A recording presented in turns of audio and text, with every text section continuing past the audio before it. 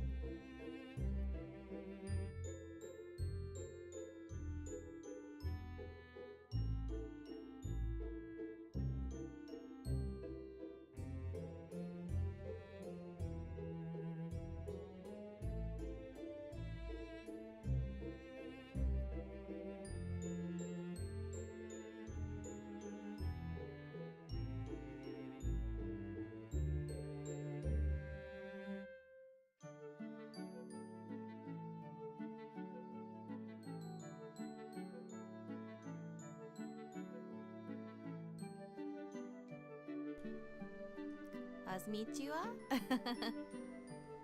I have to like, okay, I have to like lean over to my microphone. Everything's positioned in a weird way because I'm working. Twitch died for 2 seconds? Yeah. Twitch has been having problems for a while now.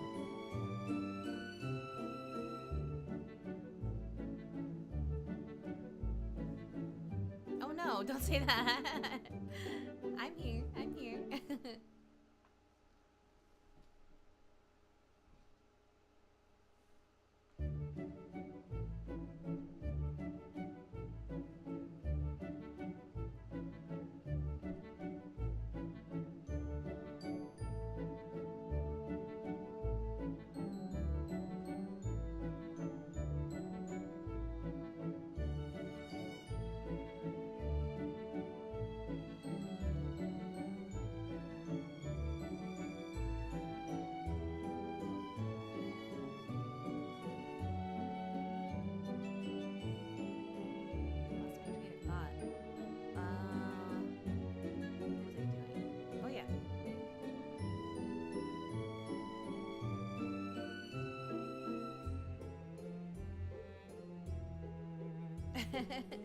Thank you.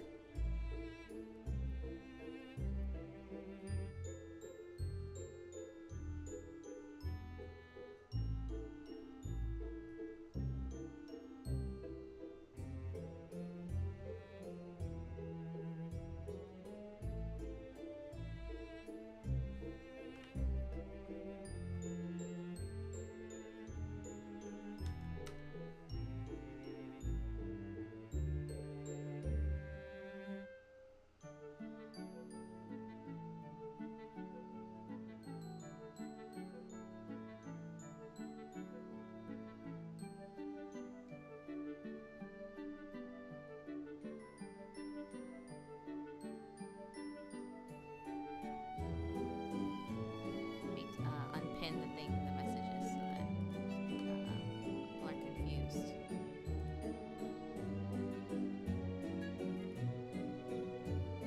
Oh, why did it unpinned itself on Twitch? Why did it do that? Huh? Oh. That's not, that's, why did it do that? I set it to manually unpin. I'll have to keep an eye on that next time.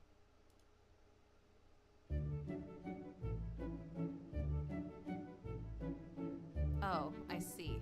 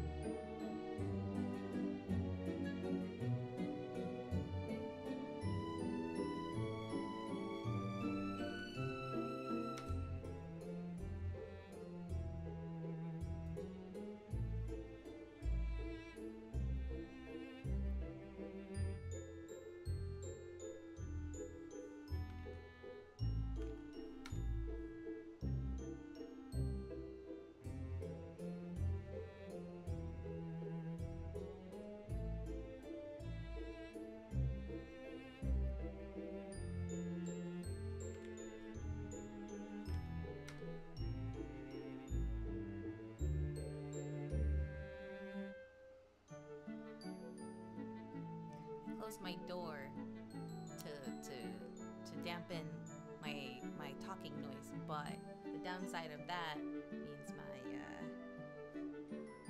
area is going to be very, very warm. So I'm gonna pray that the AC does its job.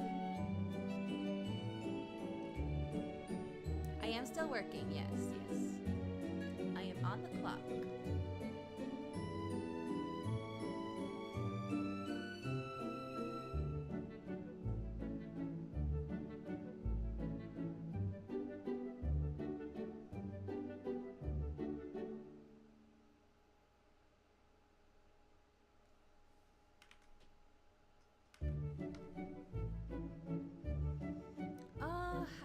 I actually think there are harpsichord in this. Let me give it more of a listen.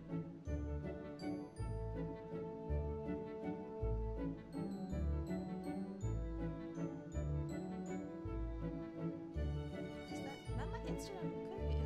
It's not very twangy. But I understand where you're coming from.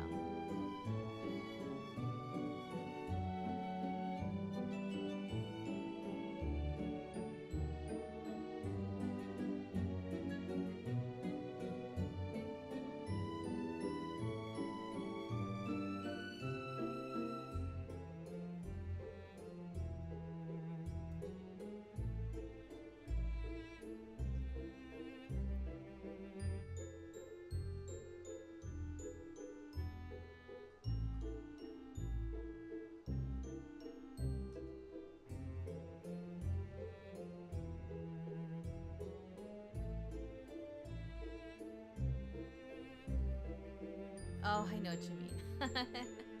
If I had the authority, I would have the AC on all the time. Aside from winter, obviously, but yeah. That's what the harp. It might be a harp. I think it might be actually one of those, I don't know the exact one, because it could be one of several. Like, not a xylophone, but like like those little like metal things that you like tap with a little hammer. It goes ding.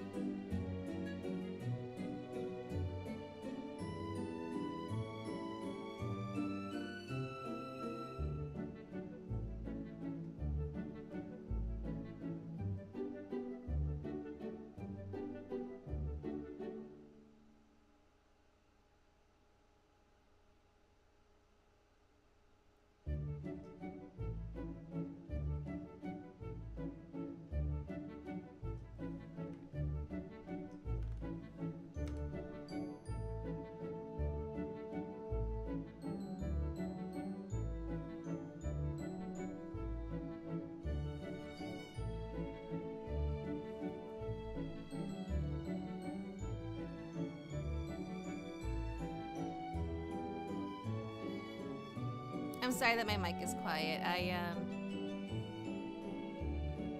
I'd have to lean into it to make it sound more clear, but I also have like I'm leaning back and forth between two computers, and I have to have like my camera like situated and awkwardly in between, but my microphone, there's no space for my microphone to like move over, so like yeah, okay. I'll try to lean into my microphone more.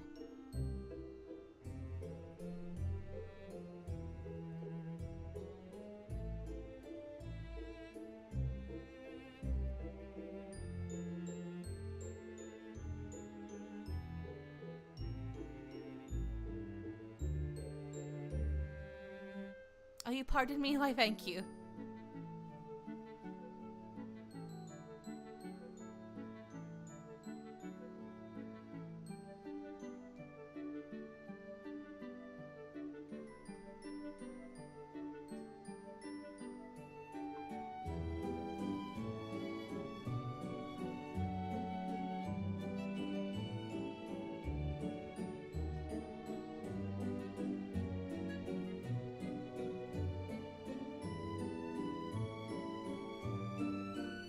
Oh, because of the engine noise? I'm sorry. Maybe... Oh, I'm assuming you're wearing headphones already.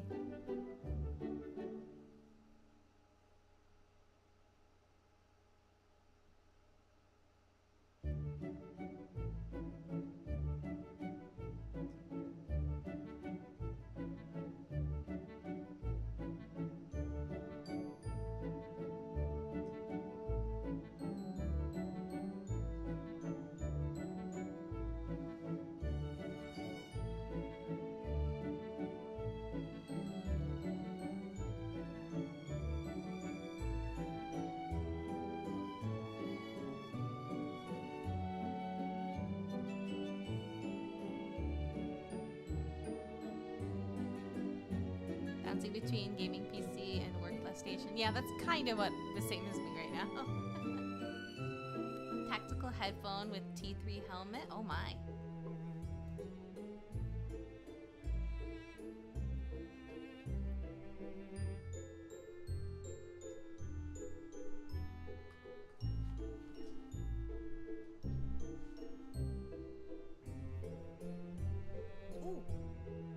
Gift pass to read the free chapter of a webtoon that I'm reading. I'm gonna read that after I finish what I'm doing right now.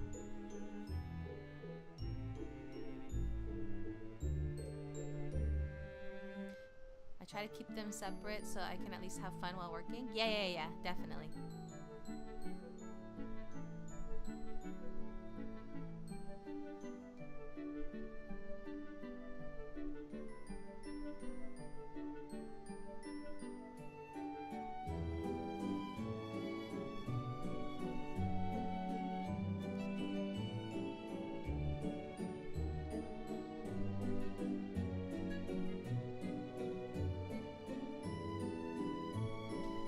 Because when I used to read webtoons, nobody knew what I was talking about, then it exploded. Yeah, can see what you mean by that. Like, well, manga has like been a thing for forever. But yeah, it wasn't until more recently that webtoons blew up.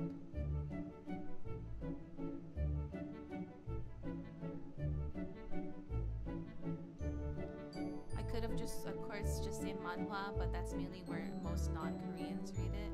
Yeah. I use, like,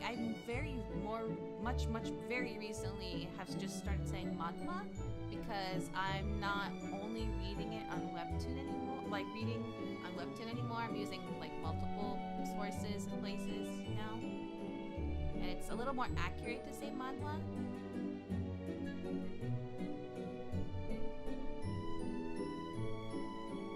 But I still like will say like webtoon because it's easier for people to understand.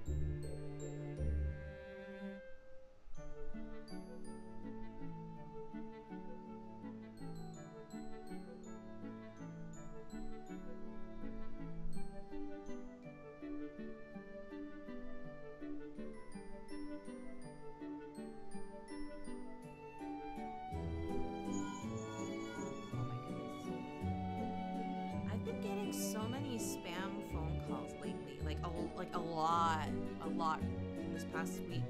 I don't know who has my phone number.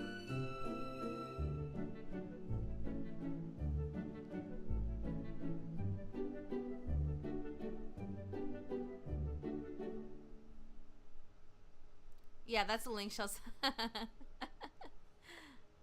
What are you planning to read? So the gift pass I got is for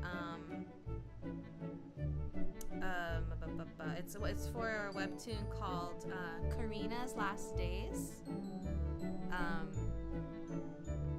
I've been really enjoying it. I think it's just a manhwa. I use a service to delete my cell phone number to prevent that. I might have to look into that if it gets really bad. But yeah, so this manhwa called Karina's Last Days. It's about it's actually really sad and frustrating, but it's still a lovely story so far. It's about this girl who is part of like a noble family, but she's like the middle daughter, and she's like different from the rest of the family in terms of like everybody in her family, well, aside from her mom, but like her dad and all of her brothers and her sister, they have blonde hair and blue eyes, and she has like, well, I think they all have similar eye color, but like they're all blonde, but she's a brunette, and they all like,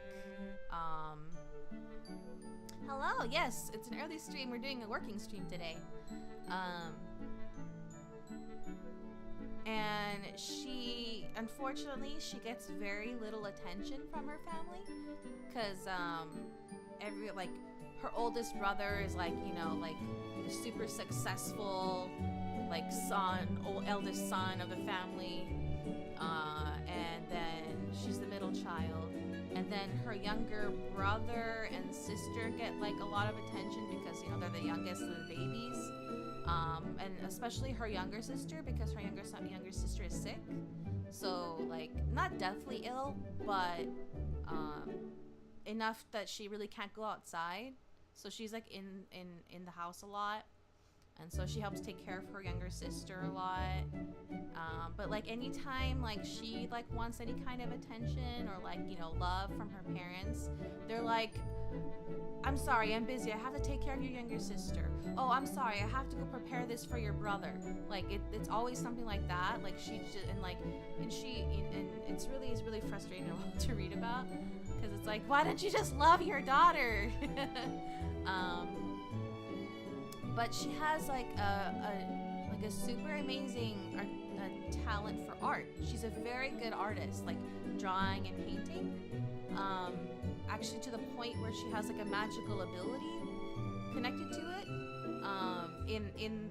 In that universe, people there are known to be people that have like what they call it's like they call like a miracle, like a is it called a miracle? But anyway, like yeah, some people, it's like an artistic miracle. Like some people can like heal by playing music, or some people can like sew embroidery, and then use that to like find missing things, stuff like that. Her magic ability is like her works of art can come to life, like literally come to life, like off the page into like 3D. It's actually really cool. But the unfortunate thing is a lot of times people with those abilities will, well, it's actually not that common, but it is known.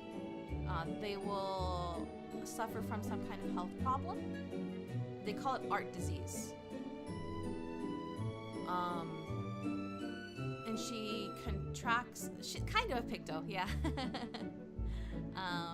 She unfortunately she contracts art disease, and the severity of the disease can vary very widely. Like some people will just deal with like having like flu-like symptoms. Others it can get more serious, like you might start losing your eyesight or losing feeling in your limbs. The super serious version of it, as you may have guessed, is what she's going to be going through. She's actually dying, which is why it's called Karina's Last Days. Her art disease is so bad that it's killing her, and unfortunately, like she could like make it less bad by stop making art, but she can't let it go because like it's all she has. She doesn't have any friends. Her family doesn't really care about her. So she decides to spend like the last of her days like far away. Like she essentially leaves home. And she ends up staying with the duke that's supposed to be her fiance. But they don't really talk. Like he lives in typical like manhwa, the duke from the north. He lives in the north. She ends up going to the north by herself, and asks to stay with him for like about a year, which is how much time the doctor said she has left.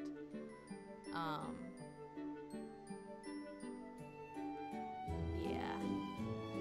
Typical arranged marriage. Yeah, it was definitely arranged marriage. They never really talked. But as the story progresses, they get to know each other. I won't say any more than that.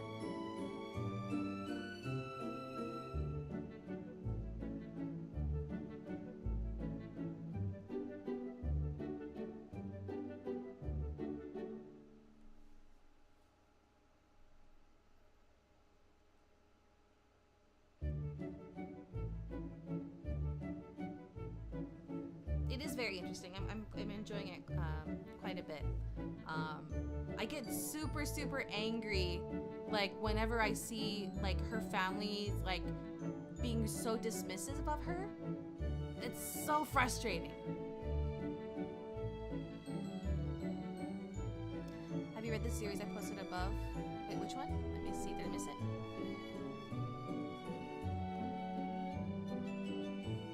Oh, Empress Lipstick? I don't think I've heard of that one, actually.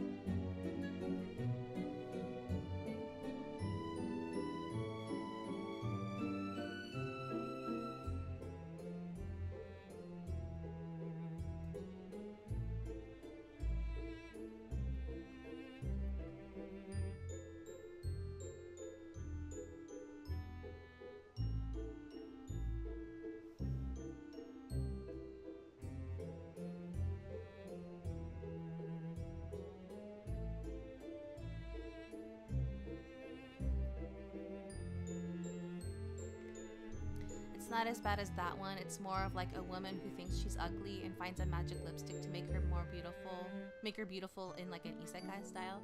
Oh, that sounds right up my alley. Is it on Webtoon? Empress lipstick.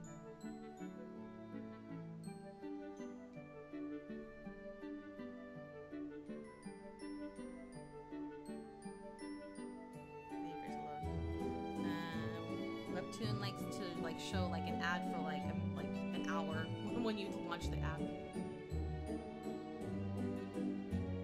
Empress. Speaking of Webtoon, I hate the new layout. Okay, thank you. Someone agrees with me. I hate it. I don't mind that it's like in a different order, but I hate that it's showing like the chapters that are supposed to only be for Fast Pass. I don't want to spoil myself by seeing the thumbnail.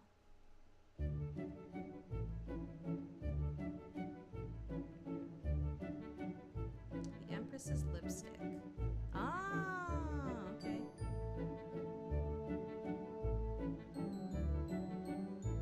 I'm going to subscribe to this for now.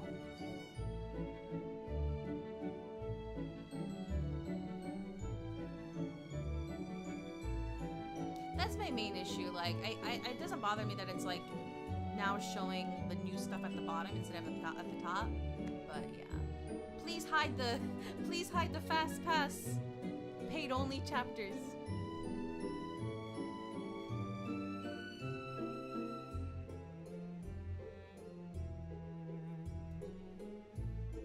If anyone from Webtoon is watching, please pass that on to whoever listens to feedback.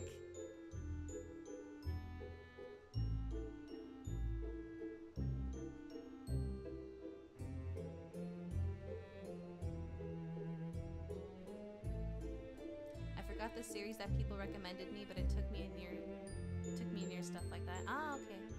Some series about vampires, I can't remember the name, are super popular.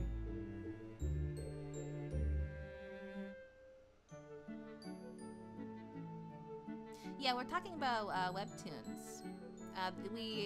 There's the webtoon app itself, where we read a lot of webtoons. I also read on the one that I just talked about, Karina's Last Days. It's on an app called Tapas. That's another app that I use to read manhwa, webtoons. And another one that I use as well is called, why am I blanking on the name? Manta. It's called Manta. Unfortunately, Manta has like very, very few titles available for free. It's like very, very few for free, and then more when you pay like the basic subscription, which is like $5. And then there's like the premium where you have to pay for like gems. Yeah, they have some good stuff on there too.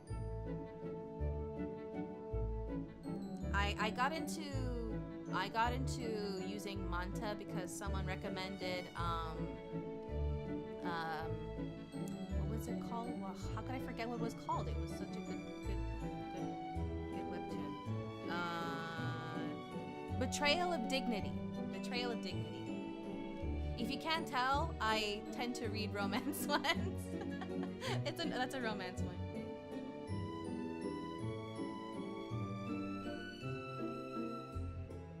I just remember a lot of stuff on Webtoon was reposted from a Korean site called Naver, which you can't access unless you're Korean. Yeah. Webtoon is basically the global version of Naver. So like a majority of the stuff that's on Webtoon is from Naver.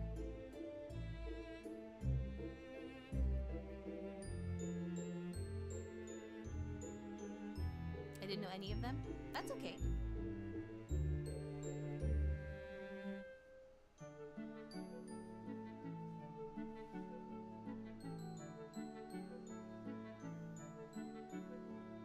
Yeah, that's where you need like Korean social to access. Yeah. Unfortunately, I can't read Korean very well. So I wouldn't be able to make use of it anyway. I read manga personally. I love manga. It's just that lately I've been reading more manhwa. it's just become more accessible, I feel like. Manhwa is like usually in like webtoon form now, so.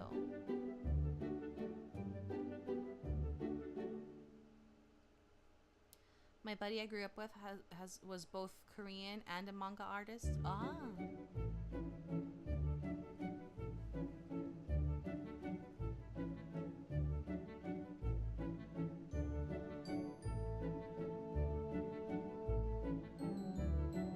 Getting hungry. It's almost my lunchtime, actually.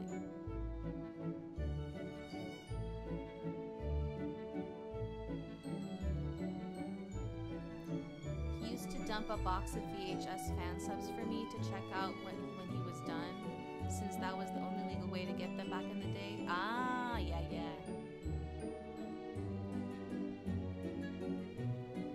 These days everything is online. They didn't used to be that way.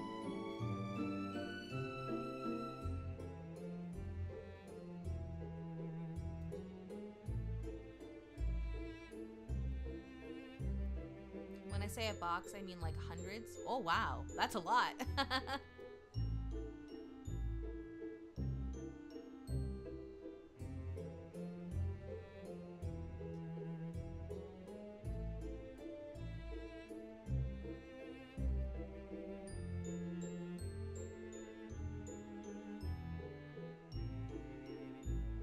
That's how I watched all of Evangelion. Oh wow. Like the original format, basically. I've seen so many anime, I sometimes forget the name. Takes me a bit to recall some. Yeah, I haven't really watched much anime. Oh, there is an anime I did watch recently, but only because someone I know very well actually is voicing one of the characters. So if you guys are looking for an anime to watch, please go watch Country Bumpkin Becomes a... Oh shoot, what's the title's kind of long. The webtoon was it. It's on webtoon actually. Country Bumpkin. Yeah, from Old Country Bumpkin to Master Swordsman.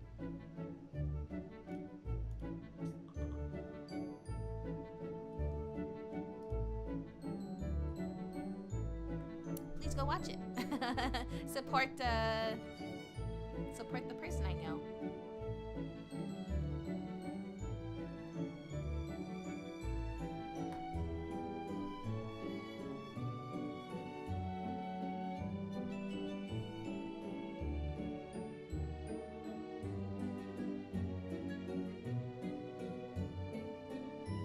I have all the Bloom manga on me right now, and I do something horrible for manga and a book reader. Huh? Bloom? I haven't heard of Bloom. It's on Amazon actually.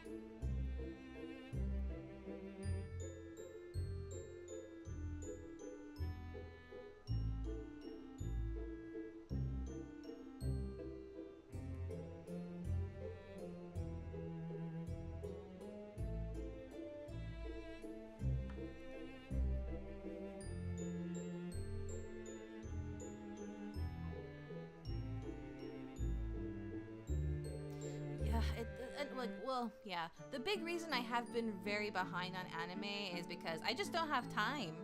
It's so like, keeping up on like each season of anime, it's such a time commitment. And then I have less of a motivation because the reason I brought up earlier, like it's all the popular stuff really is like all shonen stuff. And I'm just kind of like, can I have something with like a female protagonist, please? Burn some pages if I need to start a fire when oh my gosh. Well, at least you can buy it again if you really want to. Shonen Jump is the cause of that? Yeah. And it's not like, I'm not trying to say like that shonen anime is bad. It's just like, I've had my fill. Like, the last shonen anime that I genuinely enjoyed was Boku no Hero, and I'm still very behind on it. I'm very behind.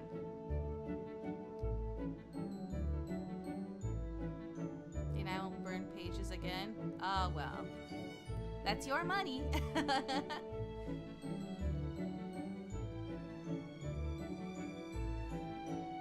they get me into season 4 or 5. I don't remember what season I left up on. No, I've never watched Boku no Pico. I said Boku no Hero Academia. Chainsaw Man was actually not bad either. But, yeah. And then there's Jujutsu Kaisen. Jujutsu Kaisen has an interesting premise. But yeah, it's just like typical shonen. There's some actually very good moments in Jujutsu Kaisen. I'm also very behind on that.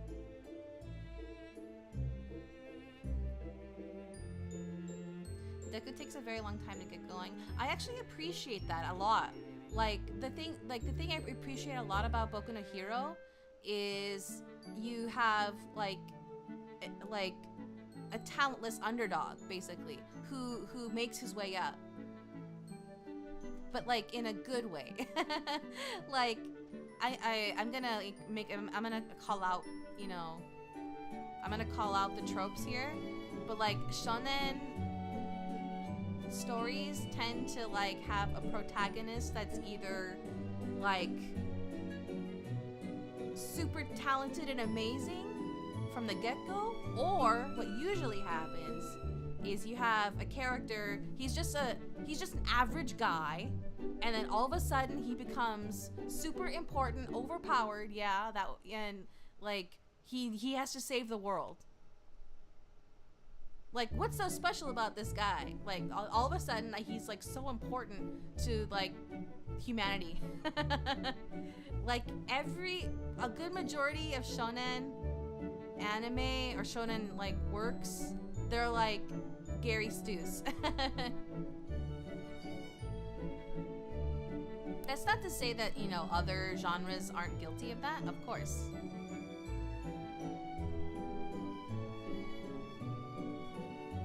I read the Chainsaw Man manga because I really didn't get the appeal of the series. I haven't touched the manga. I saw the anime.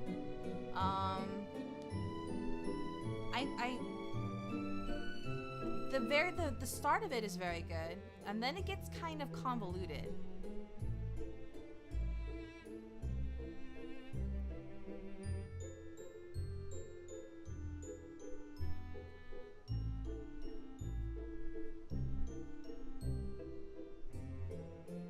I saw the manga of Chainsaw Man first and then saw the anime. The anime actually makes it better in my opinion. The manga is very dark.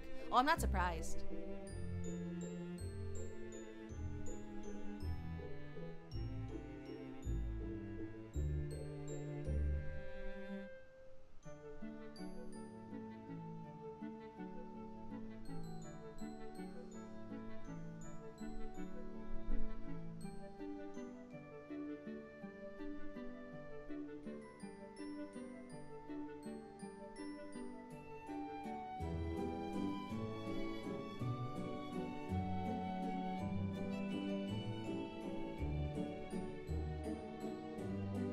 Another reason that I walked away from Jujutsu Kaisen, it was just too tragic. Yeah, it gets really dark and brutal. I just had a feeling every character was going to die, and I don't like setups like that. I.e., I'm not a fan of stuff like Attack on Titan. Yeah, Attack on Titan, I enjoyed. That's another series that I like never continued. Not because I didn't enjoy it, I just never got around to it. I never like, I watched the first season of Attack on Titan and I enjoyed it, but I never just followed up on the rest. I was on fire when they announced the season 2 of Gate. Oh, well, I'm glad you survived that. I don't know what to say.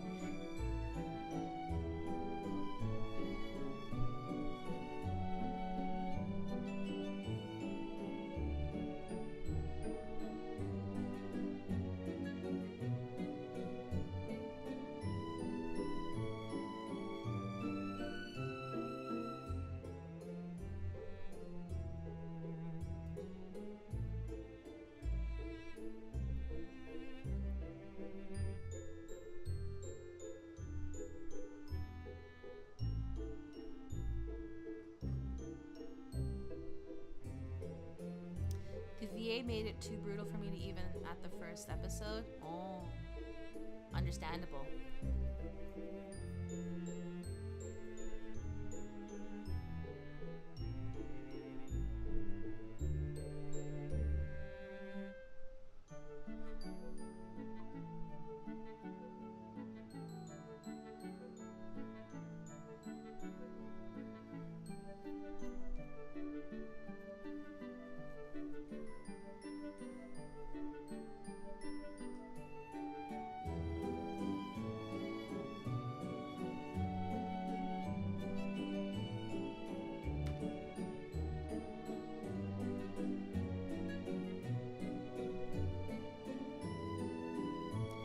I had my fill of that kind of stuff in real life when I served in the last war, so maybe it brings me some PTSD.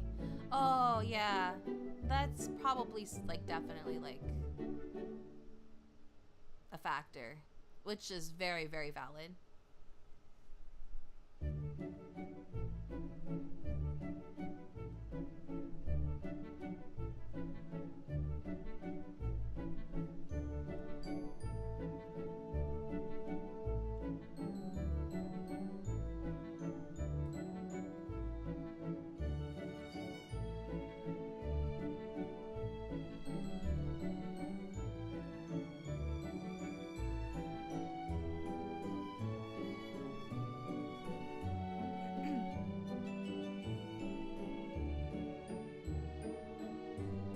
That's all the contrary for me.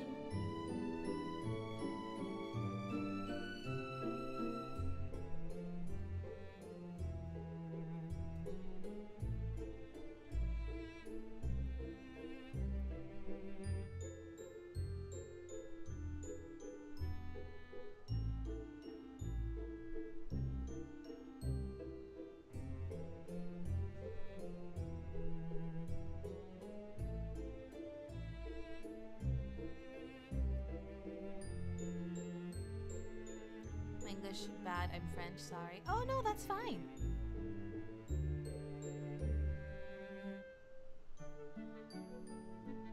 I'm not a fan of glorifying war. Yeah, no, I agree, 100%.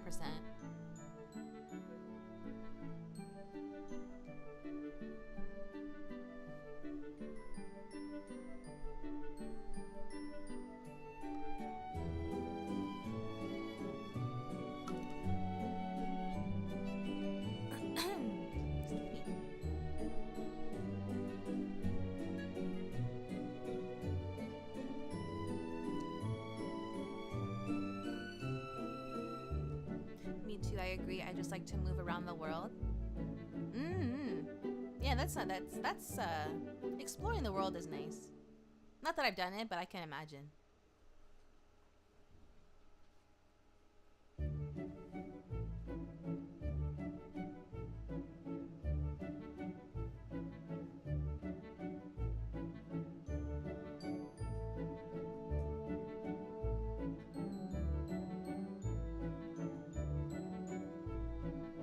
I wouldn't suggest watching this because it's very sad, but a good anime that depicts how bad war is like Grave of the Fireflies.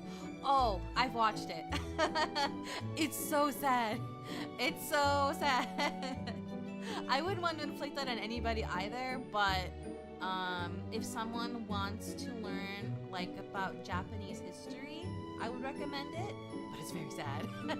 It's very sad.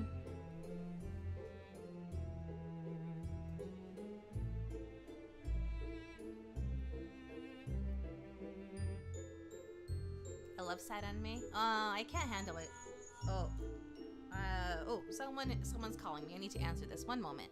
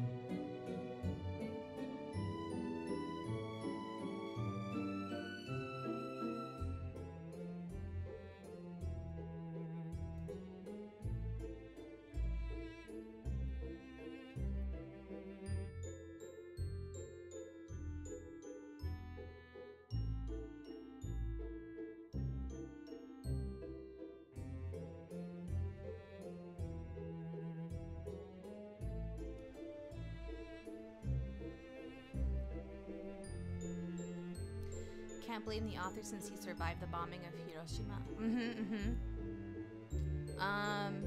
But there is like something about Grave of Fireflies, for those who don't know. It is based on a true story, and the boy, who's the main character, like the real life version of him, the person that the story is based on, he doesn't like the movie because it's not accurate in some aspects of it. I won't say what, because it'll be spoilers, but yeah.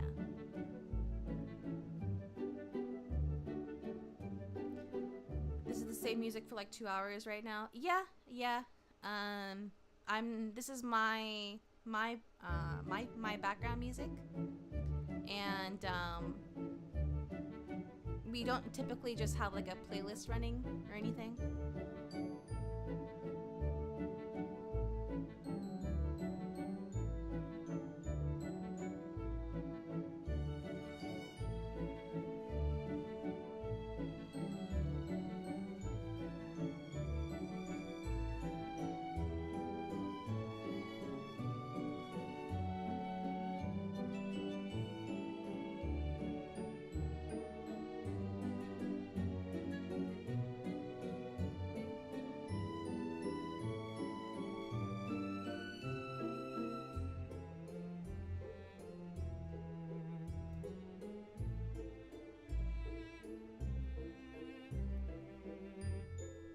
It's rare that you get a one-to-one depiction of events. Yeah, it is rare.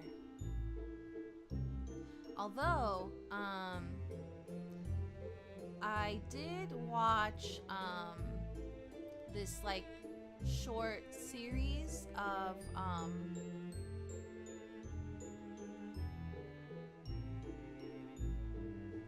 I want to mute the music to listen to you.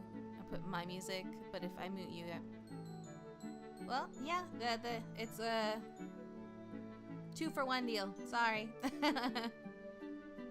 I did watch like this series that is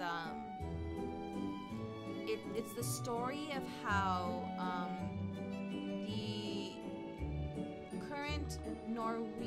the current king and queen of Norway, how they ended up getting married, because it's actually a very interesting love story. Because it was like more recent in like terms of history, it was very well documented, so it was actually very, very accurate to what actually happened. It's essentially a story of like royalty marrying a commoner.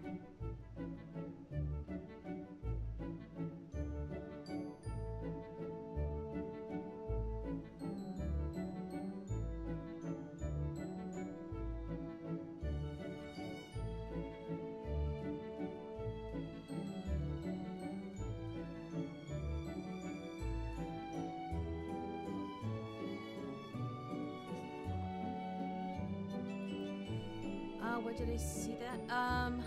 Unfortunately, I was watching it with a group of friends through Discord. Let me see if there's a way to watch that.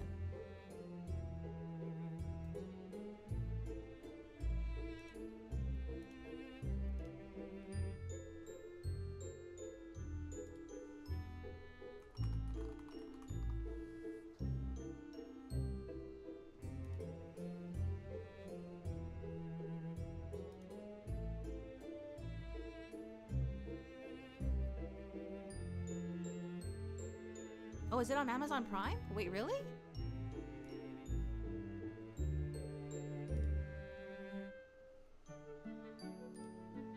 Amazon.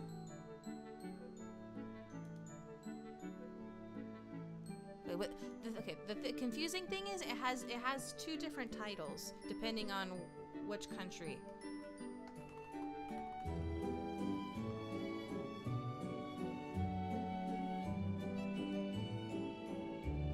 Oh, wow, it is. Oh, that's so cool. Okay. Yeah, it's okay. It's on Amazon Prime, and it's called The Commoner on there. The other title would be like Harald and Sonia, which is the name of the king and queen. But yeah, the English title on Amazon is The Commoner.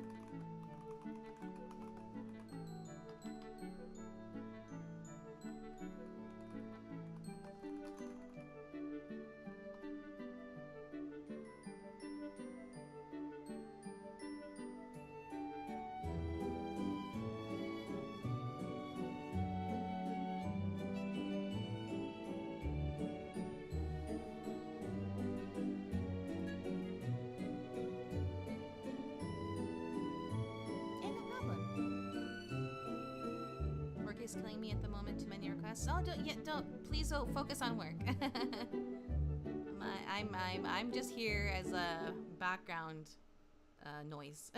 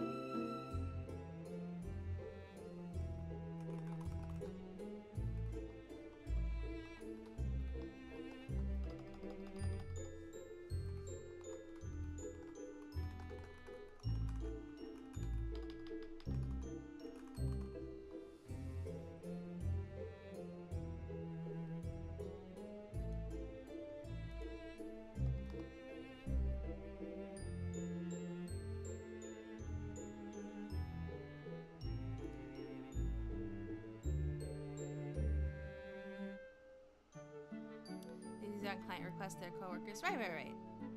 I even have a tracker so people can see how busy I am right now, but of course they ignore it. Yeah.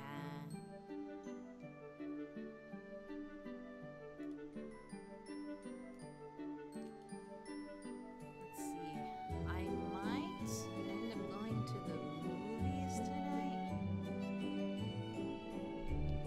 My friend has been wanting to watch How to Train Your Dragon.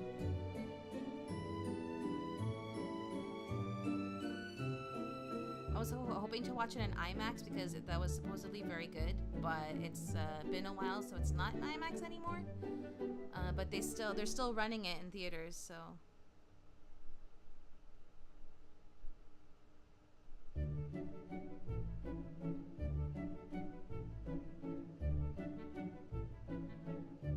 I've never seen that, but I heard it was good. Yeah. I heard it was very good too. Like, actually, from what I have heard, it's essentially one-to-one with the original animated version, which is very promising.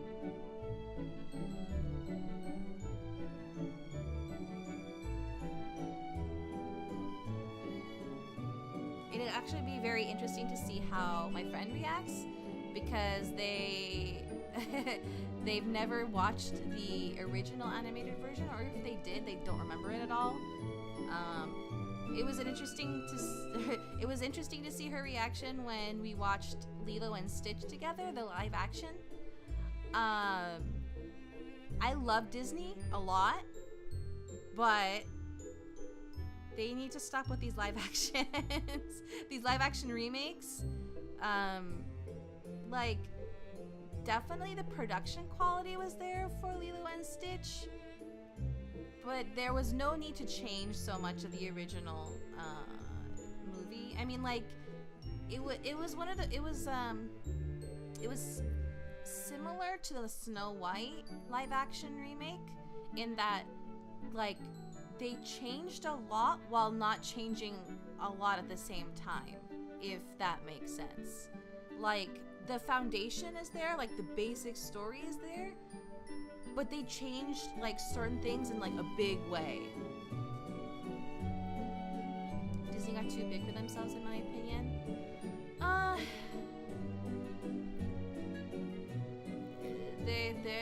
They just lost their way a long time ago. Like, it was never about, like, you know, like, profit was definitely like a big factor in order to like build what Walt Disney wanted to build, but he had a vision. I'm not saying he was like a saint or anything, or like the greatest man ever either. He definitely had his issues, but he had a vision, and it's gotten lost in all the soup, the big corporation soup.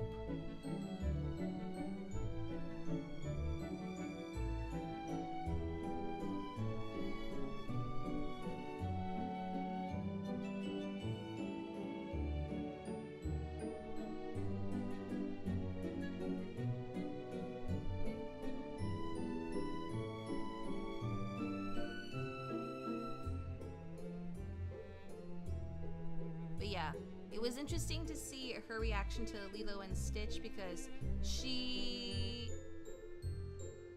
did the same situation. She either didn't watch the original animated version at all, or she did, but she didn't remember anything from it. So it was actually funny when we were talking about it after. Like, she thoroughly enjoyed it actually, but then when we started discussing it afterwards, and like, then she was like, wait a minute, you're right. Like when I was pointing out the flaws, she's like, wait, no, you're right. Thankfully, I work for a good company who puts employees first. That's good. That's good.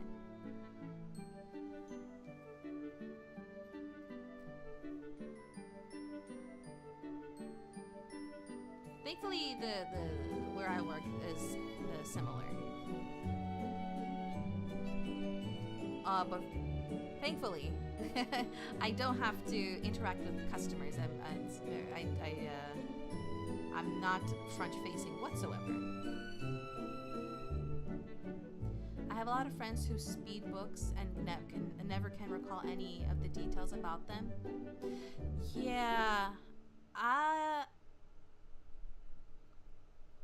that kind of happened to me when I was like first reading like Harry Potter a long time ago. Like, there are a lot of like small details that I don't remember, but I remember the big plot points. But that's just because like at the time I was like, what happens next? What happens next? I have to know.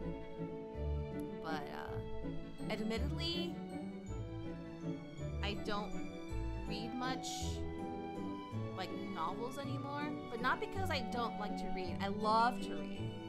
It's just that because I want to like enjoy it and take my time with it, I like to read out loud. but I can't read out loud like just anywhere, you know. Well, if I was obviously like in like the privacy of my own room and no one was around, no problem. But it's hard to do that when like there's so many like interruptions and distractions.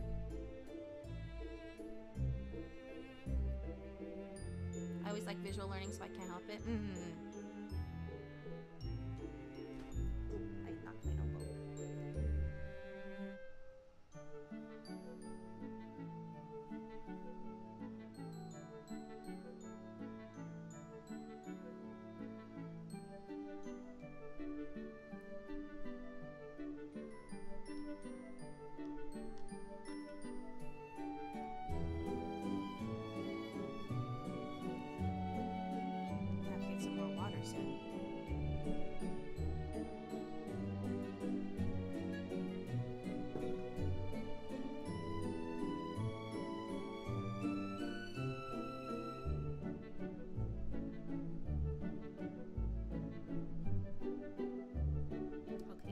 Actually caught up with like all my emails and stuff.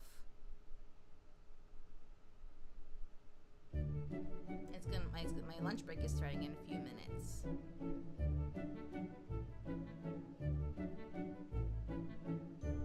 So maybe we can have some fun.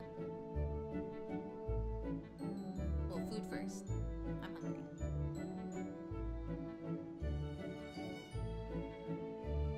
Actually, I should probably finish like the rest of my food from breakfast. It's just sitting there like half eaten.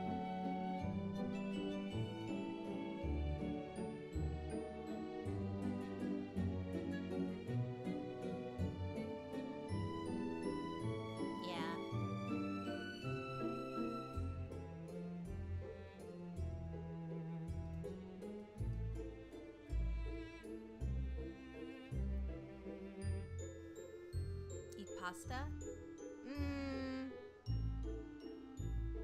I like pasta, but I don't love pasta.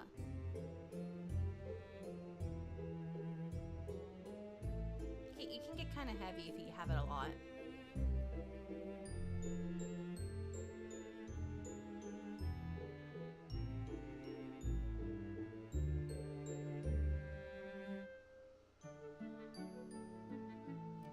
On fumes as always, so I gotta have my caffeine. Oh, you should eat, please.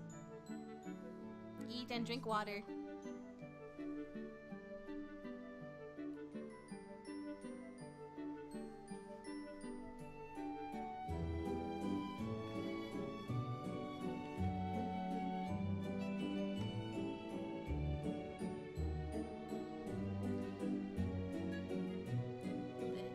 Then eat Pamperdu for dessert. Got my water right next to me. Oh, good.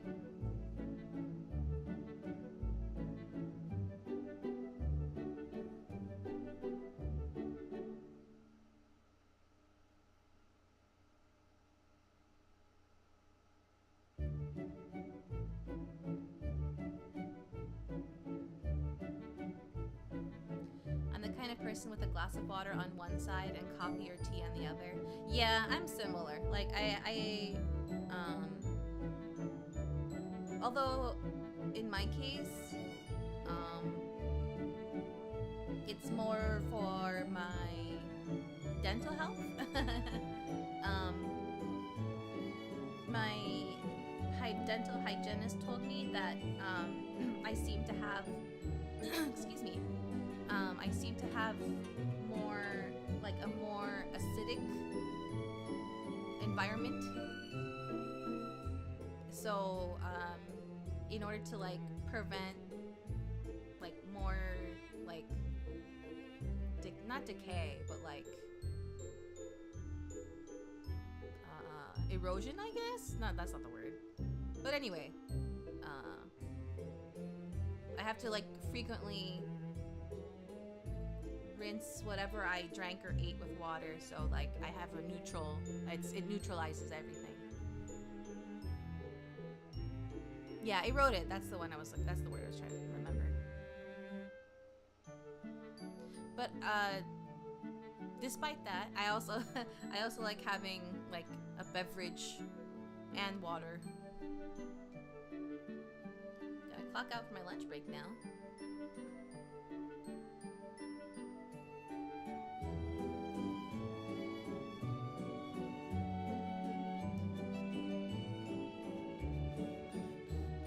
Supposedly you have to brush your teeth multiple times per day, but I can't help I enjoy the flavor.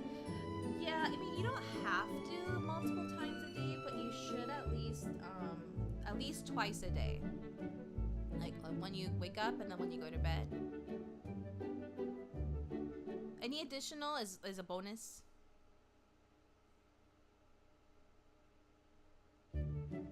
Because there is such thing as too much brushing, right? Although that more has to do with like your gums.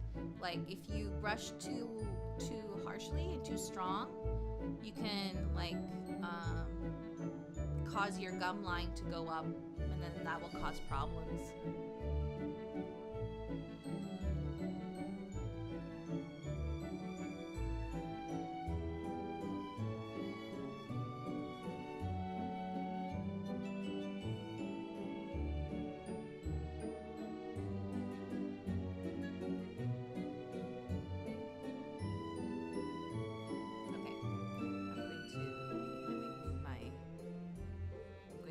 Reposition myself here.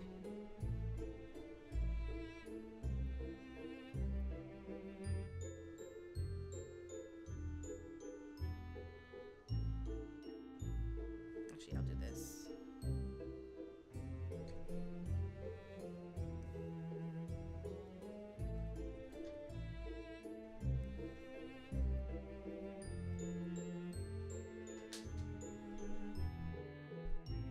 I hope that'll work.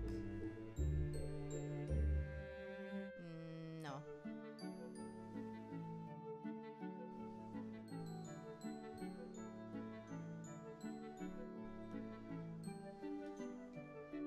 I have no space.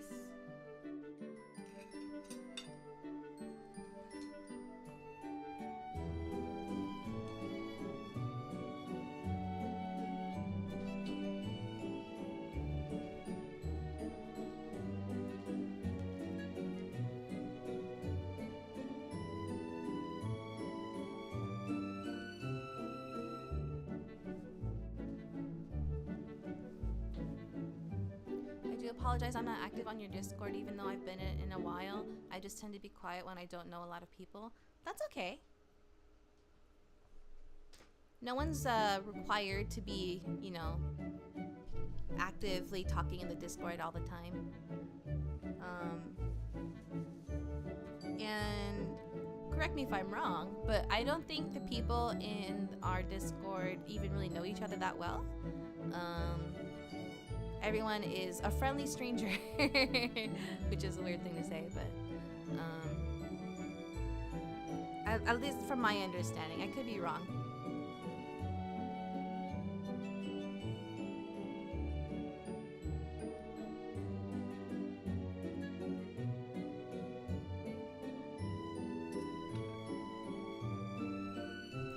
Yeah, true. I only know Bubba because he watches other indie tubers. Yeah.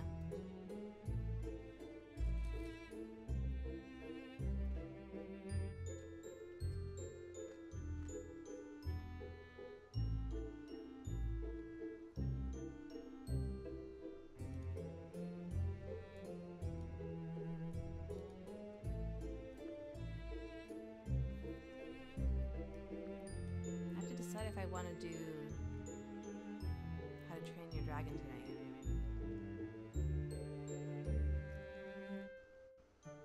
Occasionally I run into other gacha addicts.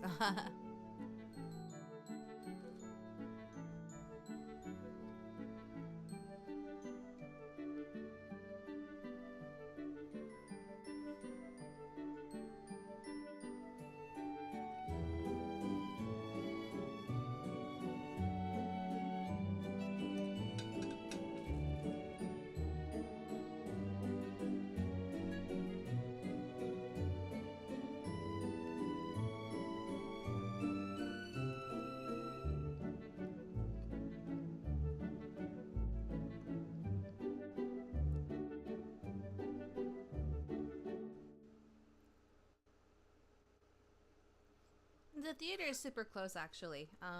Unfortunately, so I don't have very far to go at all. So I am leaning towards yes, because like I feel bad that I've been kind of putting it off, like watching the movie with my friend for like weeks now.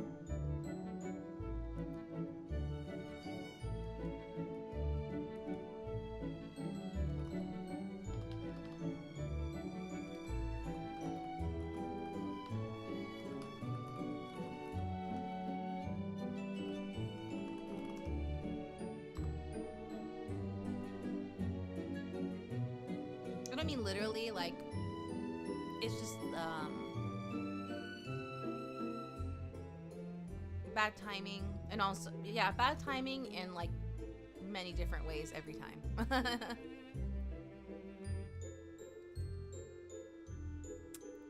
I don't see my real life friends often because I'm one of the only ones without a wife and kids, so they got priorities. Ah, yeah, no, that's, I definitely can understand that.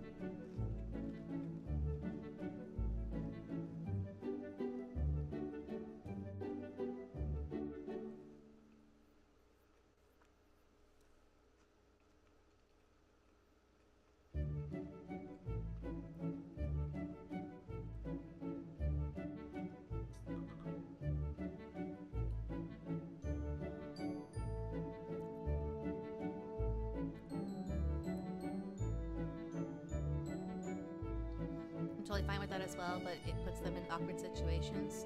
Yeah, I can imagine, like, taking care of kids is definitely, it's a lot of work. And there are a lot of things you can't do. Like, a lot of things you have to do when you're a parent.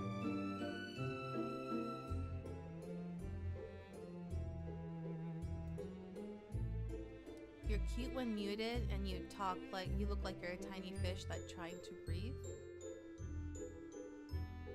Well, I'm eating, so that's why my mouth is doing that. It's more like social stuff, like you show up to an event without a significant or other or kids, but they have them. Ah, yeah, yeah. I get that.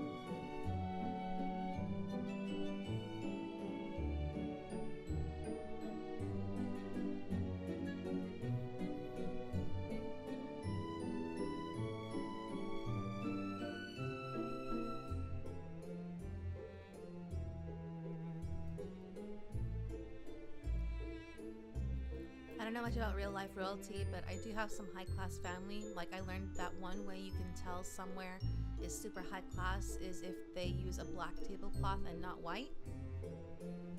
I never thought about that. It kind of tracks though.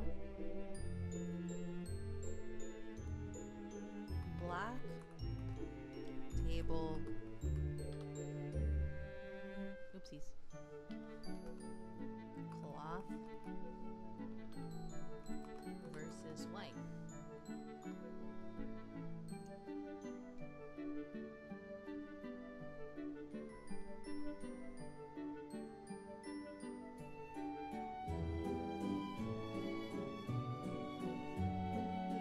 Yeah, I don't think it's like any kind of tradition or anything, but there seems to be kind of some correlation.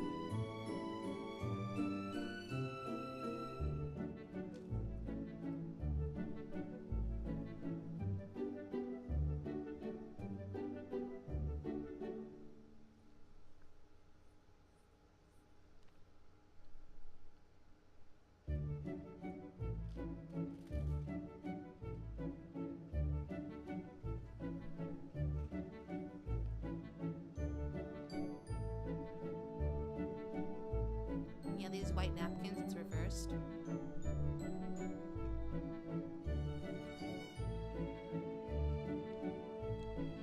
Yeah. Never thought about it before. But it's true. When I think of like any restaurants I've been to, like the fancier ones, they are definitely like that. They have the dark tablecloths, the black ones, and then the white napkins, yeah.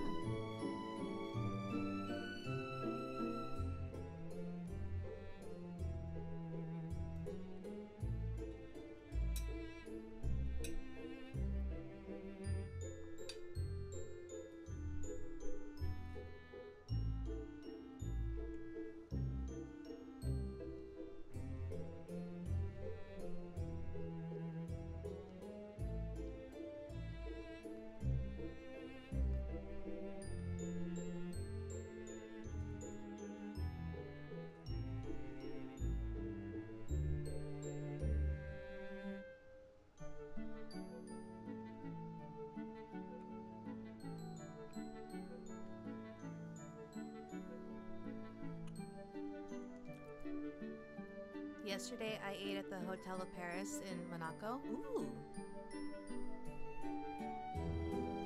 Just random trivia. Thank you. I like trivia. My parent company is out of Paris. Oh, interesting.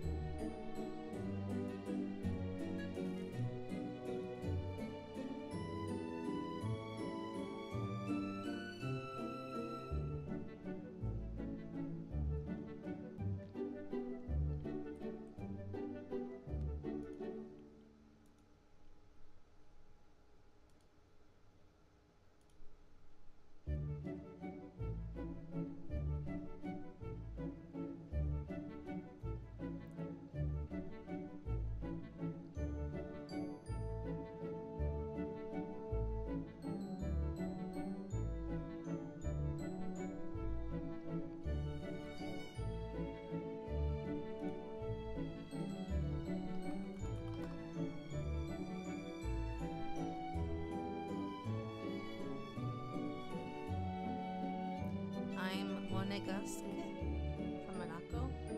Oh, I'm not familiar with that. Let me look that up.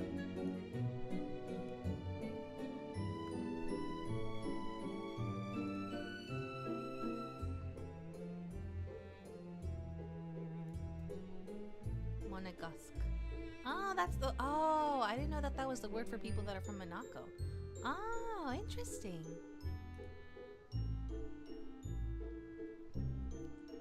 Hilariously, it's all around social media, which I tend to avoid. Your company?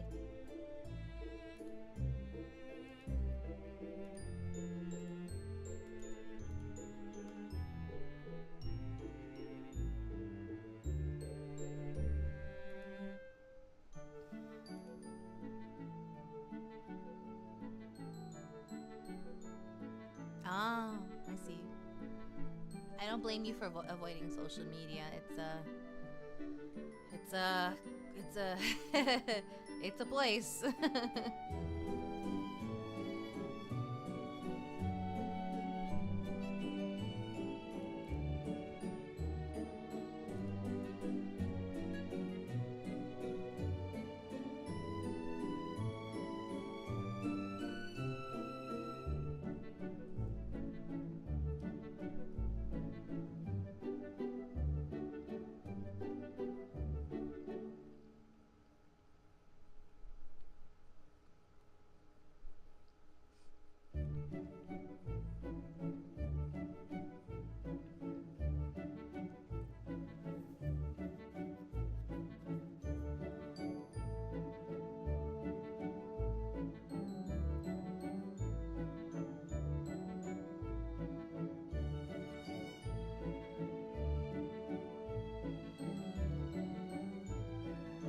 We did drop Twitter though once we changed to X, thankfully. It's mainly Instagram, TikTok, YouTube. Oh, that's nice. You guys dropped it a while back.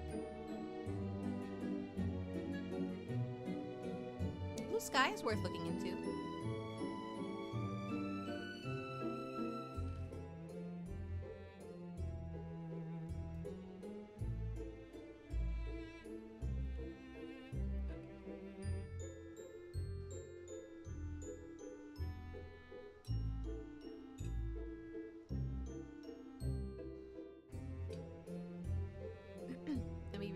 Clients as well. That's good.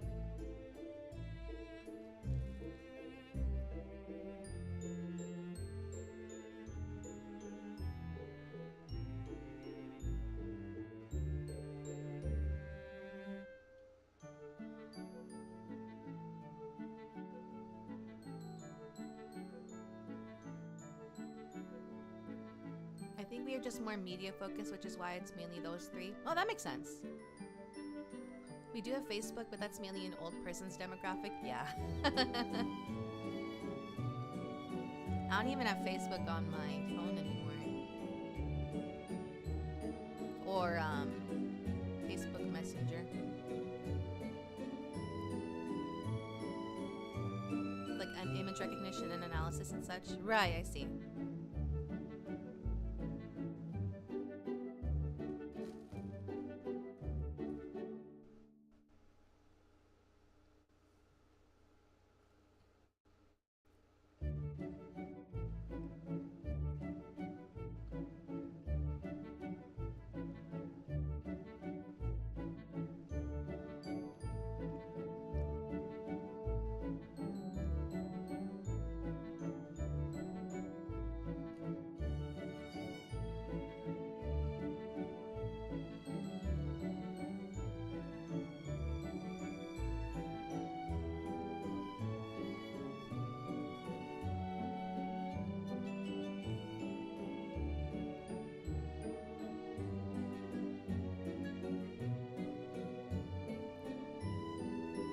Do work with Disney, but there's nothing exciting they are working on at the moment. Trying to remember like what they're working on. Well, we're getting Zootopia 2 soon. I don't remember what else is in the pipeline. At least with us, I think it's mainly the TV shows. Ah, okay.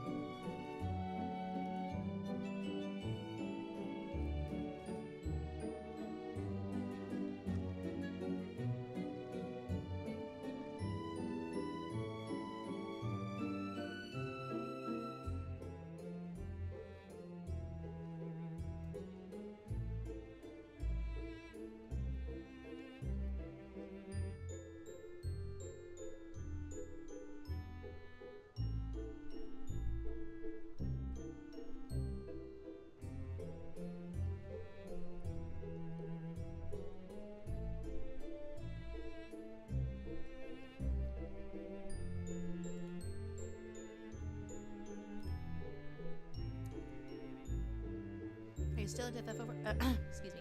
Are you still into FF14? Yes, I am. Very much so. I just don't get to play as much as I'd like to. But now with the Moogle Treasure Trove event coming back, I'm gonna try to get the grind on for the tomes. I want to get obviously the earring because that's new, and the ruby gwibber because I haven't had many opportunities to grind for mounts. I sadly lost interest in the game. Oh, I'm sorry.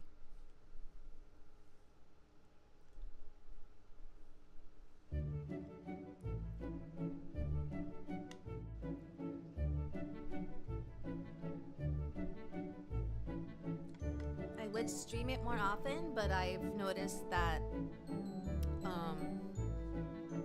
most people in our community, as it is currently, don't play.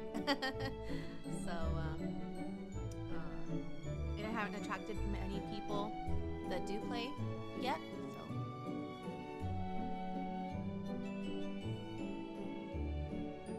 So I made it to like 7.2 before I crashed out. Oh, I'm sorry.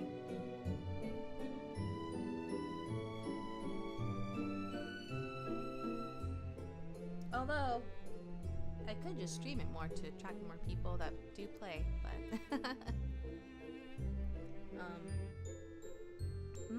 one of my main goals for my channel was to get through all of the classic Final Fantasy games that I haven't played yet, and replay the ones I have played.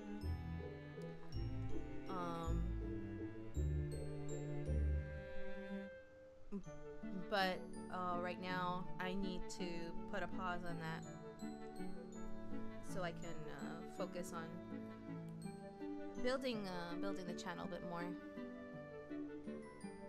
I'm a legacy player, so I really didn't want to. Oh, that's very unfortunate. I wish I was a legacy player. Like, I totally, like, every time I think about it, it's like, if there's one thing you could do, like, if there was one thing you could go back in time to change, and my answer would be to play 1.0 of Final Fantasy 14.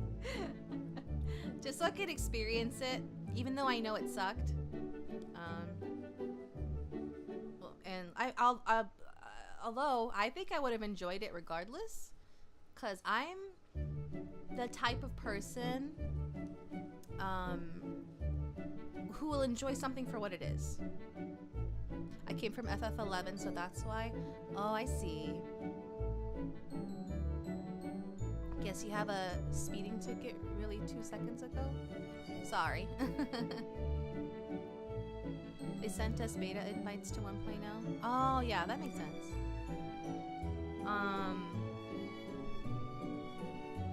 Yeah, I would have loved to have experienced 1.0 because I'm very invested in like the world and the like the lore and everything. Even though I know that there wasn't a whole lot of it, I would have loved to experience what the world used to be like. The 1.0 hate is way overblown. I imagine so, yeah. It's only 135 euros the ticket. It's alright. I'm sorry.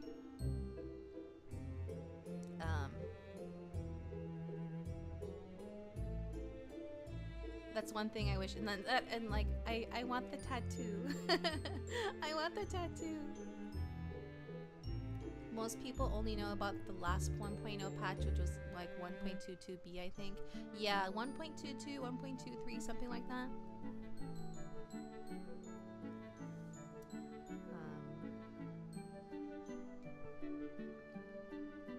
Yeah.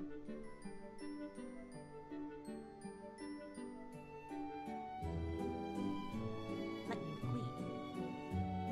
Ka-chow. I just wish I could move the tat because I always had long hair.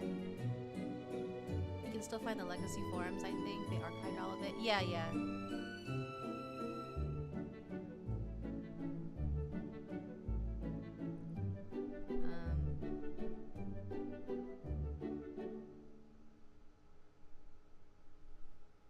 was gonna say?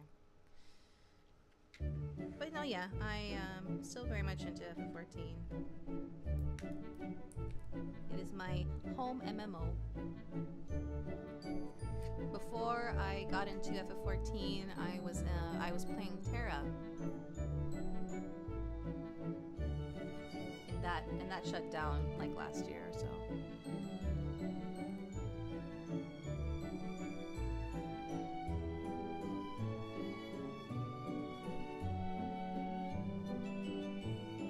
Hilariously, I didn't just change races from 1.0 but also genders. Ah.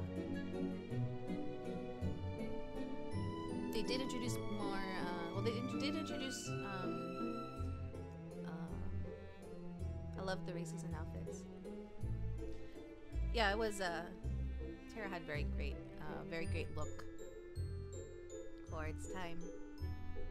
Even, I think it holds up pretty well now still. There are private servers out there. But the things that made me stop playing Terra were, which was your fave? I played as an elf, and a high elf, to no one's surprise. I also liked the, Castanics as well, but, yeah, that was definitely a high elf.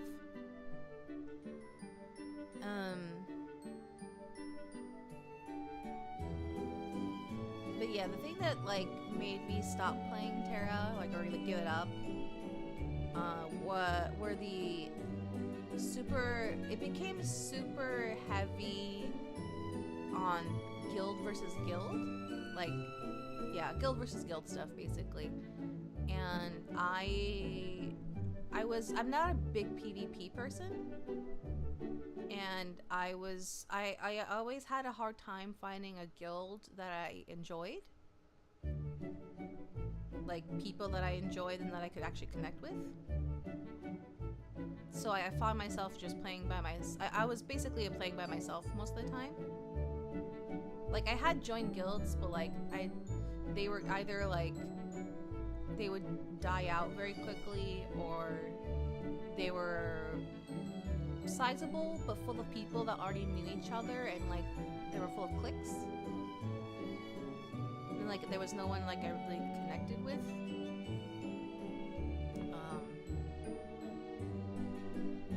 And the other huge thing was the favoritism of Ellens. It still makes me mad. That's how I ended up in FF14. I'm sorry.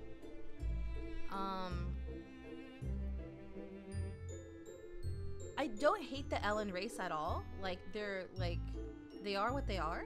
They're cute. But yeah, the Ellen only classes made me angry. The cute outfits they got that only Ellens could wear made me angry.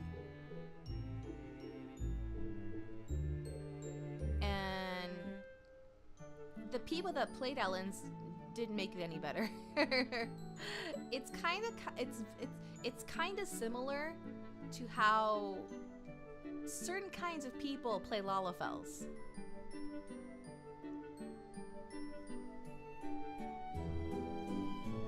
Sadly, a lot of Korean games do that. Yeah.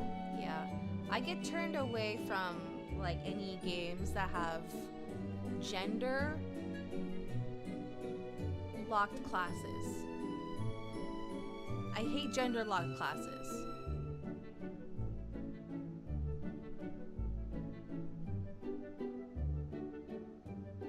Gender or race locked. Worse is both at the same time, which is what the Ellens were.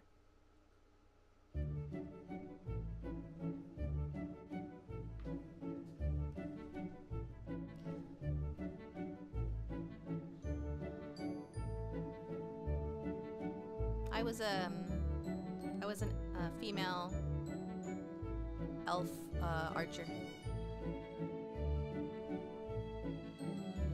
The Lala on the JP servers are very sweet. Like, you don't know Sakaguchi plays a Lala. Yeah. No. The JP players are very different. A lot of people like playing Lalafels because just because they're cute. That's literally all it is.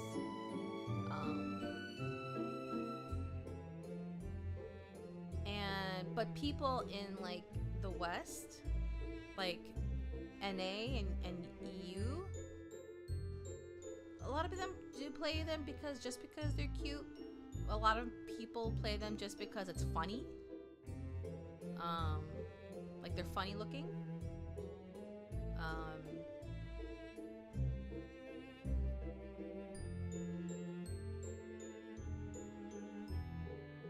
Yeah. Some can be toxic. Oh yes. Oh yeah. That's what I mean when I say certain kinds of people play Lalafels. There's a reason that there are bad guys. A lot of Lalafels that are bad guys in the story.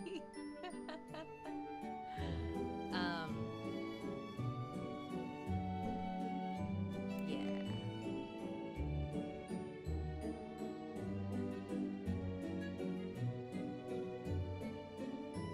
Like for me, I'm definitely the kind of person that like is more about immersion, and I do a lot of self-insert. Like I do that all the time actually, which is why I prefer to play a female character that like resembles me in some way,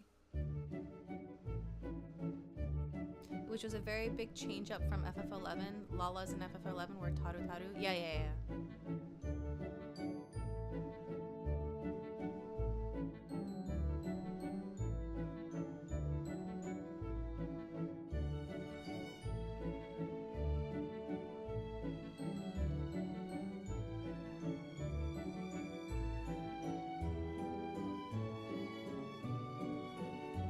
Closest I got to that was Bun Boy in FF14. Yeah, I play a female Midlander, which some would say is boring. I never could play a Catboy for various reasons. That's fine. Like, even though I think in a lot of cases, like, cat girls are cuter or prettier,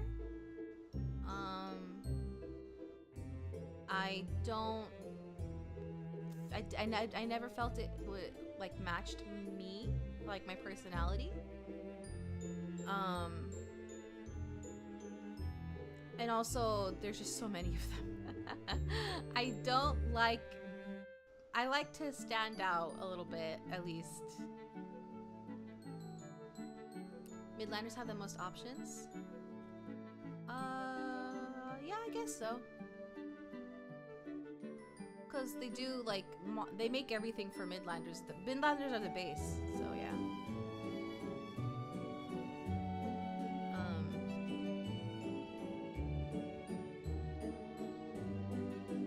But yeah.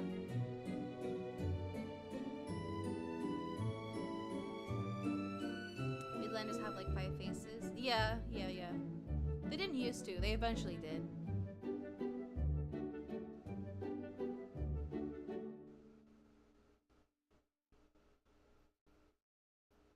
My main jobs were always tanks. I'm a dancer main. I used to be a bard main. Still physical ranged. I'm very flexible though. I can do any role.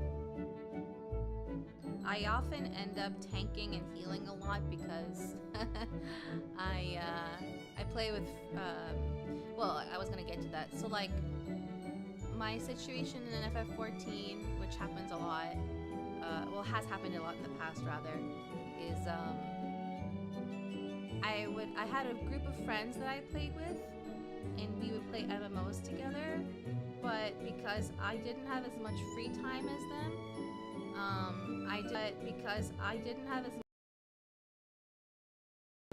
I didn't get to play with them very much, and then they would eventually quit the game because they would get bored, and then they go play to whatever is the flavor of the month. So my free company is basically just me now, and I don't have, yeah, I'm just by myself. And I don't want to leave my server because I have a house. I don't want to leave it. I don't want to leave the free company house either, the FC house, because it's a large, it's a mansion. I was never the FC leader, but I became the FC leader by default because my friend who was the FC leader, she stopped playing. So like, so her subscription fell off, and then it defaulted to me because I was like the vice leader. So I'm just basically like holding the fort for if they ever decide to come back. Some of them still do play, but they've moved on to other servers to play with other friends, which is fine.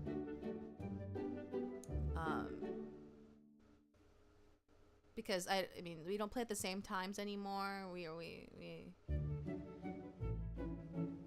Yeah.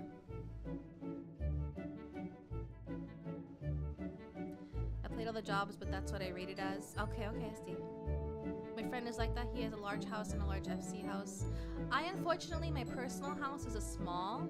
I really want to upgrade to a large, but I'm on a very populated server. So how like open plots are like very rare to come by, especially large ones because there are fewer of those, obviously. So like I have a small in the lavender beds. That's where I want to stay, but I want a large. And the FC house is a large in the goblet, and I don't like the goblet, but it would be a waste to lose that house. I could just redecorate it and make it my house if I really wanted to, but I'd feel really bad like undoing all the work that my friend put into, you know, decorating it. She did a lot. She worked hard on it. She worked a lot. So I don't want to. I just left it as it is for the most part.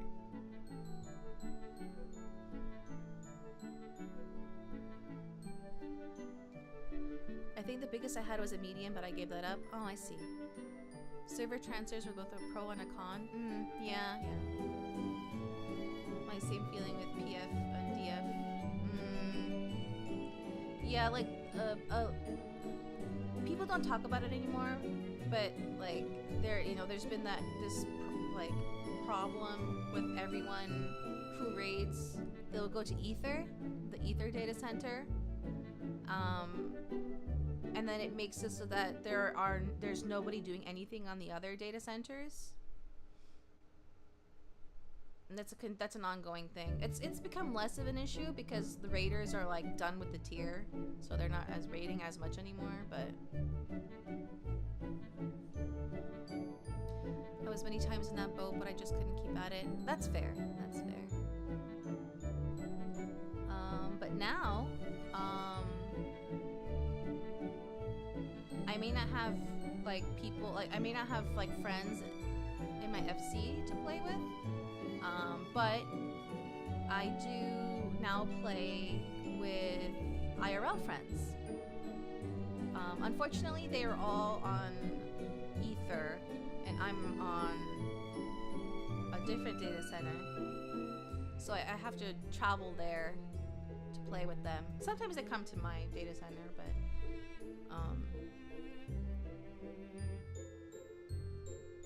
it's fine. I don't know how long they're gonna. I'm being realistic, and I'm not like expecting them to play for a long time.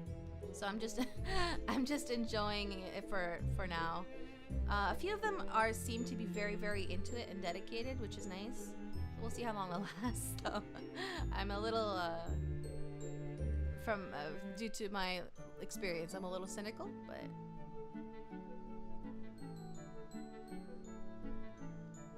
Ether Sargatanis was my legacy server, but I left that around Hepburne's Word. Oh, I see. Oh, that was a long time ago.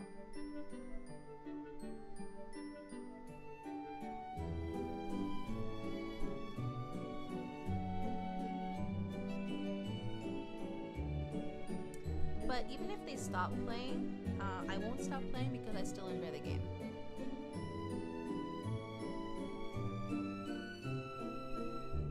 I've long gotten used to playing by myself. And if I want to do like group content, I can just do it with random people in Party Finder.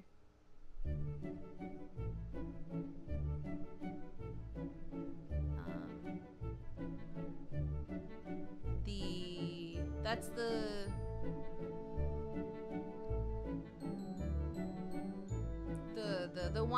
I guess the one good thing about being too busy to play a lot is that I don't miss out on much because I'm too busy, if that makes sense.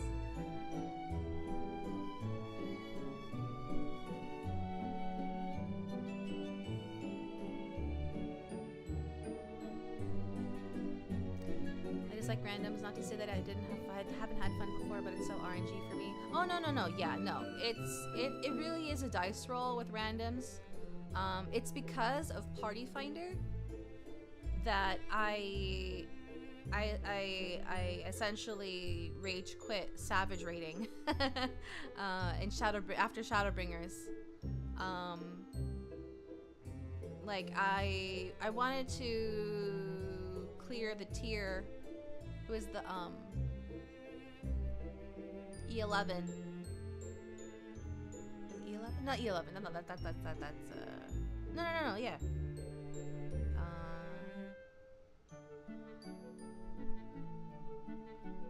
And I was stuck in what they call Party Finder hell.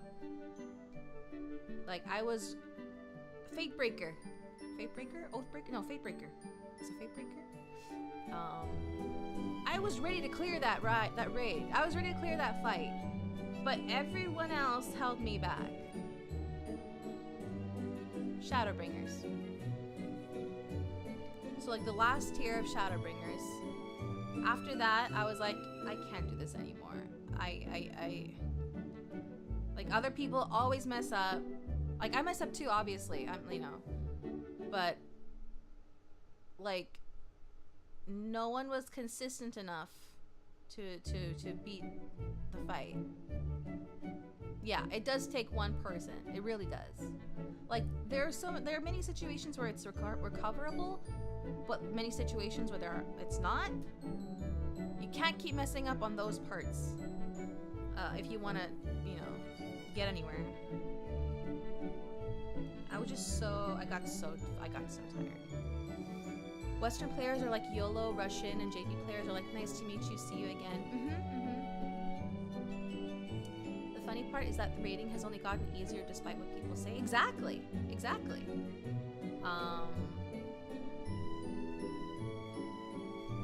And so after that last tier of Shadowbringer, I was like, I can't do this anymore. I'm done. I didn't do any savage raiding at all during Endwalker.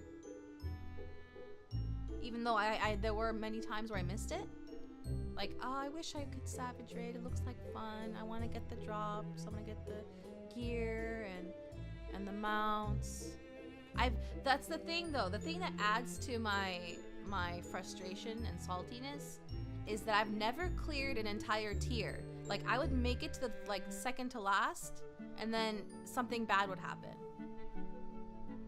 I only did raiding during ARR and it was brutal. Oh, I can imagine.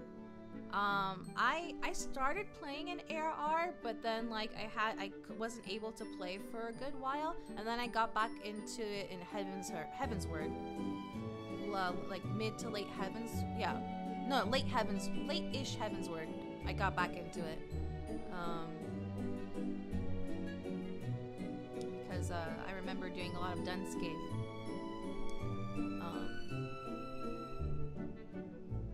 I didn't get into Savage Raiding until Stormblood.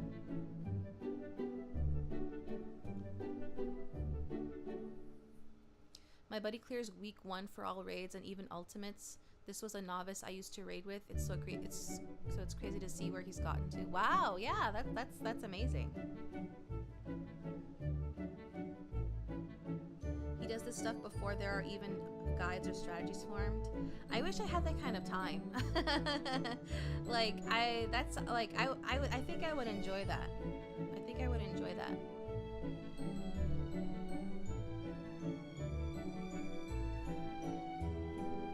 But so like yeah, so I didn't get into Savage raiding seriously until Stormblood. Like I kind of got carried a little bit through Alexander. Like a friend of mine, he just like kind of dragged me in there. I'm like, I don't know what I'm doing. What's happening? But then in Stormblood, like I was like, oh, okay. I think I understand how this works now.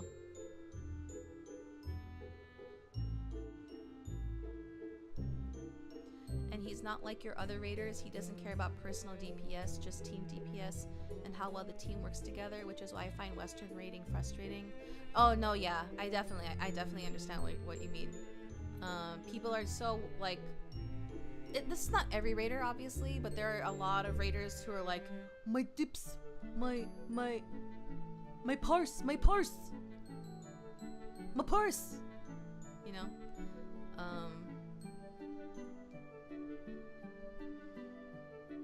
And they only care about, you know, themselves. And the other frustrating thing that I haven't really experienced this because I haven't raided in a while, but from what I've seen, there's just like constant like bickering about what strategies to use. Like, gotta use this strategy, gotta use Hector, gotta use Mr. Happy, blah blah blah, and like no one can decide. And that's another difference between like the Western players and the JP players. JP players, they typically stick to one strategy and they use macros. Clearing should always be the focus. Definitely. I agree. Like they use macros so they don't even have to be in Discord together, right? Like when you drop the macro, everyone picks their spot and like, okay, I'm D1 or I'm H2, right? And then the macro shows where everyone's positions are going to be for each mechanic, and that's it. That's all you need.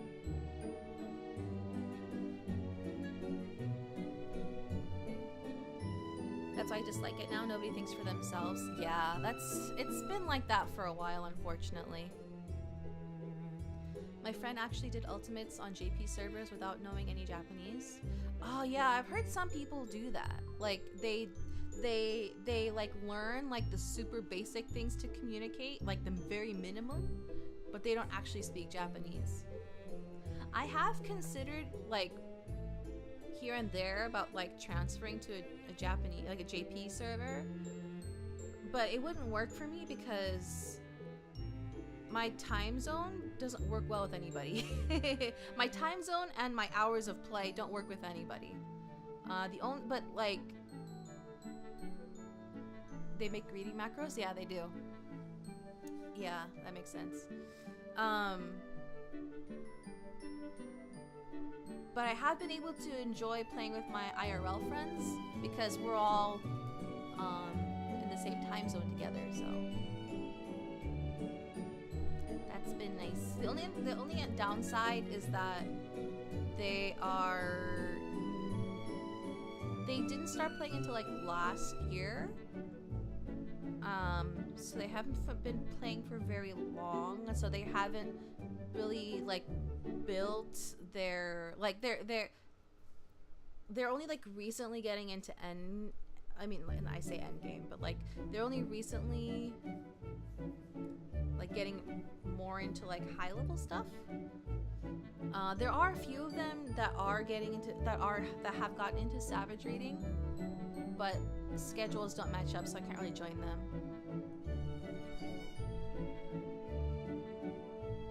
I only did because an FC I was with did it all together. Oh, okay. That's cool though.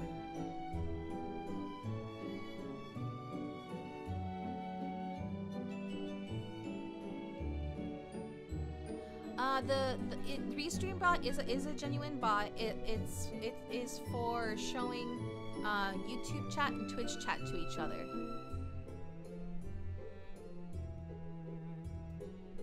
because Twitch wants you to keep the chat separate.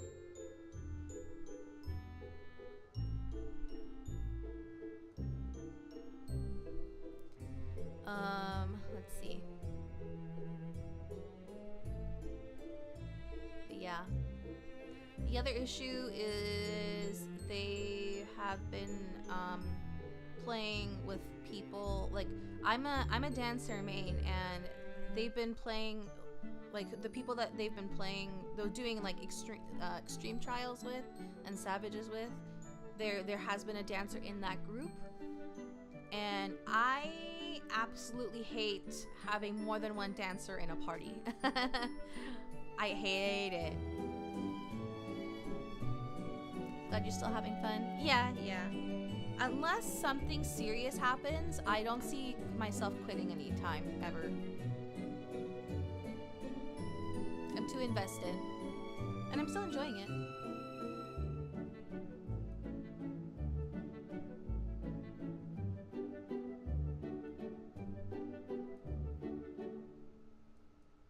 Yeah, that's one sad thing about FF14. FF11 made that less of an issue.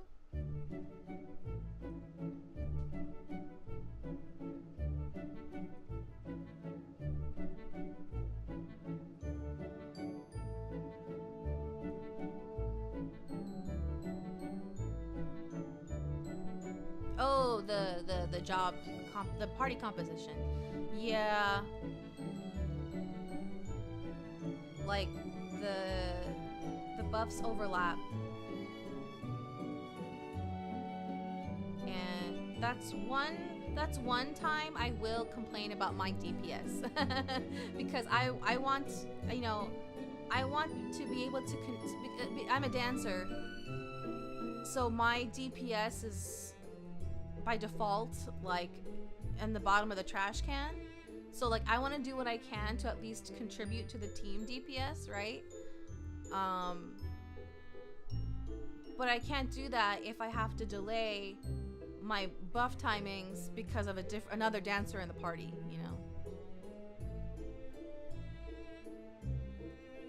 But then again, FF11 was more open world than FF14 instancing. Right. I do want to get to FF11 at some point, actually, like genuinely. But it's I still want to I want to catch up on the other older FF games first. When things get into a better place with my channel, I do want to resume the After Years. I do want to finish it. We're kind of we're getting close to the end of that one, so. FF11 is definitely soloable. You use trusts to fill in the gaps. Yeah, so that's the impression I have. Yeah. So that's kind of nice. It's nothing like it was at least when it was live, but you can at least see the old content. Right. Yeah. When I eventually do start FF11, I want to try to like. Obviously, it won't be like the same at all because they've made a lot of like updates, but I do want to try to emulate to at least some degree like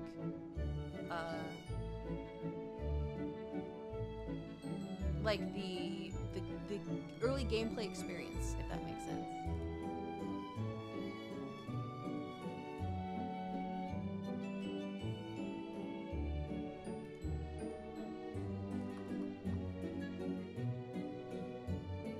Unlike FF14, FF11 story missions are on par with raid difficulty. Oh, fun!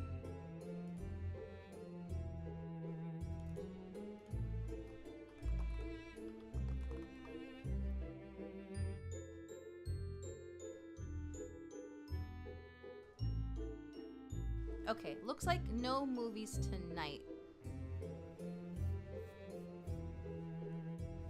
That's fine.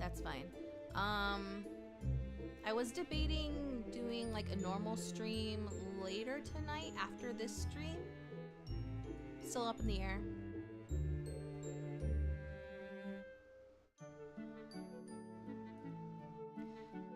The biggest change is the level caps in FF11.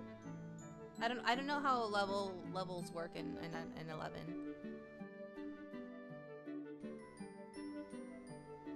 No movie. Yeah, it's okay. I can always go another day.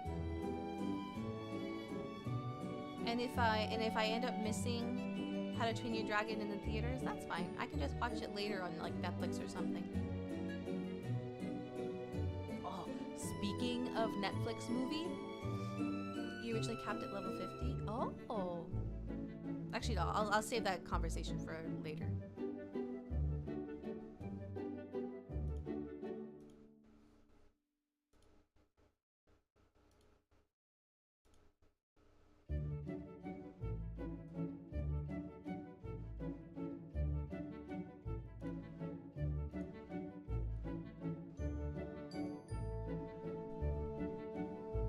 Okay, so you originally capped at 50. What's the level cap now?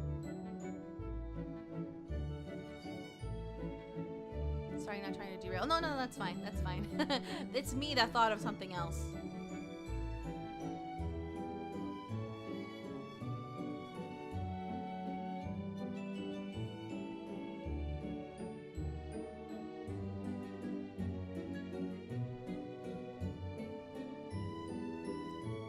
Oh, okay. Well, we are level 100 now in FF14.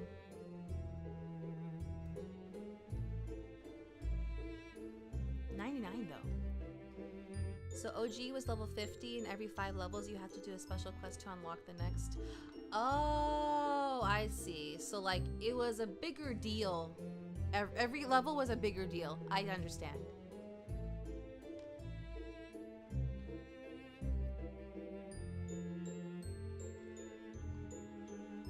The big one was at level 70 to 75, where you had to fight one-on-one with a master. Oh.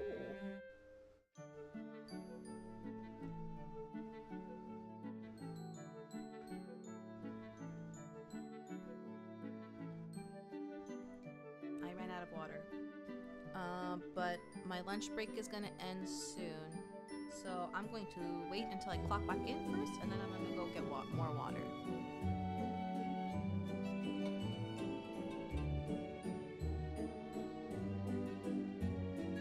Every single job had different strategies on how to face it.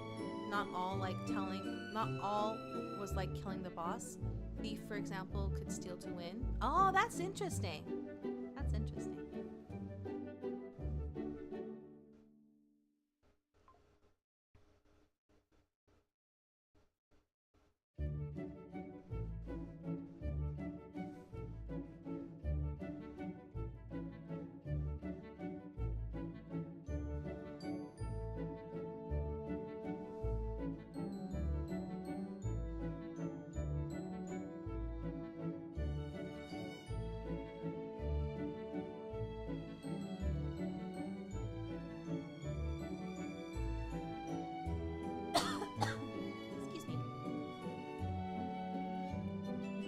Was wrought with one expansion, which in my opinion kind of broke the game mechanics.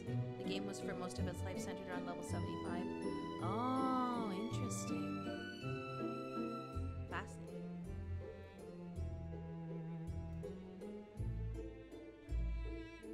Okay, let me reposition myself.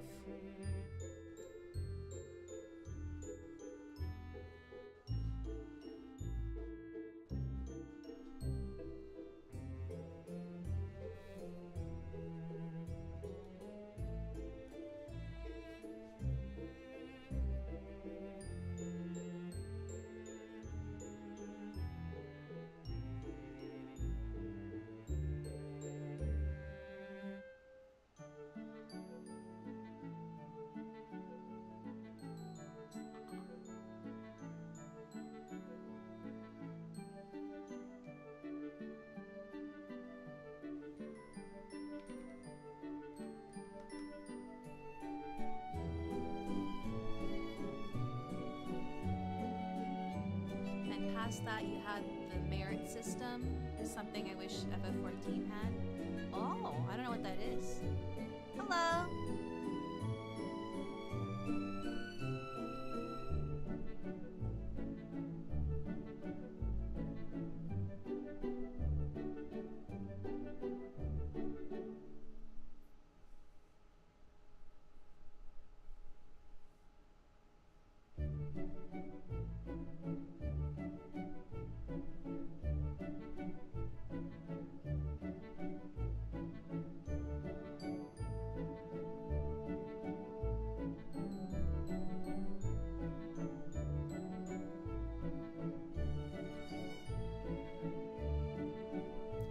a way to power beyond leveling. Oh, you could do more specialized job and unlock people. Oh, I see. Okay, that's cool. Kind of like in shoot, I forgot what this system is called, but they had it in Diablo 3, I think. Another unique aspect of FF11 was the subclass system, meaning you had a secondary job. Oh, right, I've seen stuff about that, but yeah, I don't know the details at all.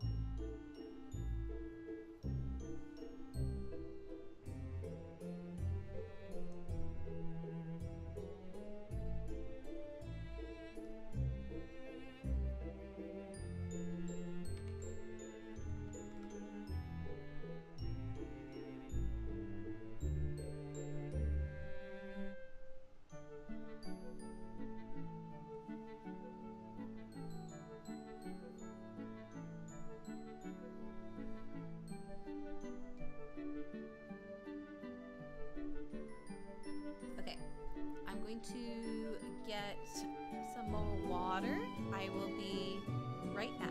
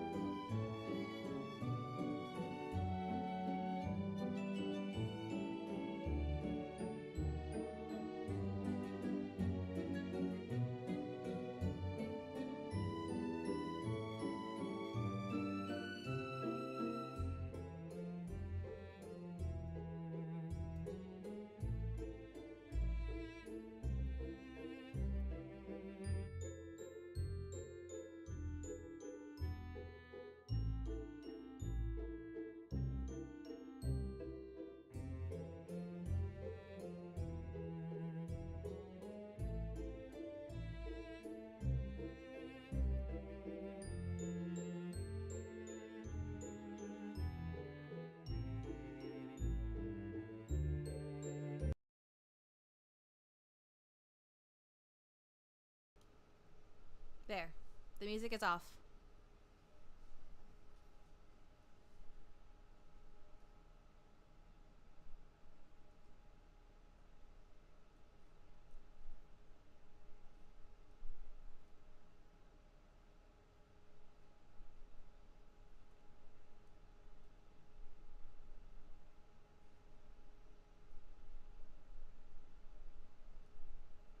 Thank you.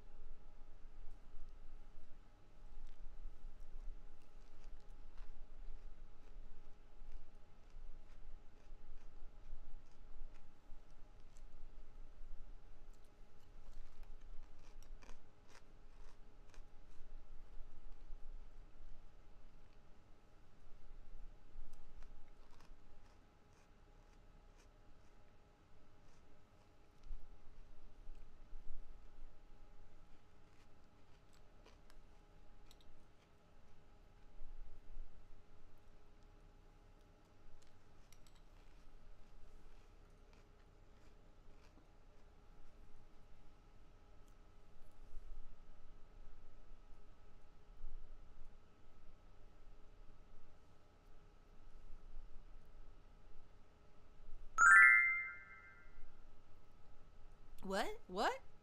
Wait, what? Wait, wait.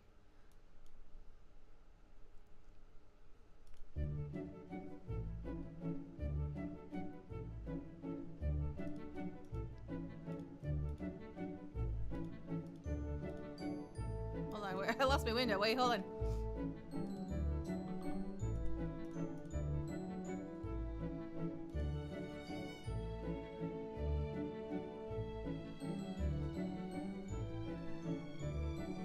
Hello, welcome Raiders. Wait.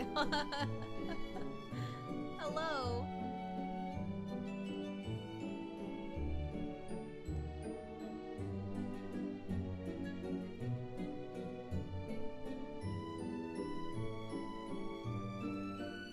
Not sure what's going on.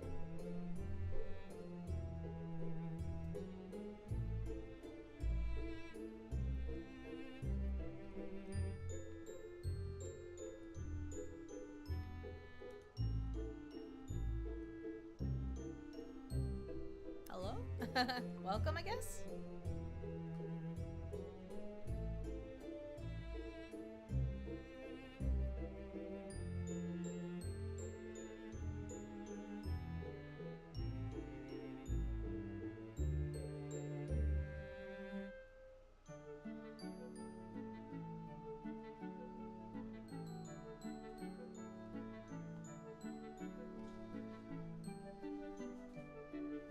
Not sure if that was a real raid.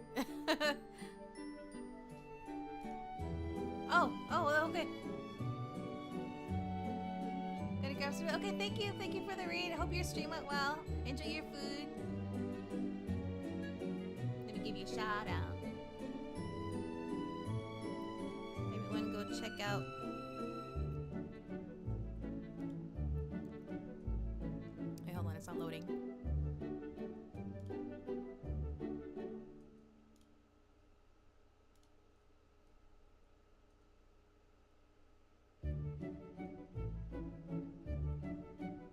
check out Meruhen.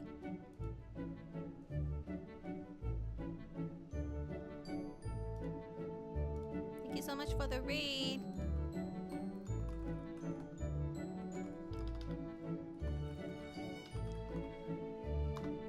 Here we go. Hello raiders, welcome. My name is kosmikameruhen. I am a reverse isekai fairy tale princess who is now streaming video games in your world. Today we're doing actually something, we're streaming a different kind of stream today actually. This is my first time doing kind of like a co-working stream where we're just kind of keeping each other company while we work. I'm at work at the moment. I'm on the clock. But we're doing a lot of chatting too. So it's kind of more of like a just chatting stream, Mazatsu. So feel free to, take off if you'd like to and have other stuff you need to take care of, or it's lunchtime for you. Or you can stay with us and you can relax and chill, hang out.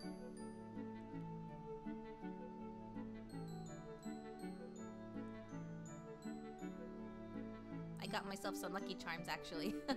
That's one of the reasons that BRB took a little long. I got distracted with doggos, and then I needed help somebody with something, and then I got some Lucky Charms.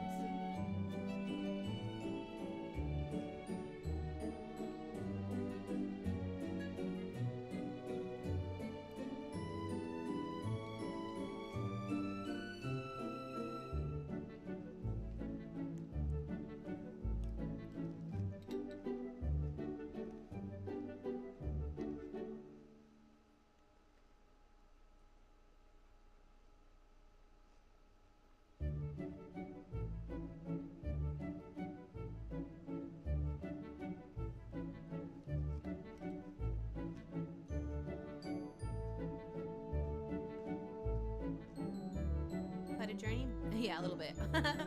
Even though I was in like one room for the entirety of it. Two technically.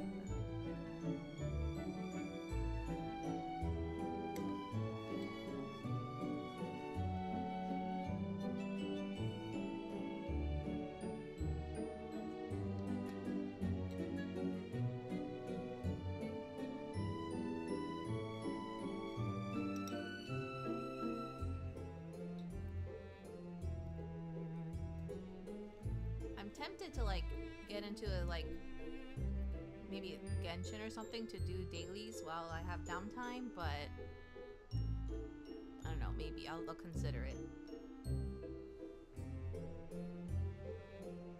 Are you of the modding or non-modding crowd for FF14? I don't mod myself. Well,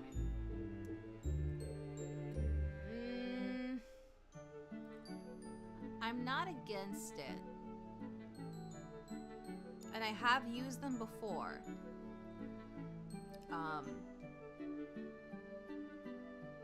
It's just that I don't. If there's something I really like, I'll use it.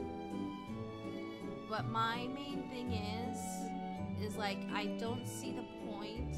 And there's there's two camps for this. Like I don't see the point in using a mod if other people can't see it, but there is a mod that does let other people see your mods, but you have to add them to your your friends list basically, which is like an extra step.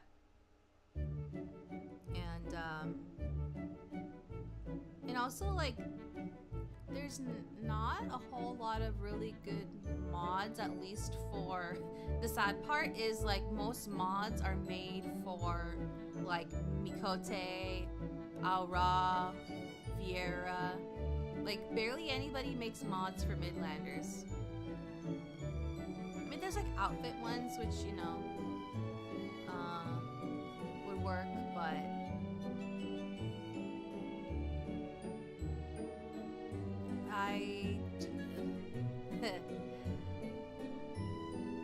type of outfits that people would typically wear with a mod are not my style.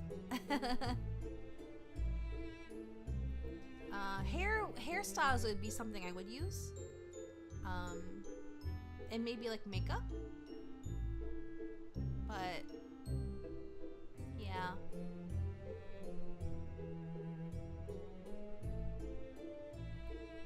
But yeah, like there are very, very, very few mods that work for Midlanders.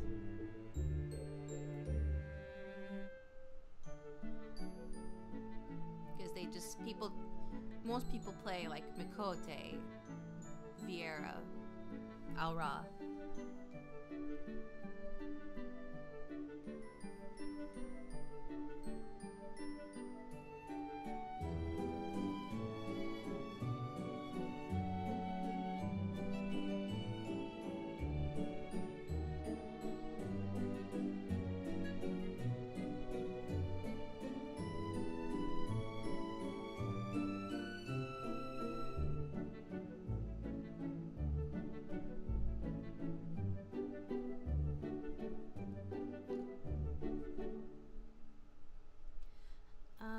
That's fair. For me, I have enough experience with modding for other games where I just do my own. But yeah, that's a lot of work. Plus some more paywall. Yeah. I don't have the time to make my own if I really wanted to. And I don't agree with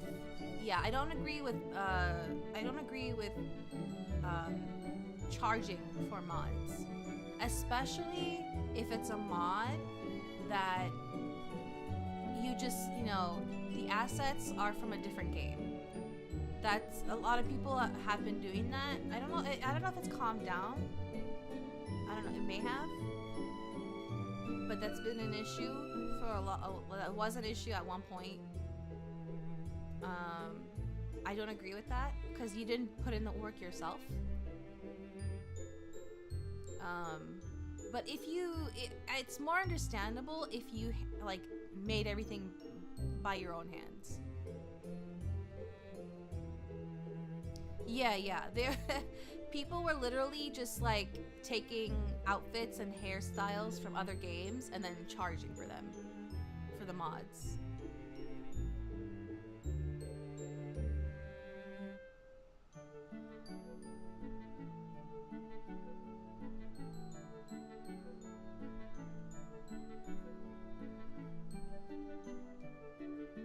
Like, the work you did was only just to make it compatible with the characters in the game.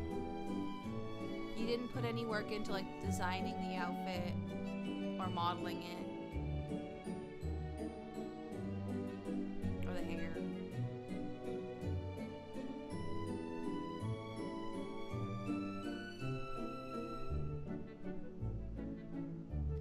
Sally does with a lot of 3D programs, yeah.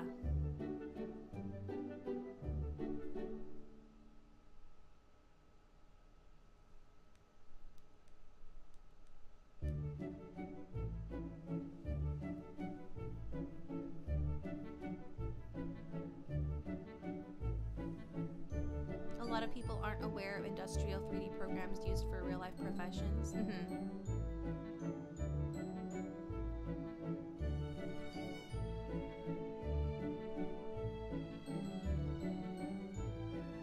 One being fashion, the other being like architecture. Right. Those are like the more typical kind of like industries where they would be used, but most people have no idea. Especially architecture. Or even just engineering, right? Like when you're making things.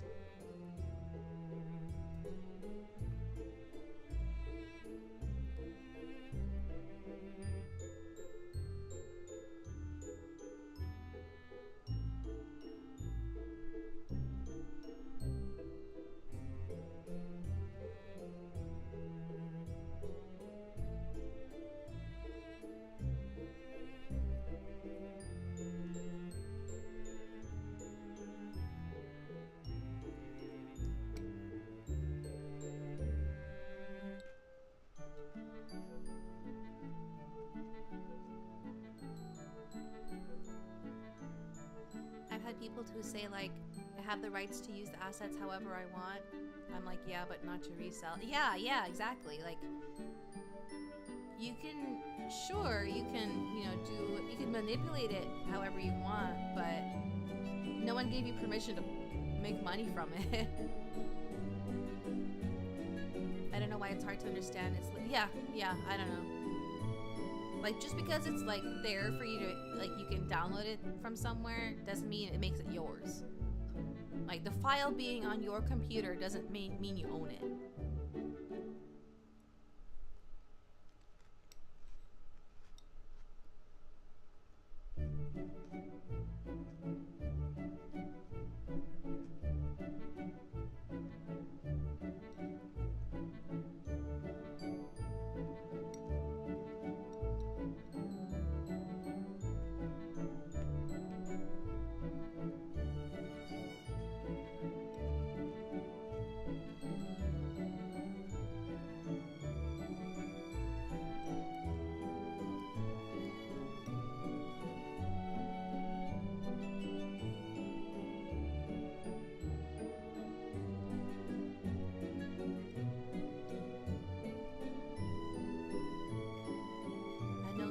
I'll solve my pulls. Oh no.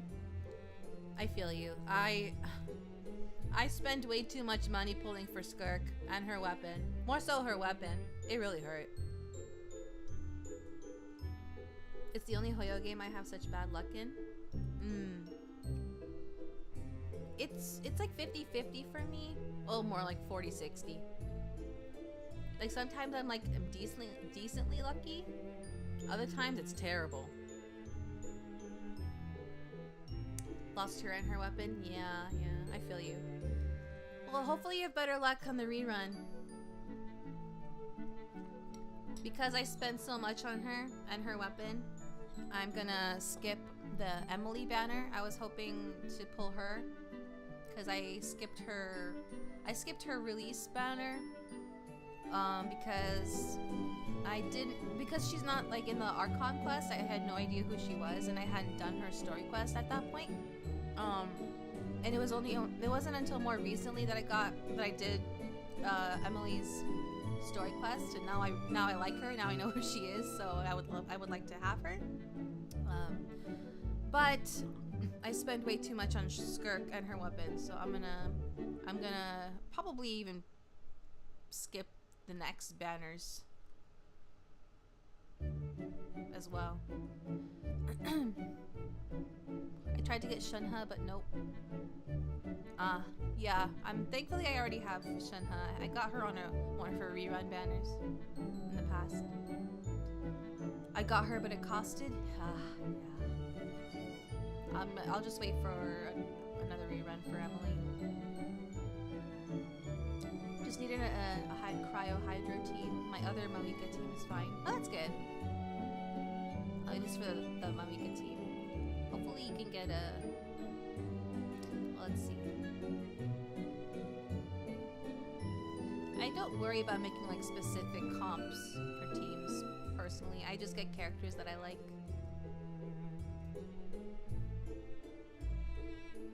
I mean, I prioritize characters that I like. I want to collect all the characters eventually.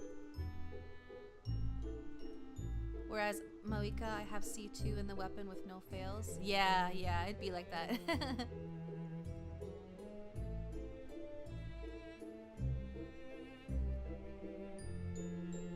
I just wanted a team to suit her playstyle. Right.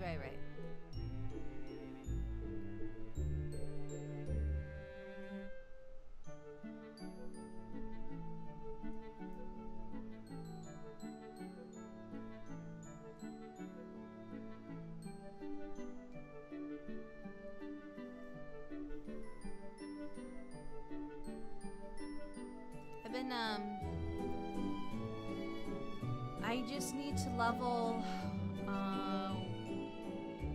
I like to like max, not like fully max, but I like to level all of the talents for all my characters. Like, I don't crown them. I go to level 9, but that includes even just like their normal attacks. I like to just 9 everything. I think I just need one more level for my Moika's normal attacks talent. But it's taking forever to get the weekly boss drop. And like, but like when I'm playing with her, I think it's just I think it's because I haven't leveled her artifacts, but she's so squishy.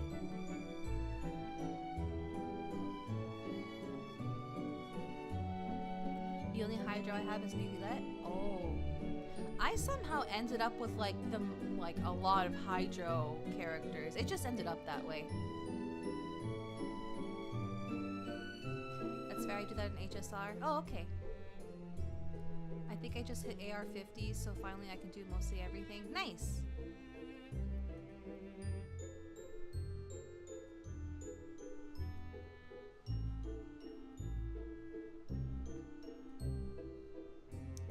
But I think I've gotten like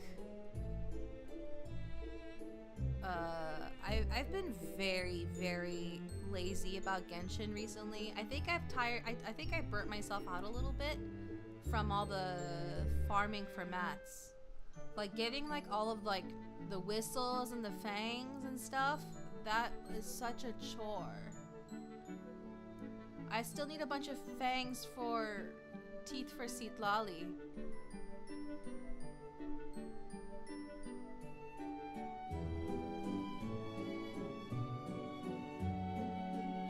Yeah, I run Shielder with her. Sadly, don't have Shilonen. Oh, okay. I'm using Kachina with Mawika to prevent her swishy. Ah, okay, okay. I have Shilonen. She's fun. The weekly bosses were wrecking me. I've been doing them with I've been doing them with co-op with randos just to make it faster. It's such a so up to now on like every survey in Genshin, on the question where they ask like how you feel about like how you feel towards the leveling, like the gathering materials for leveling your characters, up to now, like I was just always a whatever about it, because it's like, you know, it's a gacha game. You have to grind for like all the mats. So I'll just put like neutral as my feeling for it. Next time, I'm gonna put very dissatisfied, because even though it's not much different than it used to be, for some reason I think it's just because of like where all of the enemies are. Like you have to like, maybe Natlan's too big, I don't know. Like everything is so spread out, and but I don't know why it feels worse than before, even though it's the same thing. Or maybe I think maybe I know what it is. I think I maybe know what it is. I have been constantly playing catch up when leveling my 5 stars. So like while everyone else is leveling like Fontaine characters, I'm still leveling like Inazuma and Sumeru, I'm not that far behind, but Sumeru characters while we're in Fontaine. So like I'll have already naturally collected a bunch of materials in the like just by playing normally, so I didn't have that much farming to do. But now that I'm getting pretty caught up, like I'm leveling Natlan characters while we're still in Natlan, so like I actually have to spend time and effort to get all the mats. It is very time consuming. Like I almost want to just like pay to win it and buy everything I need, but I shouldn't. You just need so many, especially when you're going from like 70 to 90, level 70 to 90. It's a huge jump from even just 80 to 90. You need so many. Oh my gosh.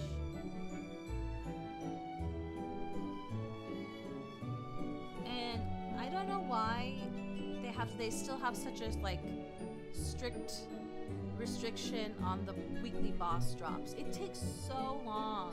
It literally takes weeks, literally weeks and weeks and weeks for you to level your character's talents.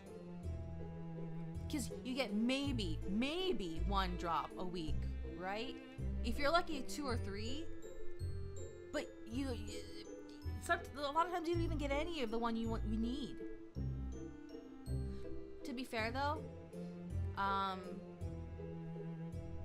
when I do the weekly bosses, I don't convert anything. So that I am like kind of making it a little harder on myself, because like I don't convert anything. I keep everything because I'm keeping the ones I'm not using right away for other characters. Because I don't want to have to fight the bosses more than I have to. When I have like an excess, then I'll convert.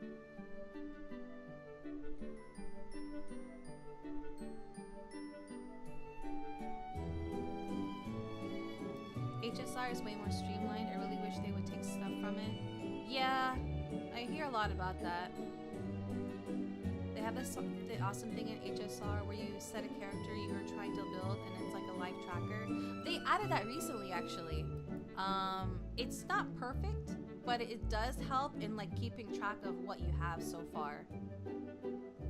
I wish actually it only limits the tracker to like 2 characters max. I wish it would let you do more. Oh gosh, that'd be so nice, because I have multiple characters I still want to level. Like, right now, okay, so right now I'm trying to level, well, I just need like to level 1, like 1 more talent for Moika, and then I'm done with her. But I'm also leveling Seed Lali. I almost have enough to get her ascended from 80 to 90, but I need the Saurian teeth. That's a pain to farm. I wasn't able to get Seed Lali's weapon, so I just gave her the Thrilling Tales of Dragon Slayers, so I already had like a bunch of the mats already, so I was able to max that.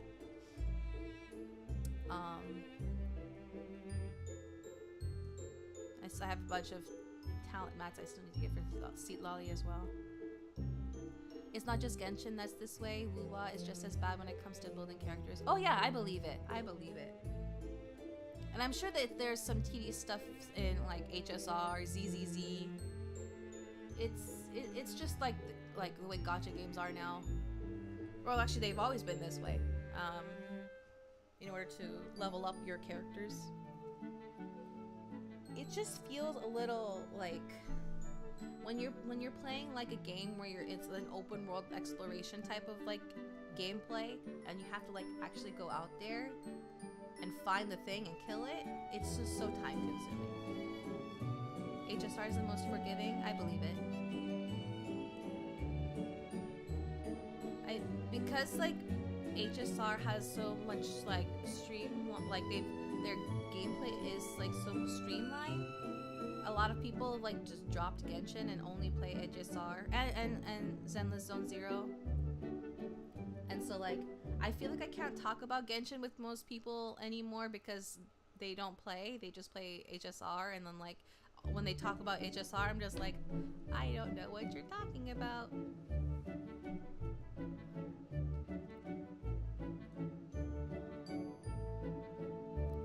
Build and max out any of the new character I pull. Right.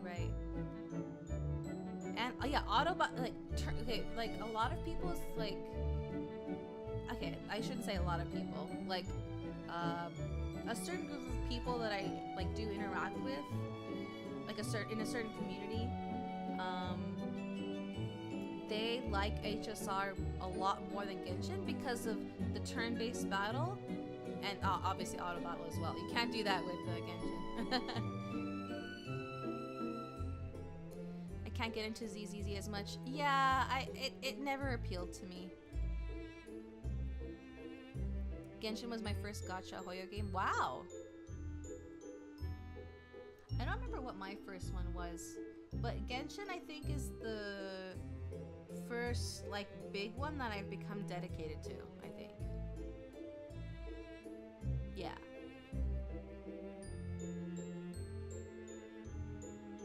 Like, I played mobile games before, and gacha games, but like, I never became invested into any of them like long term until Genshin. ZZZ is really, really odd. I don't really know much about it, to be honest.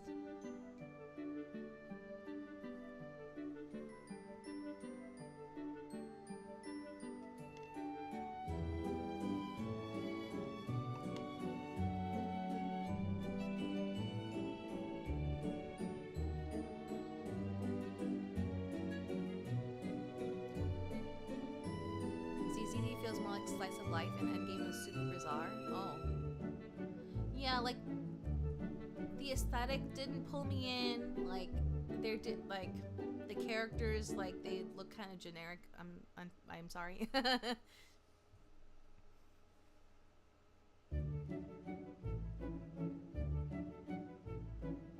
It's very much a copy of like Bosses in the Abyss, but it's too generic.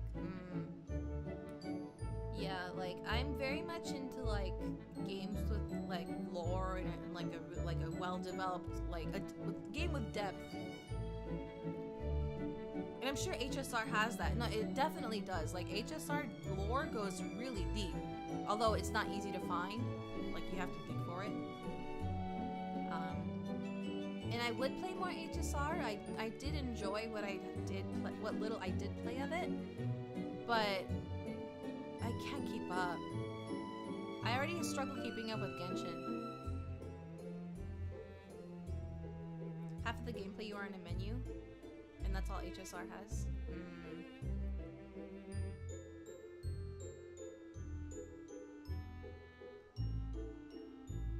HSR is purely story-based. The combat is just extra, in my opinion. And I'm fine with that, actually. That's perfectly fine with me. It's just that I can't keep up.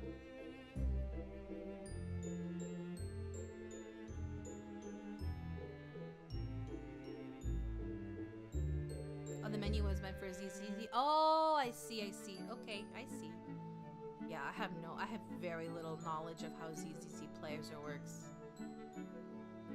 I know it's more like action-y, but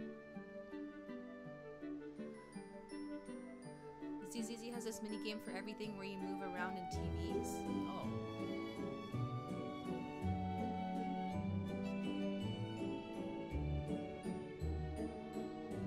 Until you encounter an enemy, you get pulled into a combat instance.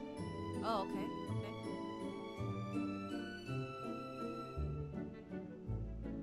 You would think. Oh, I'm wrong. You don't get as much combat as you think? Oh, I see.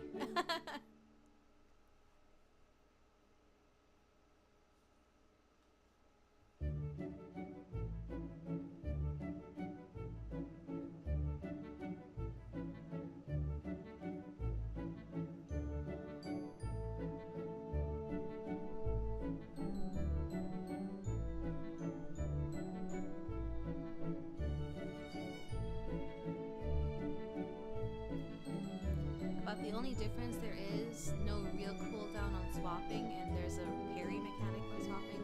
Oh, that's kind of interesting.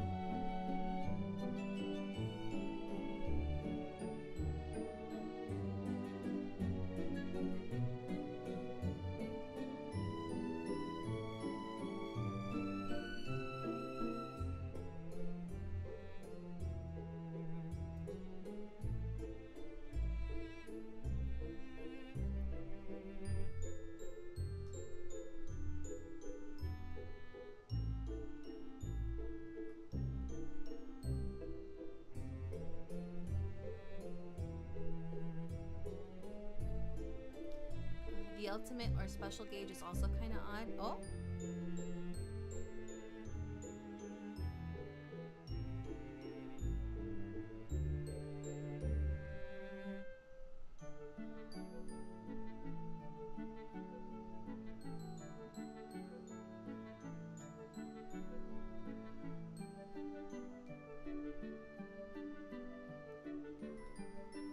It's been a while since I played it, but I couldn't sustain it. I see. That's fine. You don't have to play every Hoyo game.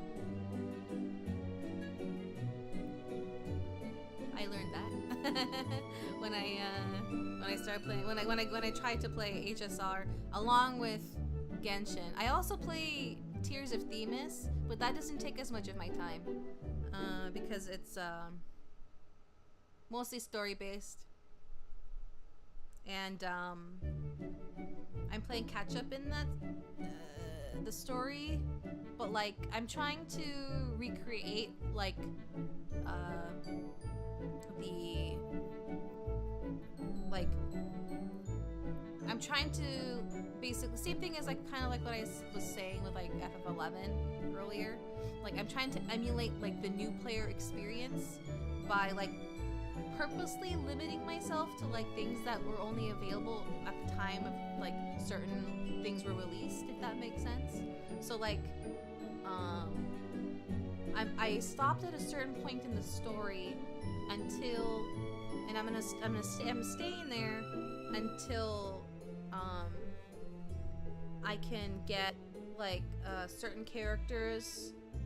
So I can pull certain characters from like the banner. The banner isn't available right now. Like I'm waiting for that banner to come back.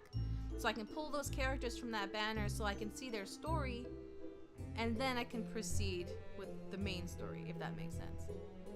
Hello.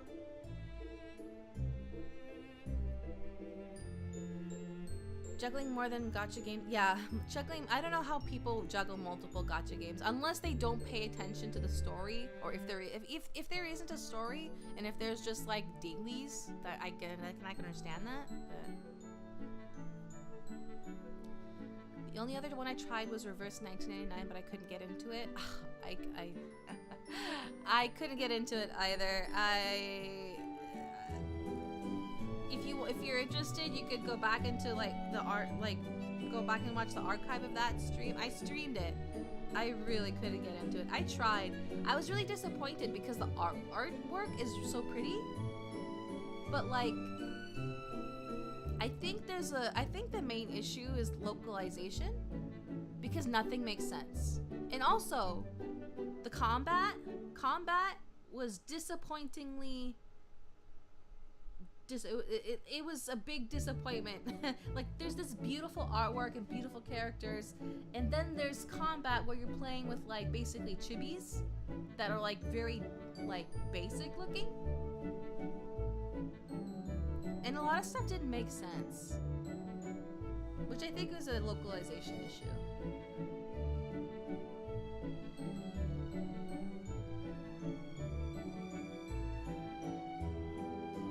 Launch as well. I saw pretty art and turn-based. Yeah, the turn-based part was I'm not. It doesn't matter to me. Like I'm okay with most like combat systems and styles. Like I'm pretty flexible, but the art was definitely a big thing for me, and then I was just very disappointed I couldn't get into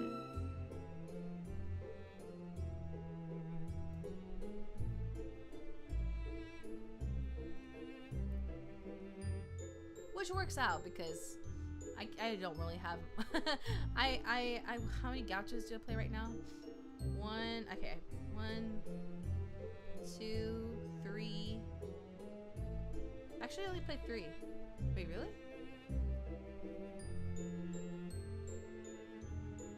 Genshin, Tears of Themis.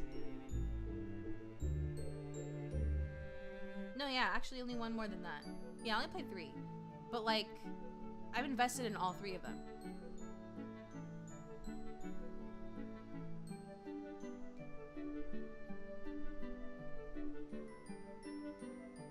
Any more than that, I'm spreading myself way too thin. Especially because I actively play an MMO as well. FF14.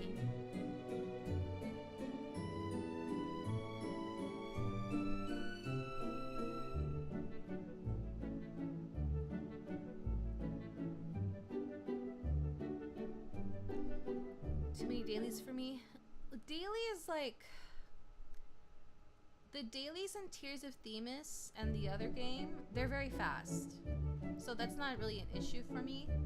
Dailies in Genshin can be fast or they can take forever.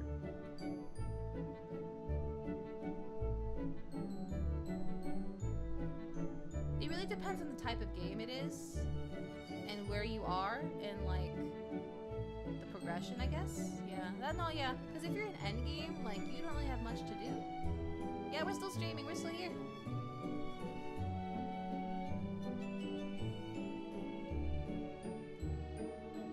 While I prefer trying to keep original experience in games, queue all the features to gain experience faster is helpful. Sure. I kept it on for 2 games I played recently to reduce grinding. It helped in one but made the other easy. Yeah, that makes sense.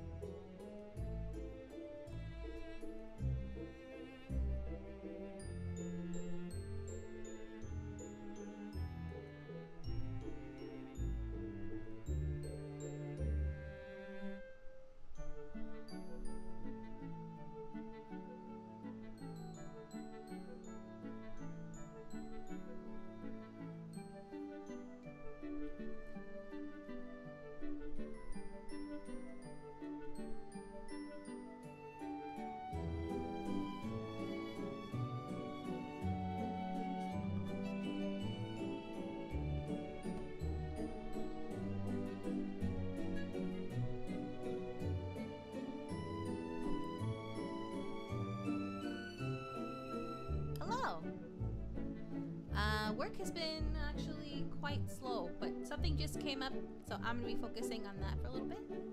But I will respond.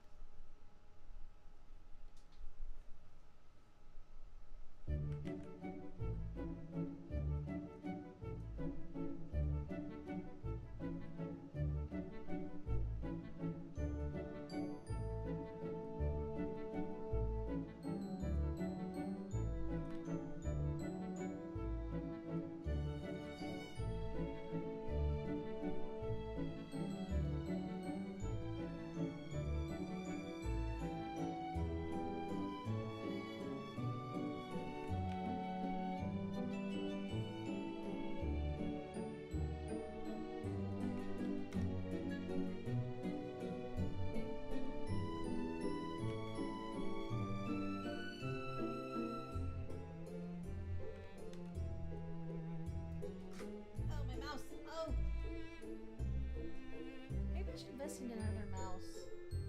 I have like a little wireless mouse that I use for my work laptop, like a very like thin Logitech one.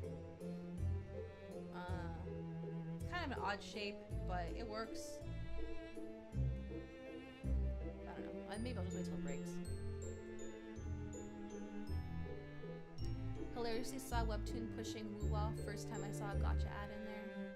I feel like I've seen game ads in there before. I couldn't tell you what though. While I like the BGM, I'm amazed you can listen to it for 5+ hours. It's just in the background. It's fine.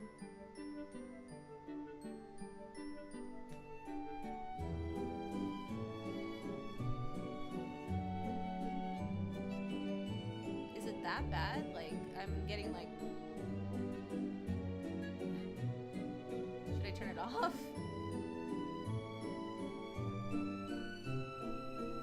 Gave up on wireless years ago. Yeah, I mean, a wireless mouse is fine, like, on the go. Like, when you're not doing gaming, obviously. I don't use it for gaming.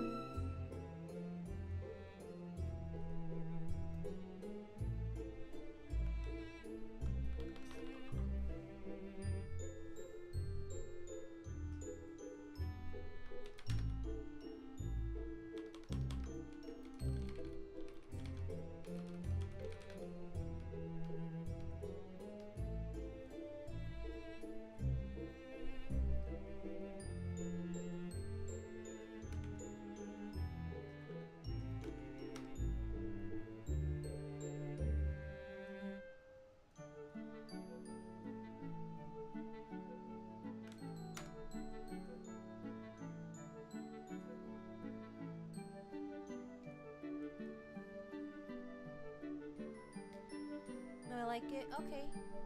It's a me thing. I can't listen to the same thing for long periods at all. I see. Okay. I guess controller for counts, but I feel like that's the only choice now. Yeah. If you want to play with like a wired controller, you have to like go out of your way to find it. Like when we play D&D, I put on the boss battle music. It's on a loop. After an hour, I gotta find something new. I see. I see.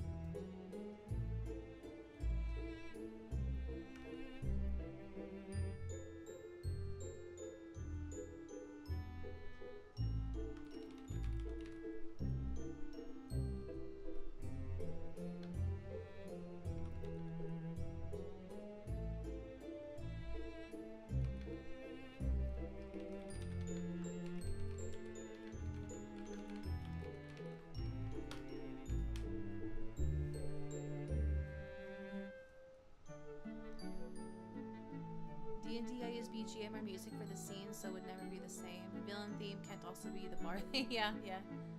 One anime I used the heck out of for BGM background music was Witch Hunter Robin. I've heard of that one, but I've never watched it. I don't know what it's about.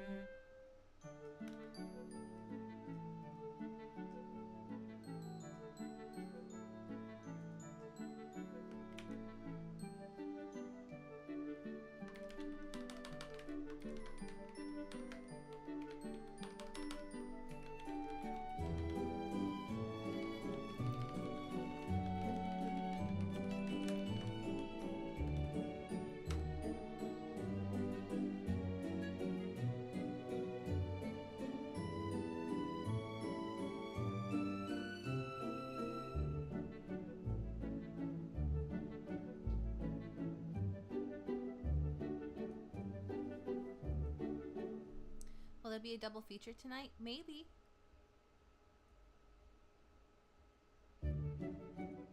Reminds me of Cosmos from Xenosaga, which then reminds me of one of my favorite Squaresoft games of all time, Xenogears. Oh. I don't know about, I don't know anything about Xenogears, but that is like one of the series I want to like eventually get into. There's so many RPG series that I want to get into. Gotta get through Final Fantasy first. Yeah, that's the idea. We want to get we need to recover the hours that we lost.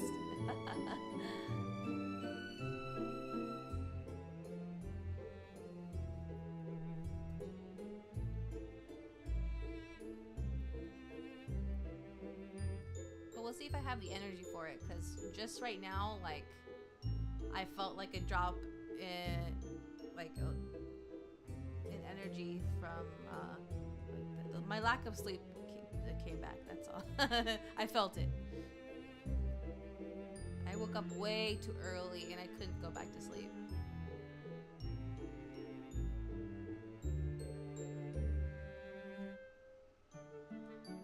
Yeah, I know. I have a long list of games that I would like to eventually play on stream. Very long. Well, I didn't list every game, but like, I would like write like this franchise, but that in itself is like huge. Like the Tales games, or Atelier games, you know, Persona, SMT.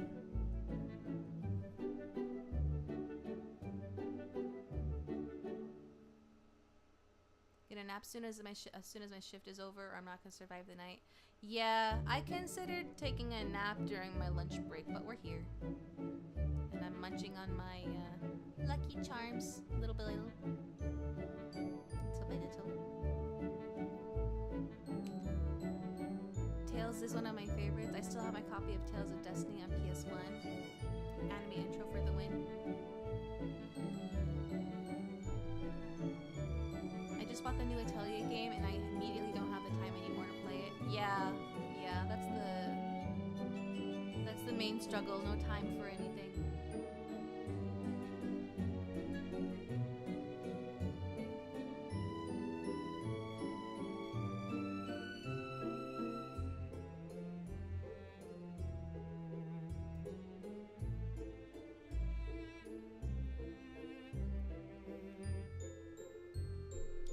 They did make a remake of it, forgot which system. I don't know. That was back when it was a 2D side scroll. Oh wow.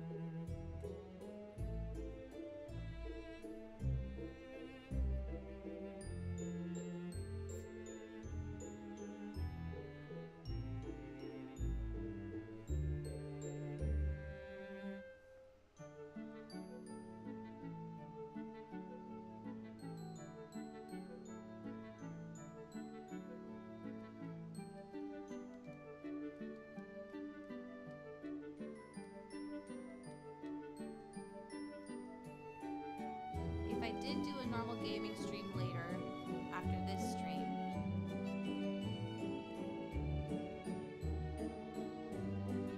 not sure what I would do actually.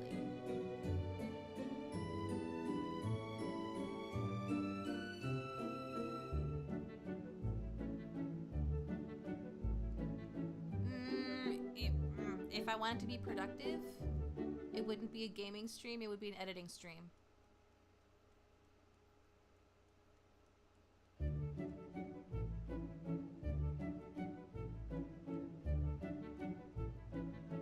When you talk about series, the one series I've been sleeping on is Fire Emblem.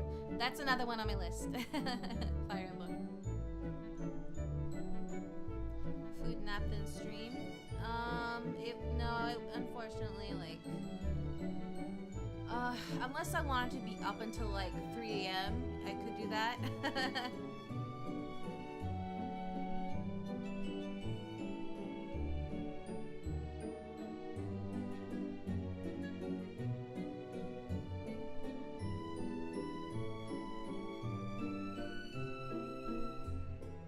That would be very bad for me because I have to wake up for work the next morning.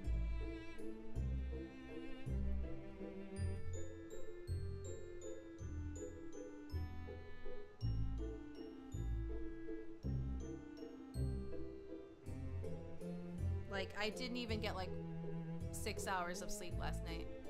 And I went to sleep at like a not terrible hour. Like, I went to bed like around... Well, I started getting ready for bed like at 11 something, but I didn't like actually fall asleep until like maybe 12 something. I woke up... what time did I wake up?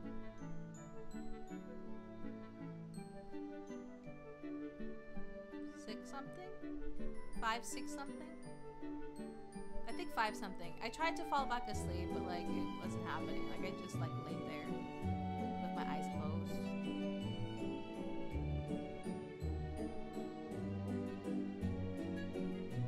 And then I eventually got up.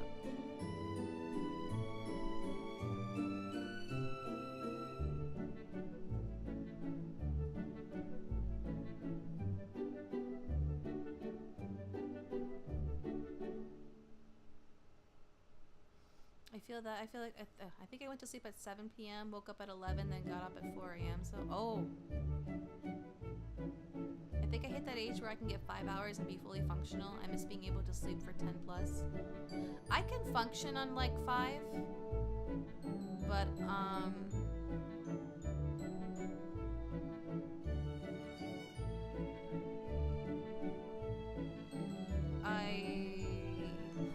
I won't get into it. Let's just say I need more sleep if I'm going to continue living the way I do.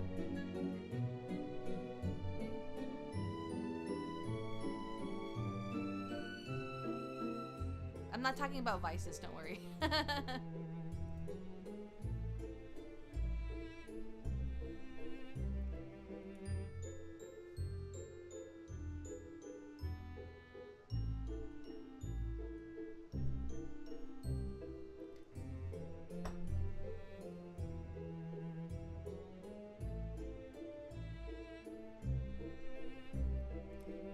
Where you basically don't sleep.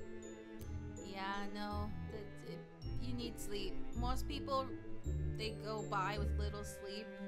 It will eventually like come back to you.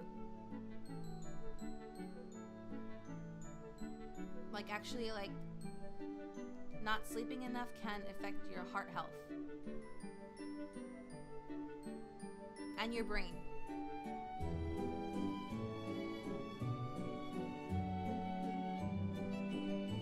Shouldn't be running on adrenaline all the time.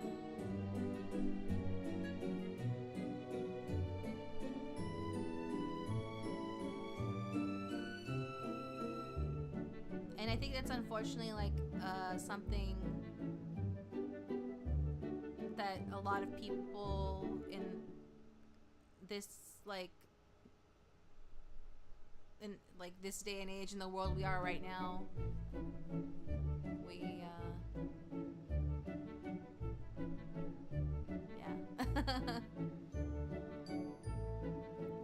we're trying to get by, but it's not easy.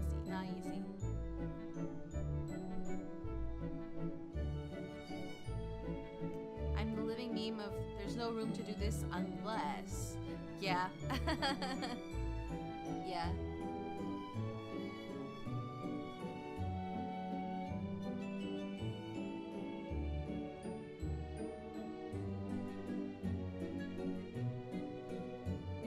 I used to be a little more like that, but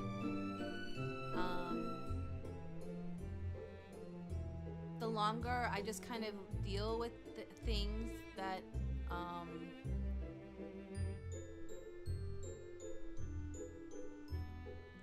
do I put it? The longer I put up with things that I don't, how do I say this?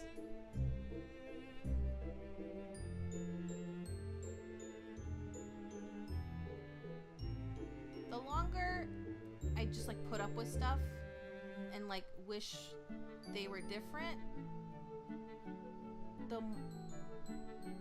the more it mentally taxing it is.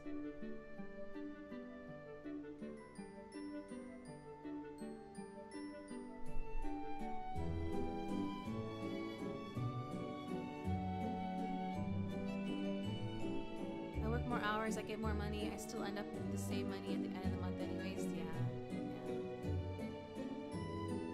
When I say I don't sleep, I don't mean like I don't lay in bed or have my body rested. It's more of a mental lack of rest. Right. No, I totally understand that, yeah.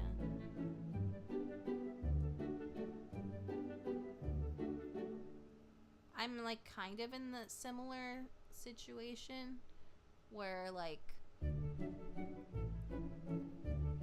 I may sleep like a decent-ish number of hours, but the quality of it isn't great. Although I've taken magnesium, which helps which actually helps. So maybe that's something you could consider, or if you haven't tried it yet. Like, for some people, magnesium helps to fall asleep. For me, it doesn't help me fall asleep. I don't have issues falling asleep. It's just like, I guess maybe I'm not getting enough REM hours. But magnesium has helped me sleep more deeply. I haven't been taking it recently because Doggo has like for a little while. Okay, so like for a long time, Doggo would be asleep in my bed with me at night. And then for like a little while he stopped. Like he would just be like either in his dog bed on the ground or like on the floor. Now he started sleeping on my bed again. And anytime he sleeps on my bed, it makes it hard for me to get comfortable because he takes up so much space. And like, he's not a big dog. He's like a medium-ish dog. But like, my bed isn't huge. Thankfully, it's not a twin-size bed. I have a full-size bed, but like, he still takes up a good amount of space. It's also partially my fault because I have like some plushies on my bed that take up space. But even if they weren't there, it wouldn't help that much. Like, I actually like, yeah.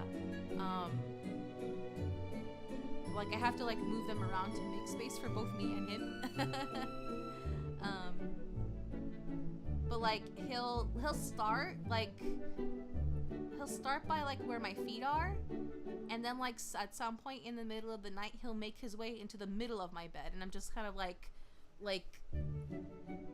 I'm like on one side, like I'm like the last six, like I'm like in 6 inches away from the edge of the bed.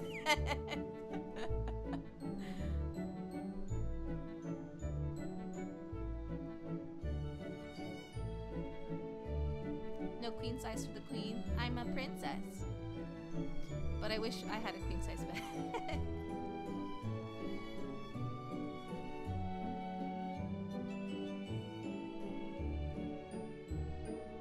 That's exactly what my dog does. Yeah, that's actually one of the reasons I haven't been sleeping well, because Doggo, he just takes up so much space, and like I'm like, I can't get comfortable and sleep. Like, sometimes I have to like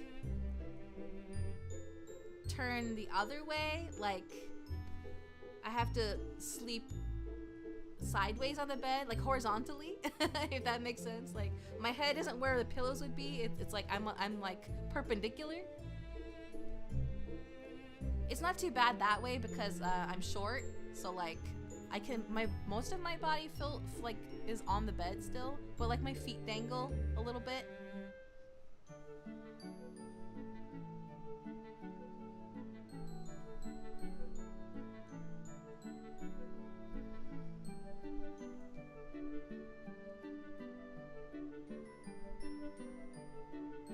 Like, I have to do that sometimes, so just so I can get like make space around Doggo. Princesses normally become queens or empresses. It depends. Well, yeah. So like, going by traditional standards, when they rise to, well, like when they get, like, if it's a typical patriarchal system, they do become a queen when they get married, and they to like the prince who becomes the king.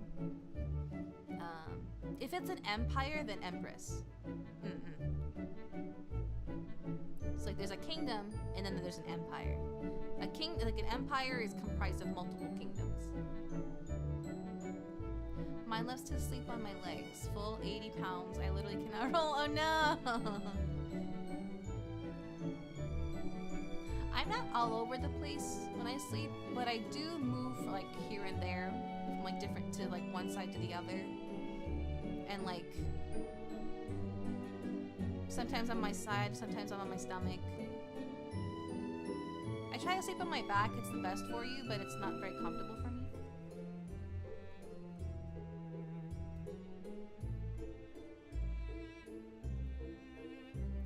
Unfortunately, the most comfortable for me is like on my tummy, which is like the worst position to be for your spine.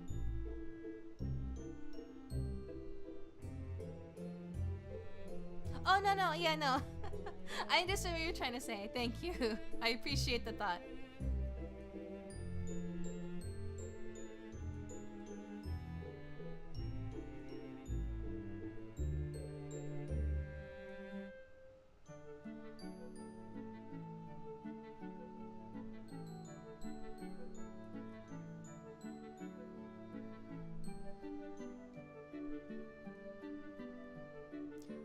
Supposedly, I try to sleep on my side due to that as well.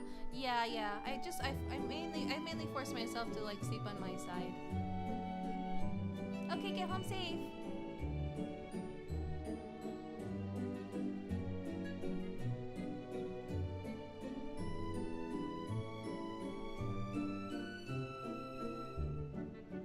Only time I was forced to sleep on my back was in the hospital. Would not recommend. It's comfortable.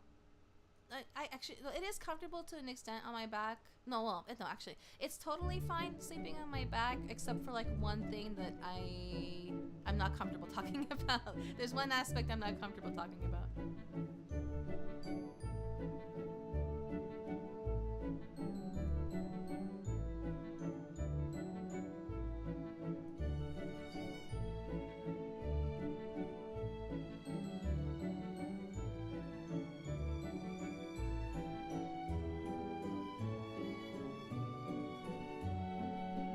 It's most comfy on my tummy,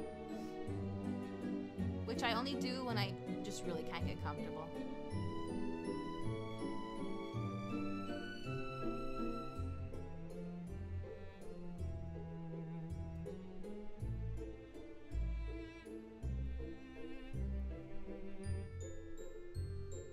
I don't like it because of breathing and the times I have fallen asleep on my back I woke up from a nightmare. Oh, yeah, that's important. Breathing is important. You should be breathing the best when you're on your back, but if you're not, then something's happening. Something's going on. Although, I remember that like when the pandemic was still like raging,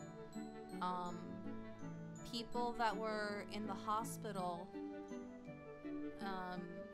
when they were sick with the coronavirus, they had to sleep on their stomach to help with their breathing, or like it was supposed to like help with their breathing in some way.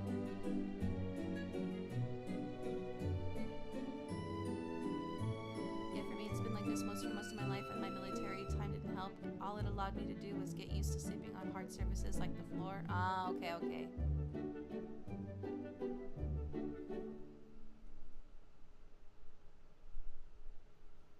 I would recommend maybe seeing a chiropractor.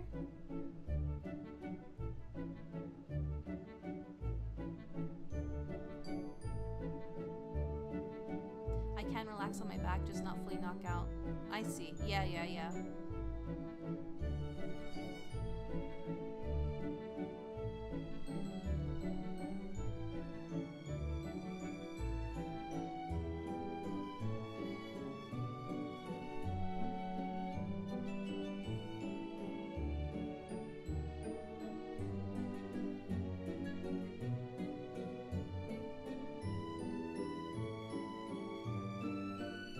pressure, of course. I know not everyone believes in chiropractics. So.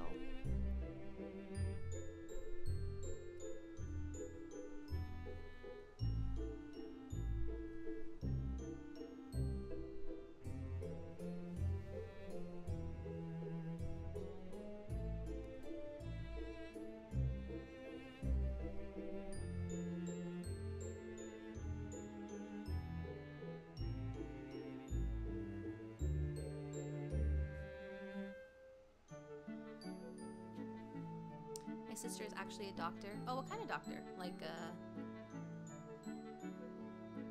GP?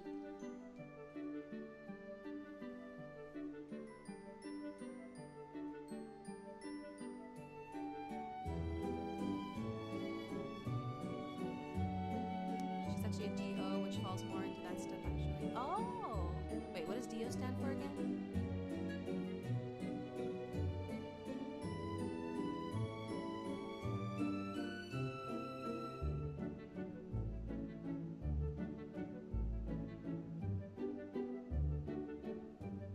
Lab doctor mostly works on samples, I think. Oh, I see. Okay.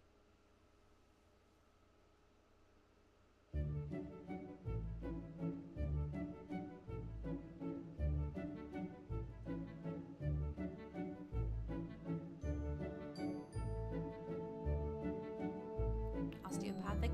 Oh, got it. Okay.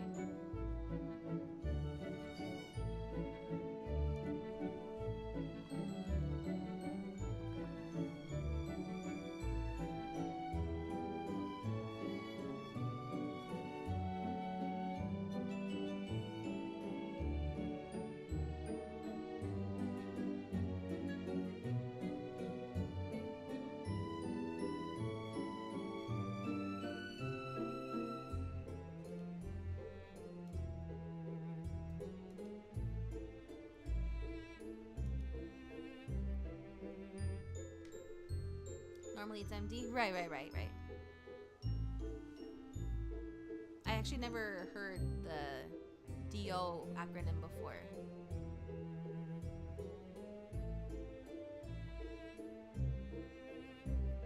Or I may have seen it, but I never actually like knew what it meant.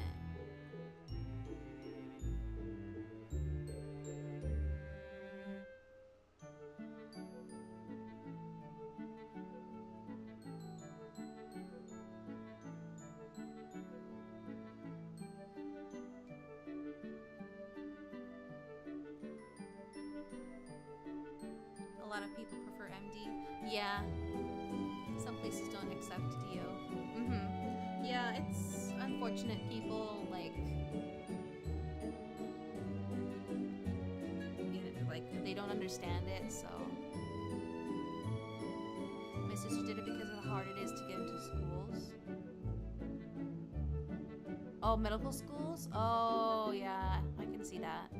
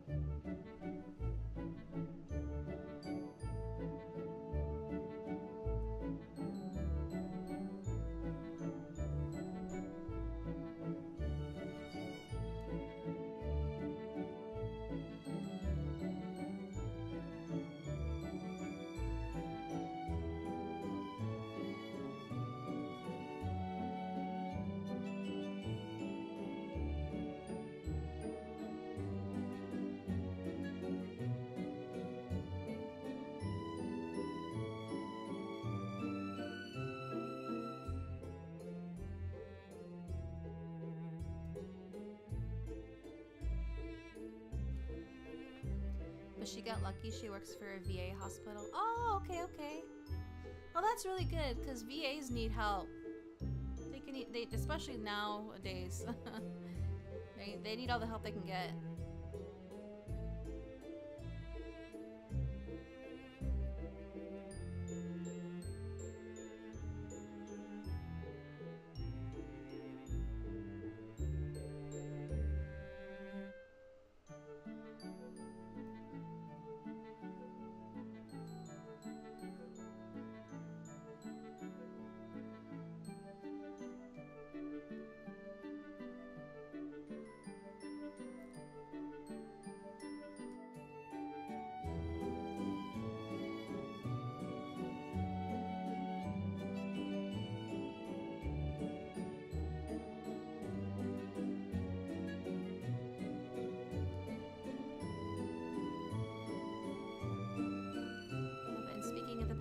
she worked in the ER right through it. Oh my gosh. Big thank you to your sister. Thank you so much for helping everybody. Honestly, for me, I'll try anything as long as it works. That's good. It's good to have an open mind about that, because like there's so many, like, you know, science is science and medicine is medicine, you know, it's been studied for so long, but like there are so many like more like homeopathic things that will work as well, and more like traditional practices that are effective, even like, you know, especially from like other countries like Chinese, Indian, that have been like around for forever, you know.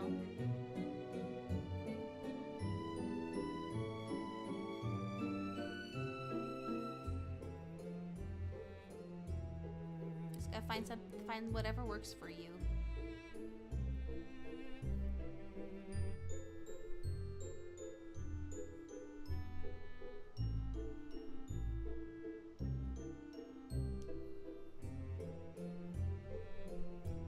Something else I wanted to mention. What was it?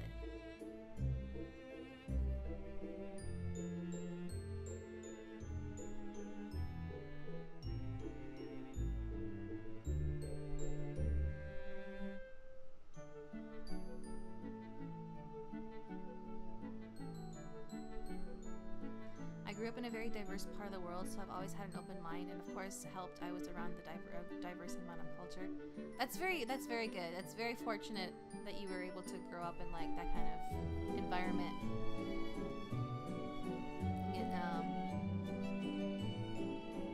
It definitely helps to be more open-minded and accepting of other people and cultures and things. Where there are so many people that have lived in like their own small town for like their whole life, so they don't know anything else, and it, like, you know, leads to a certain way of thinking and behaving.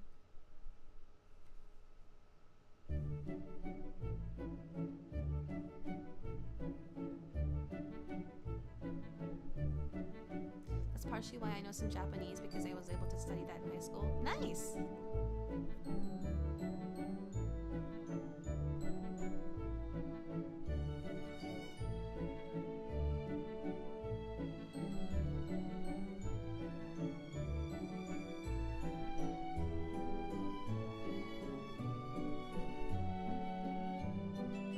Ran into that plenty when I served. I can imagine.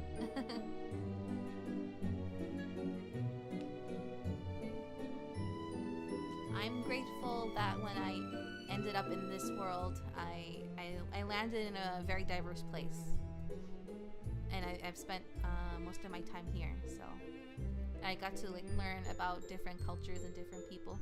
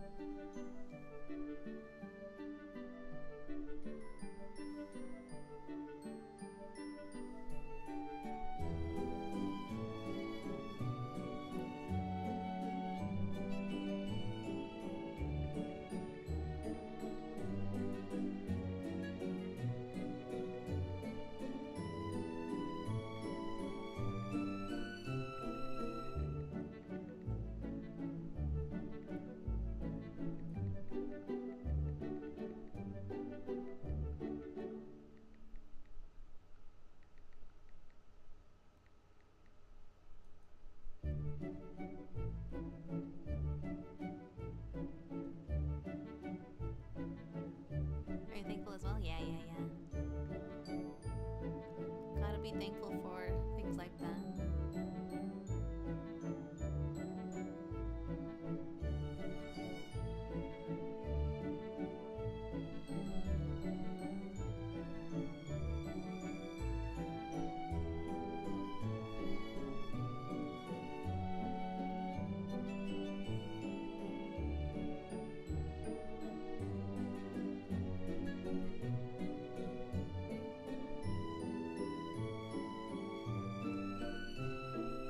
wish I could move back to where I'm from maybe one day. At the moment, it's too expensive.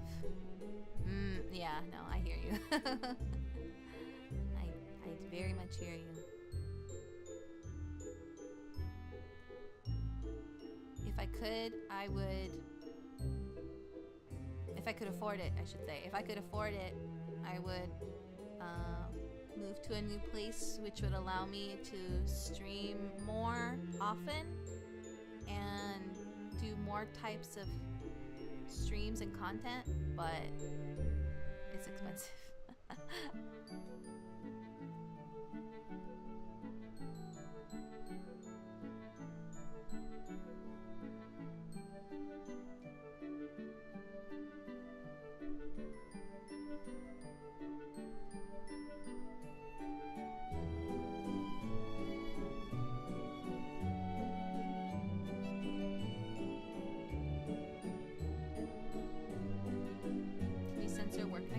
I'm sorry. Does it remind you of your work? And you don't want to be reminded of it?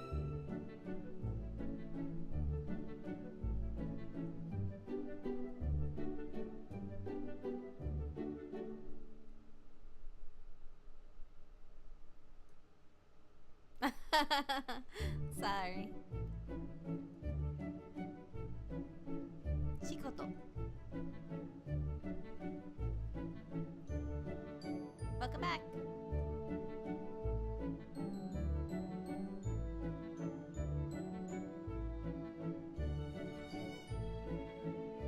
Yeah, where I'm at has no income tax, which makes it appealing to work here. Ah, I see. Suffer as we have. I'm still on the clock, so it's just been slow. So I can't complain.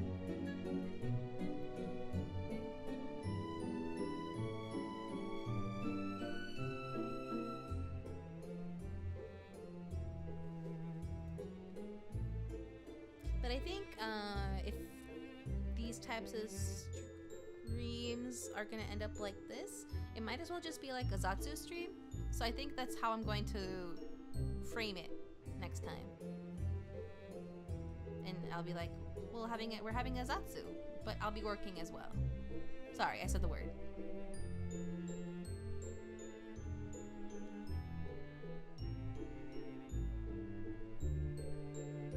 Where I've been going nonstop.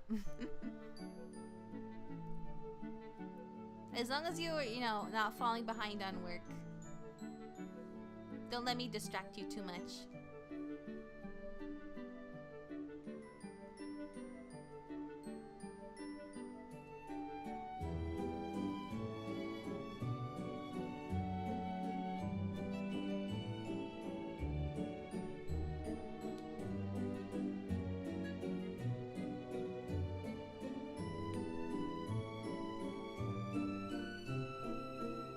In my drink, it's so hot it's all melted now. Oh my goodness.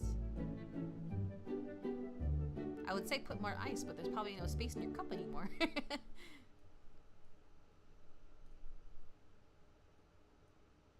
If anything, you helped me survive the day. Oh, okay. Well, I'm glad I helped.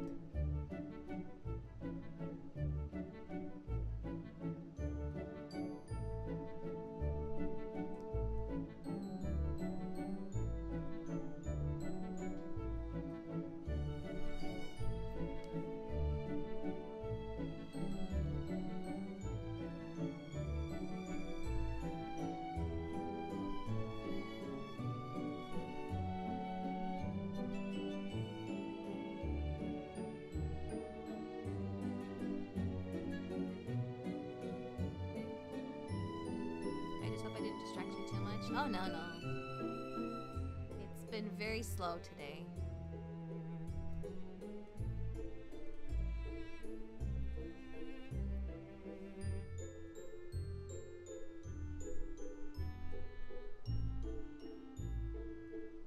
I'm enjoying the slow days when I can, because there are sometimes very, very busy days where it's non-stop.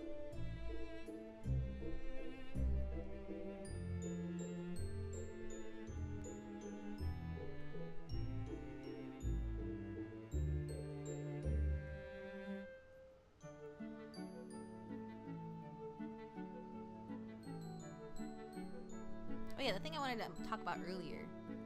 Has anyone watched K-pop Demon Hunters? It's been like viral recently, and I finally watched it yesterday, and now I know why it's viral, because it's so good.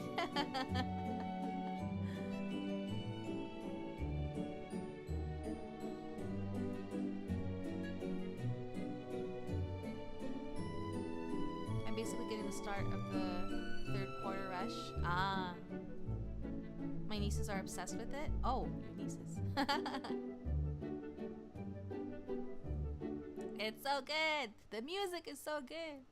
I had no idea what it was about at all. It's just, but like, a couple of my friends that I play Final Fantasy with, FF14 with, have been talking about it a lot, or bringing it up a lot, and like, when they share stuff with me and like Instagram and stuff, they're like, there's like videos made with music from it, and like comparisons made to it with like different fandoms. I'm just like, what is this about? And like one of them was, she was like, you have a week to watch it, otherwise I'm gonna be talking spoilers. I'm like, oh, okay. It's like, that was actually last week, but I finally sat down and spam call. I finally watched it either yesterday or the day before. It's so good.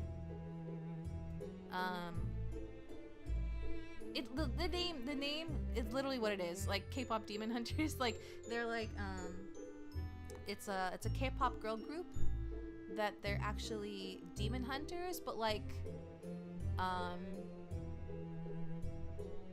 it's really interesting because it's like actually like a long running tradition. It's like, it starts in like old, like medieval Korea, and like over the years, like there's generations of different groups of hunters. It's always 3 girls. For you, I'll give it a shot. You don't force yourself. If you don't, I will say this: if you don't enjoy K-pop, don't watch it.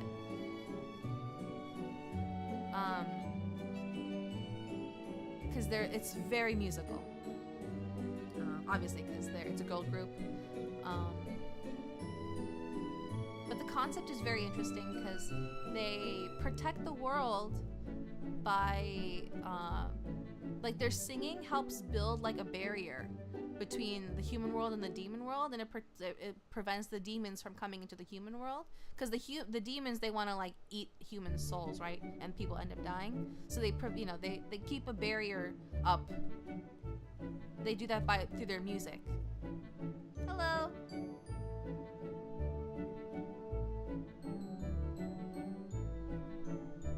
I won't say any more than that, because anything other than that's gonna be spoilers. K-pop by day, hunter by night. Essentially. The music is really good. I'm not like, this sounds like a webtoon. It fits right in with like a webtoon story. I'm not like a close follower of like K-pop artists, but I do enjoy K-pop. And the music is so good in the movie.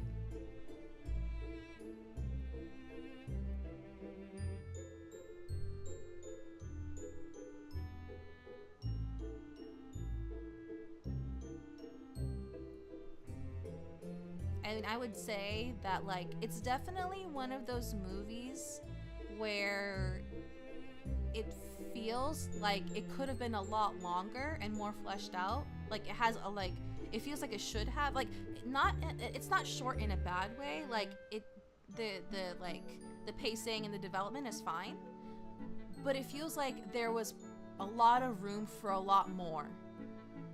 And hopefully there's a sequel. I really, really, really hope there's a sequel. Or even like a series from it. That would be so cool, actually. There's a lot of potential with the story.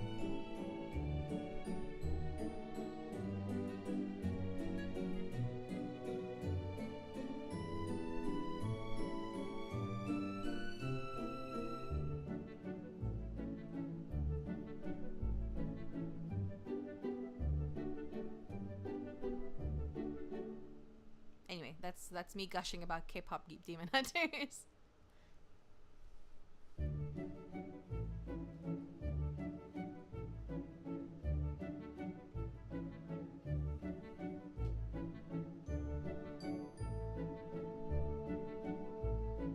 I just remember a meme at the end, random dude in the audience. Did I just see these girls delete those boys? Was there a person that said that in the movie?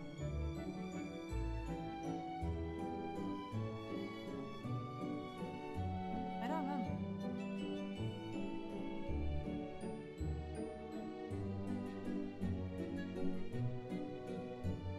There is a good amount of humor and comedy. No, it was an internet meme? Oh, okay. I see. I have to look that up now.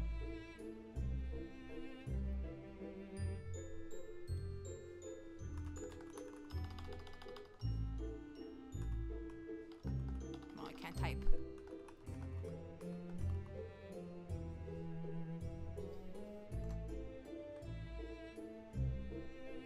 Someone zoomed in on a random audience member and used his blank expression.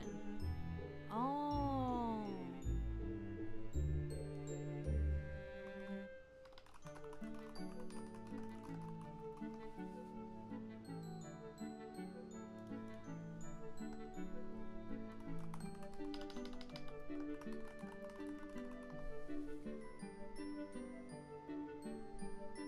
Okay, that didn't come up, but that's okay.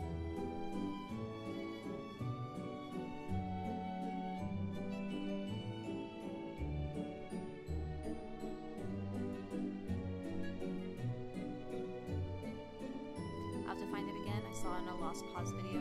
Oh, okay. I'm not sure. I'm not familiar with Lost Pause, but it's okay. No, don't worry about finding it. It's not a big deal.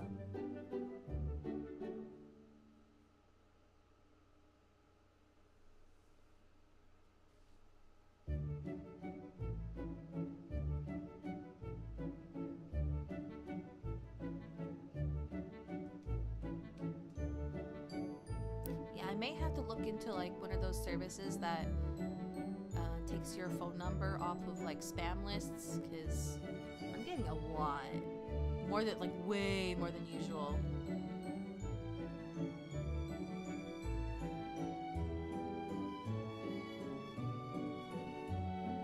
Like normally I'll get like one here and there, but like lately I've been getting at least 2 a day.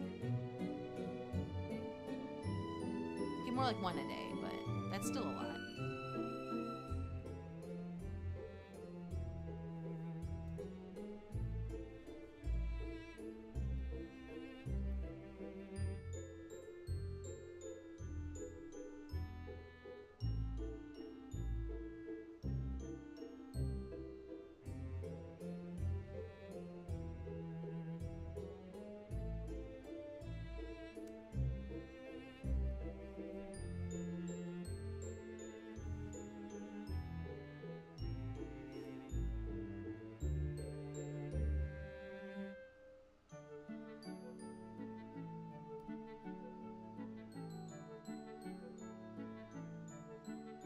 Wait, did I?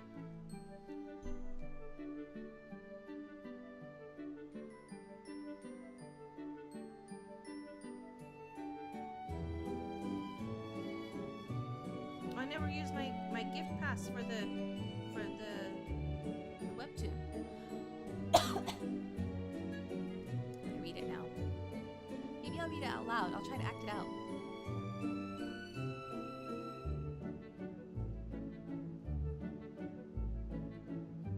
With spoilers, I don't know if anyone. I kind of doubt anyone will read this.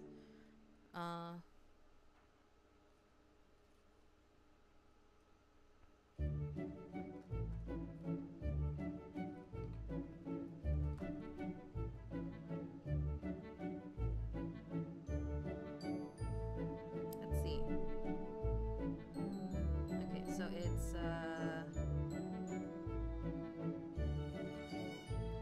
there are two maids of a duke's manor outside sweeping. One of them says, "Don't you think the atmosphere is quite tense in the manor these days?" And then the other maid says, absolutely, I can barely breathe. Have you been in the dining room during supper time? Count Leopold and her ladyship hardly talk anymore. Oh, this is Karina's house. It's talking about her family. They're like, they're barely talking. Okay. I have such a long to-do list, you can spoil anything, and by the time I get to it on my list, the spoiler will be forgotten. Fair enough.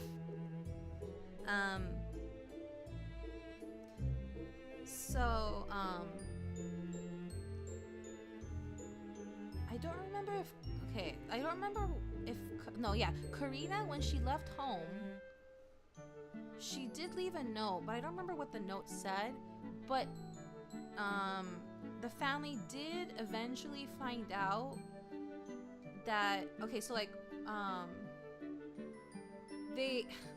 it took them, this is so frustrating, it took them like, I think 2 days to realize that she was gone. That's how little they cared about her. They didn't even know she was gone for like 2 days. 2 whole days. Like, they just assumed that she was like out doing her own thing, like she usually does.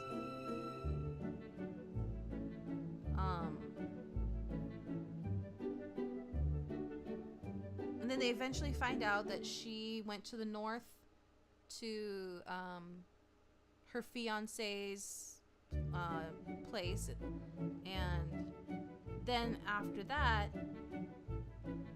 somehow, I forgot how exactly they found out, but wait, did they even find out I don't remember if they found out if she has art disease or not. But I think they do know that she is sick.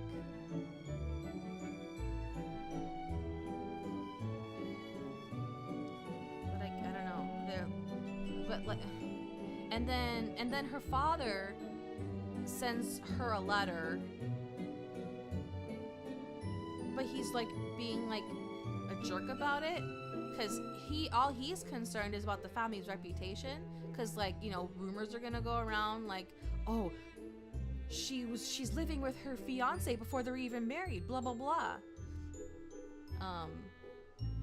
Oh, I forgot to mention actually when I was talking about it earlier, she is living with her fiance at her fiance's manor. He's a duke. Their marriage is arranged, but the way she was able to convince him to let her live with him was to cancel the marriage, to cancel the engagement, and so they don't have to get married, because it was an arranged marriage. Neither of them knew each other. They didn't really want to get married together. More so him than her, but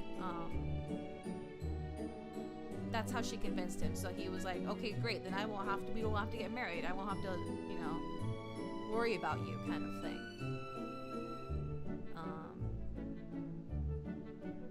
So yeah, that's how she was able to convince him so that she could stay there. Yeah. Her dad was like, what did he say in his letter?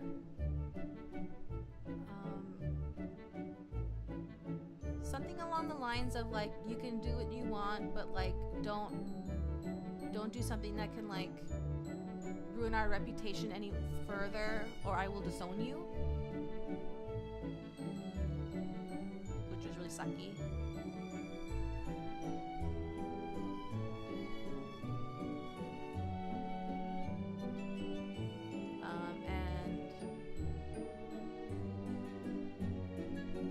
And the youngest sister is the most affected because Karina took care of her a lot and like spent a lot of time with her, especially because the youngest sister can't really go out and like play outside and go meet friends. Yeah, nobility and like high class like drama is yeah. Let's see, but it looks like her being gone and like,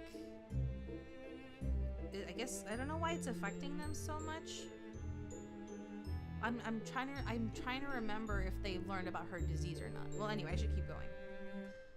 Lord Enfric doesn't even come home, and Lady Abelia has recently become so depressed that she barely eats.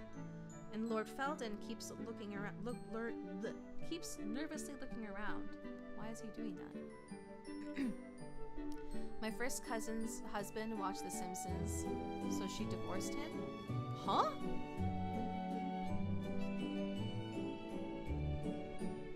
Just for watching The Simpsons? It's just a cartoon. What? I'm so confused.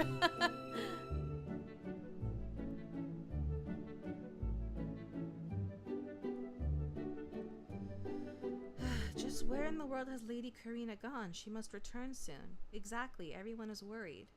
No, they're not. Huh? Don't you hear music coming from somewhere? You're right, that's Lady Karina's room. Who left the windows open? But why am I suddenly so drowsy? Me too, this has never happened before. Okay. Yeah, she thought it was a show that low-class people watched. Wow. He dodged a bullet. Sounds like Doggo wants to come in. 1 second.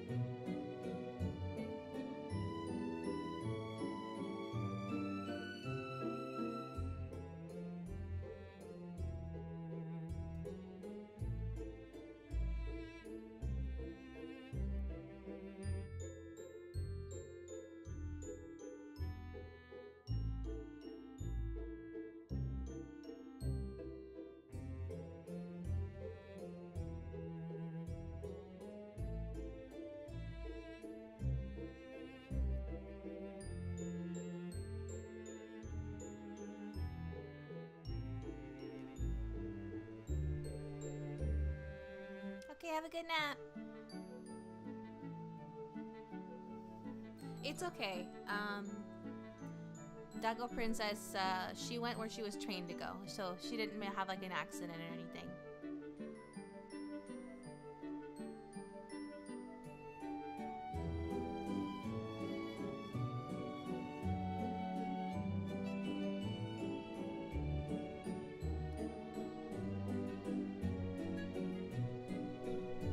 Why does the pin go away on Twitch before I tell it to?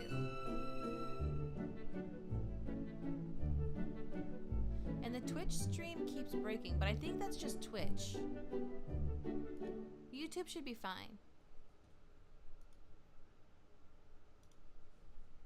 I think it's just Twitch having issues, like it usually does.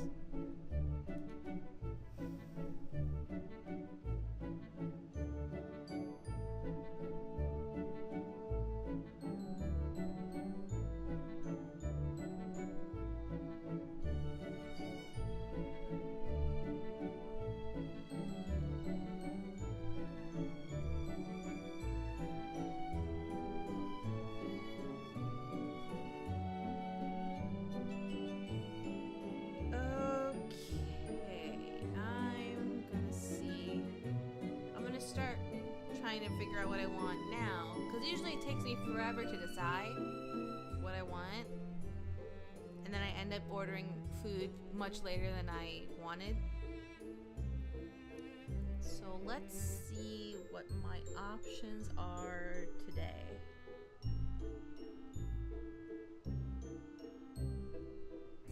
Although it also depends on the time of, yeah. Alright, thank you for staying with me this whole time. Have a good night.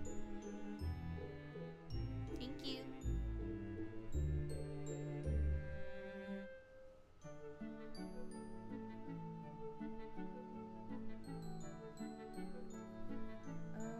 Let's see. Maybe it's too early because some places close by the time I'm ready to order, and then I won't be able to order from there anymore.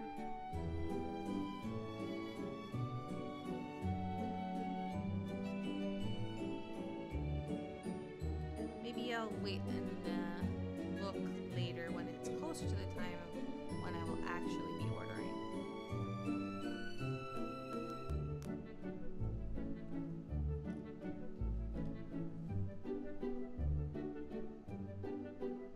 But we're getting closer to the end of the workday.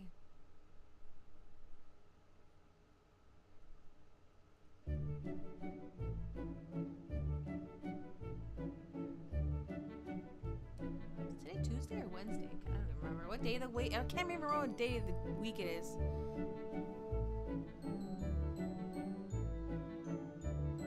Wednesday. It's Wednesday. I should. Okay. Yeah. No. Yeah.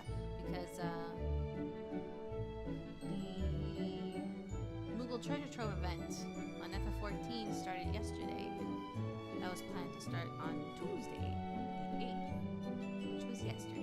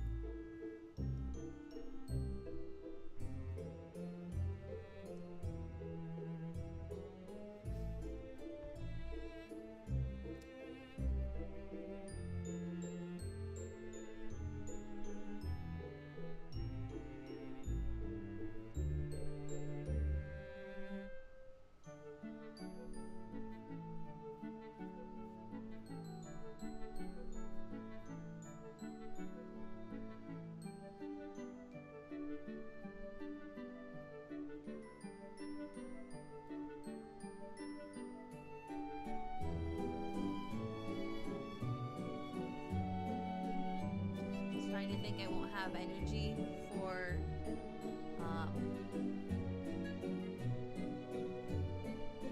a normal stream later.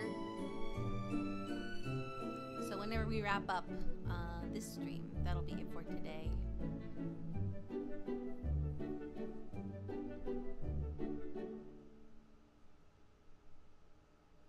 Probably soon after I finish work, because then I'll be trying to actually probably when I finish work, depending on if I'm ready for dinner by then. We'll see.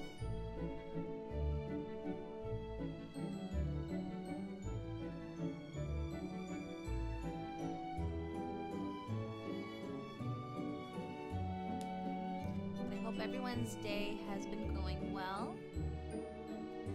Hope work has been good for those of you working.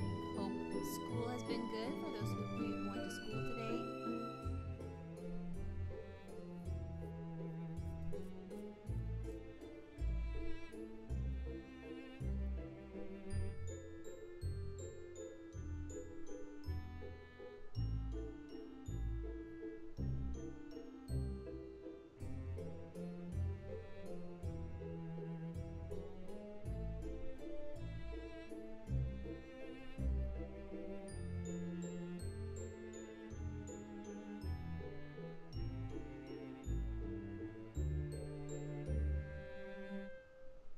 Thank you. We're not done yet, but yeah.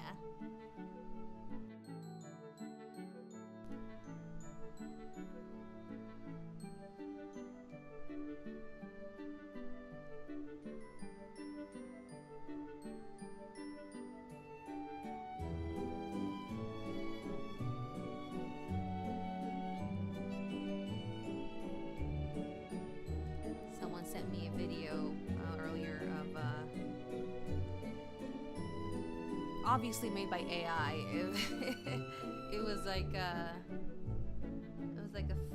family of humanoid cats. Like there's like a mom cat who was like laying on the couch sleeping, and then the kitten, the child cat, like shaved the mom's head. Like she was a pink cat, and she had like long pink like human hair on top of her fur. And so she the baby, the cat, the kid shaved the head hair off the mom's head, and then they made like while she was sleeping, and they made a fur purse out of her hair, which is a little ridiculous. Well, it's something a child would do, to be honest. And then like the mom wakes up and she's like screaming, and she's like, "Oh my god!" And then like she throws the kid out into the mud and rain. And the kid's like, "Oh no, I'm dead," and crying, and then there's like a dog coming that's going to attack it. It has like a robot leg, like a single robot leg, and the kid's scared. And then like it's basically AI slop. Totally made by AI.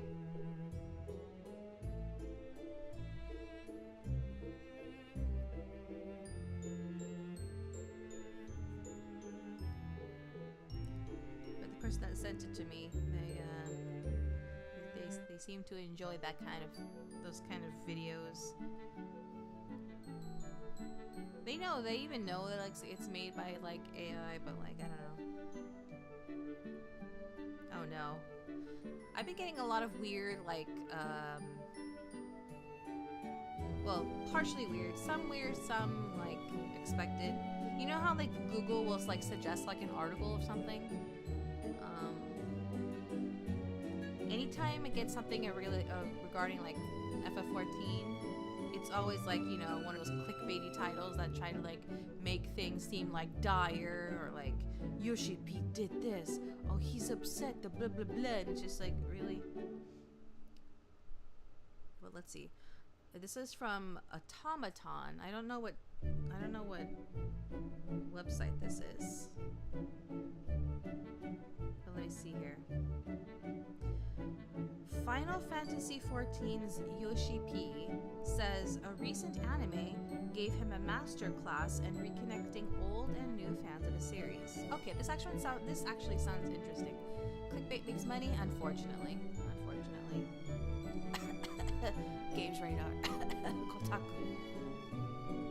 In a recent interview with Famitsu, Final Fantasy XIV producer and director Naoki Yoshida talked about his life and work as a game producer.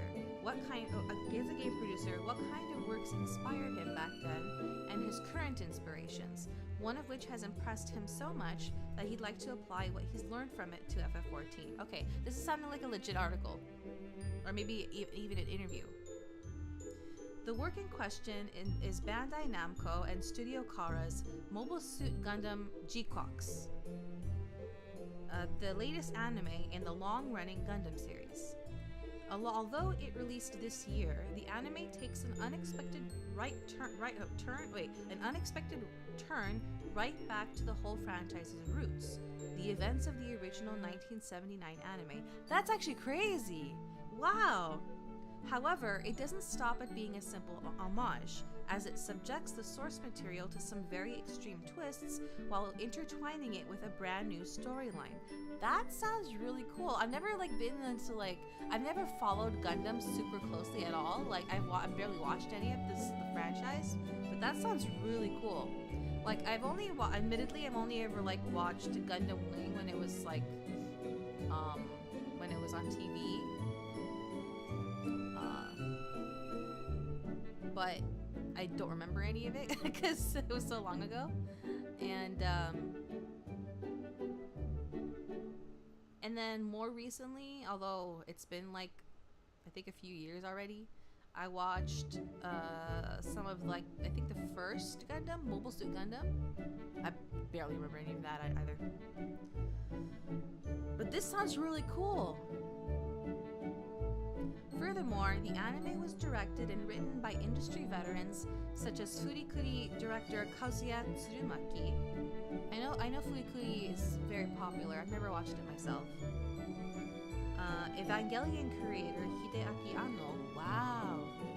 And Revolutionary Girl Utena writer Yoji Enokido. Wow. Making it a standout entry in the series. Yoshida praises the creators for their courage to play around with the source material despite the possible risk of angering veteran fans. However, the story does not stop there, he exclaims. Younger generations who have never been exposed to the Gundam series got curious to see what all the hype was about and started entering the Gundam rabbit hole one by one. I've seen this happen all across Japan. As a result, the older and younger generations came together to discuss and share their love for Gundam. That's really cool. He explains that while the anime only had 12 episodes, he was surprised by its nerve to achieve this in such a short time span. This was all possible because the creators were ready to hear many opinions from different angles while still pushing through and saying, "We're fine with that." Yoshida confessed that watching the G-Quox anime inspired him and reminded him of his goals for FF14, turning it into a kind of theme park of the Final Fantasy franchise. I wanted to create a place where different generations of FF fans could come together regardless of their age, nationality, or gender. That is why, for more than 10 years so far, we've been struggling to find a balance between referencing past Final Fantasy games and introducing new content for FF14.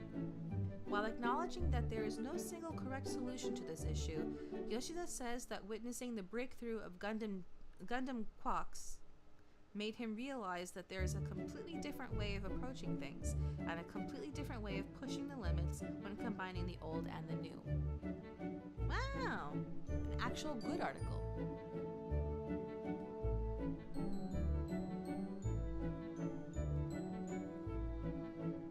Let's see, what else is there? Kotaku. 5 games to play after Blueprint. So I'm sure this one's okay, but... Mac rumors. iPhone 17 Pro to reverse iPhone 10 X design decision. I'm kind of curious to see what they're actually... Well, it's a rumor, so maybe I shouldn't bother. Aldi food recall update. Customers in 37 states told to discard products. Huh? Maybe I should actually look at that.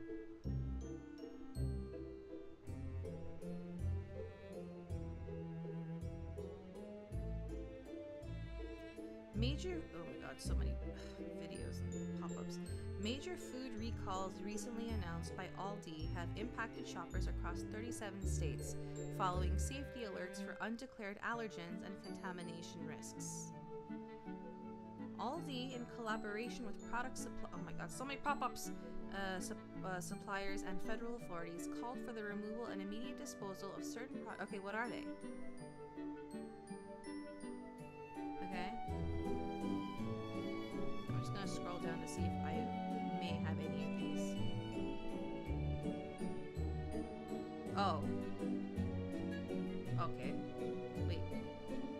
Wellbe vitamin B12? Okay, no, I don't have that. There's also some, like, frozen food. No, I think I'm okay. Pop-ups use an ad block. Yeah, it's, I'm looking at my phone right now.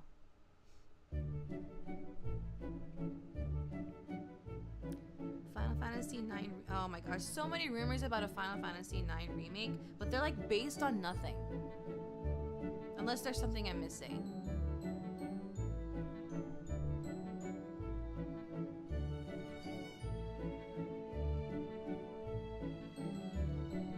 Why is Men's Journal talking about beloved Disney World attraction closing permanently July 7th? Ad blocker for phone? Yeah, I guess. I think it works on my Firefox app, but not the Chrome app, which is what opened because this is the Google app that's recommending these. Okay, anyway.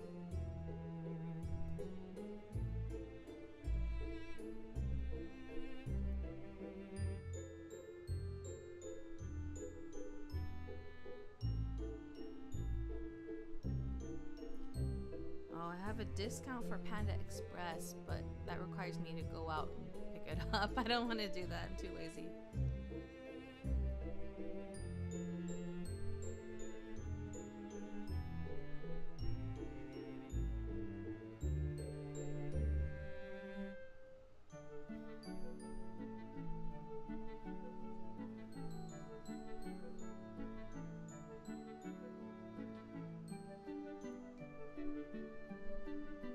Did anyone buy anything interesting or get a good discount on Prime Day for those who shop on the Zons?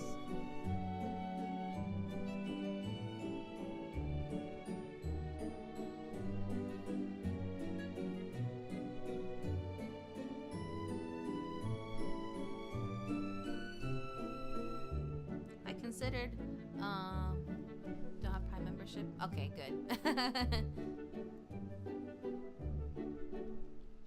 Good.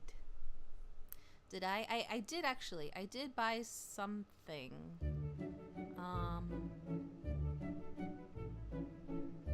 I may wait to reveal what it is later. I was also considering buying a new TV because my TV, like, I don't know which part it is, but TV is kind of starting to die because, like, there's like lines that won't go away.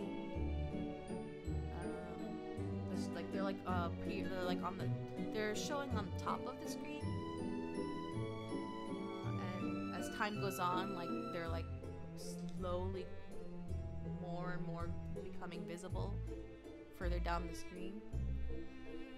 Yeah, it's a very old TV. It's one of the very, very early smart TVs. Like a Samsung smart, very, very early Samsung smart TV that was given to me. It's been very long, very, very long. I don't remember how many, but it's been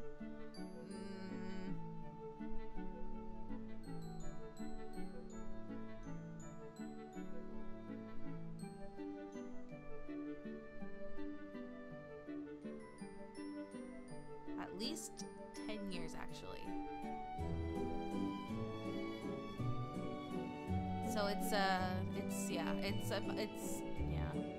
It's about that time.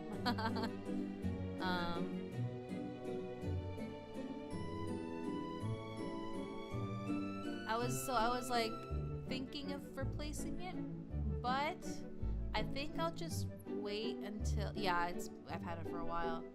I think I'll just wait until it dies completely, because I don't actually use it that much, and when I do use it, it's for nothing important. I use it as a third monitor basically, and I don't really use it as a TV. So it's not that urgent to be replaced. So I think I'll just wait until it completely dies, and then I'll get a new one.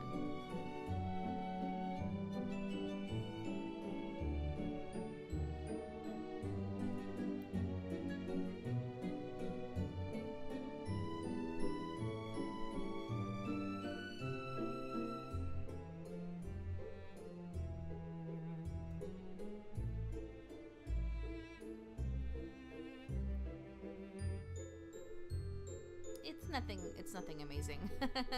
I have dual monitors, and then I have my TV, and that's all.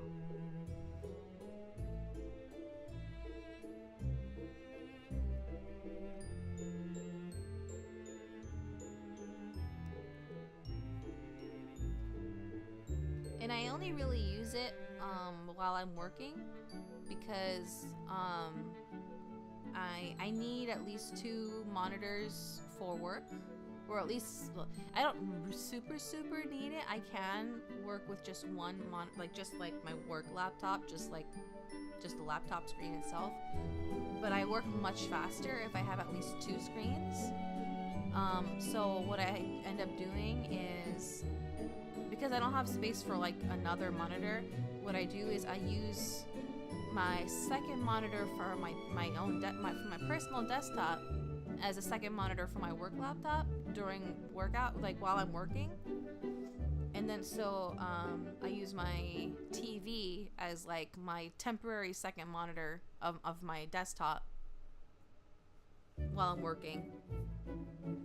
And then when I finish work, I go back to my 3 for my desktop. Well, not even, actually. I don't even use the TV when I'm not working, usually. I'm usually just on my two monitors for my desktop. I would love to have 3 actual monitors, but I don't have the space.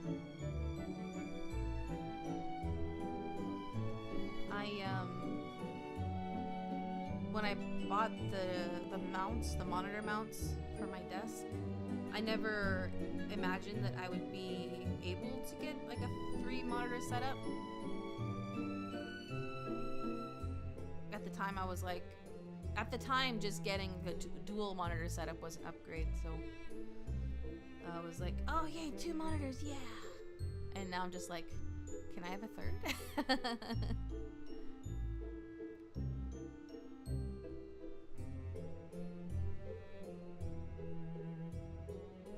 If I really wanted, I could get a mount that can hold 3 monitors, but with this desk, I don't think it's worth it anymore. I think if I am able to move and I can make a new desk setup, then I'll do it. I'll have a 3 monitor setup.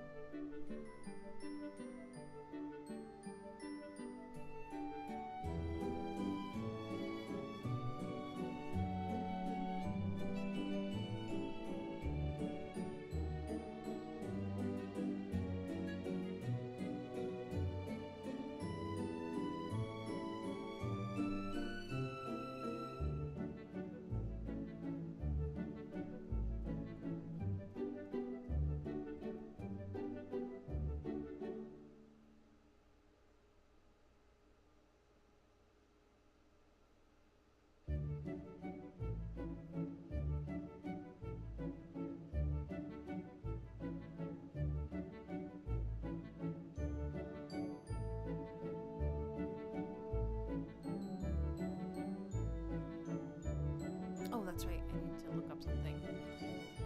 Oh, just kidding. I forgot that I need to confirm something first before I can do that. I'll do that after stream.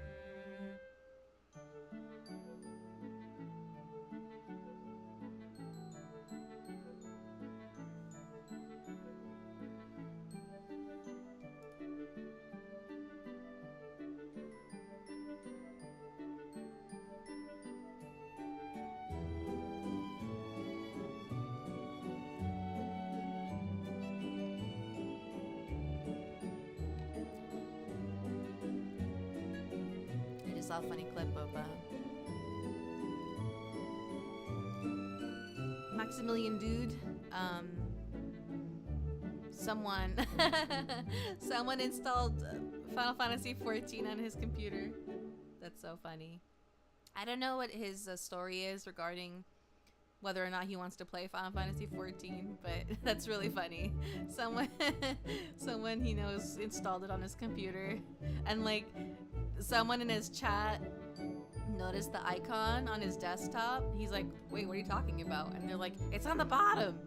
And like, it was kind of hidden. The icon is like kind of white and blue. And they put it like on like a really bright part of his wallpaper, so he couldn't see it very well. He has, his wallpaper is Midgard from Final Fantasy 7. And there's like a part of it where it's like bright lights, and so they put the icon there, and he's like, what is that? I know Maximilian Dude loves Final Fantasy 7. I don't know how he feels about 14. I don't know if he's interested, or like if people keep bugging him to play it or whatever. I know he's a fighting game guy and like an RPG guy, but I don't know if he's an MMO guy.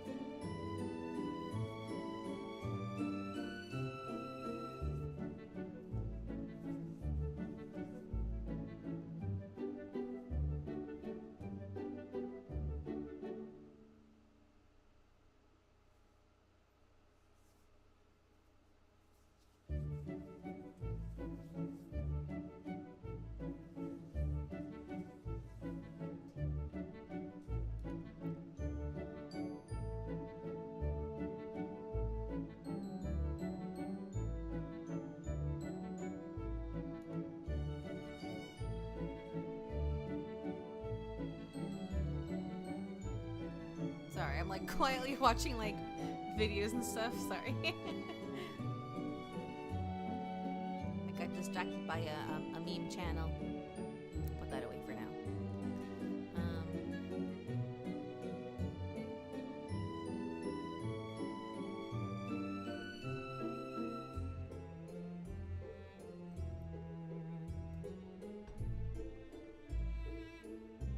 I'm gonna wait 6 6 more minutes, and then I'm gonna seriously look for what I want for dinner.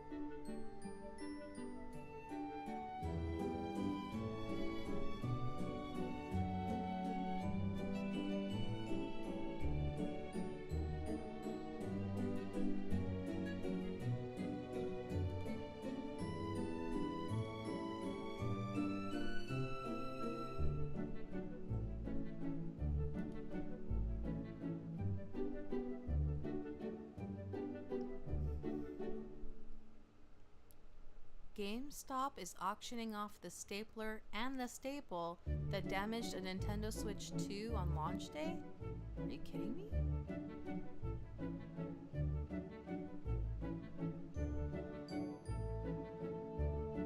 Anything to make $1, GameStop.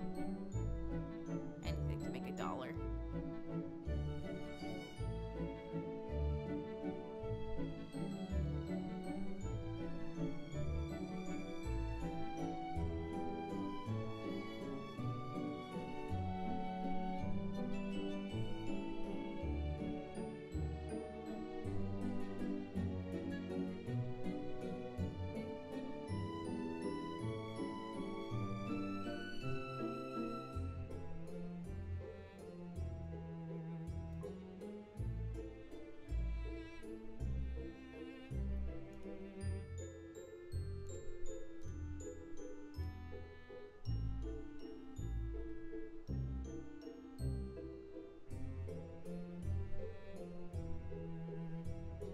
Everyone's going crazy about Uma Musume.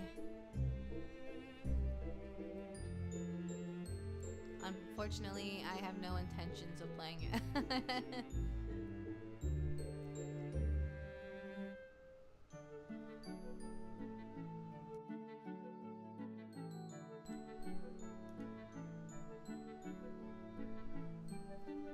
But I did,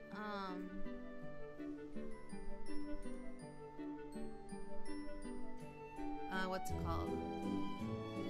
I was watching False ID stream the other day, and he showed a video of the story about one of the horses in the game.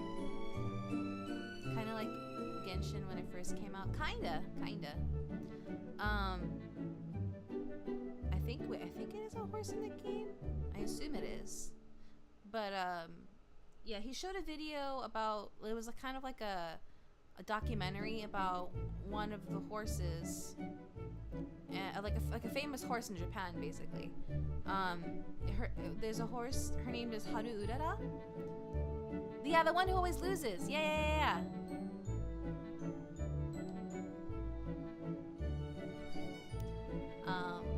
It was actually a very nice video, and like it's actually very, I found it actually very like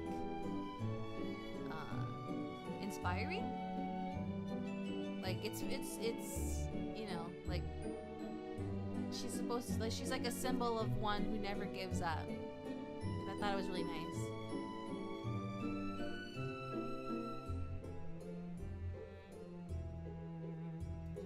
She's an old horse now, but she's living a nice life on a ranch or a farm. It's really unfortunate that she was kind of just like dumped off by her owner after she was retired from the racetrack. But she's being well taken care of now. Yeah, she's a winner in our hearts.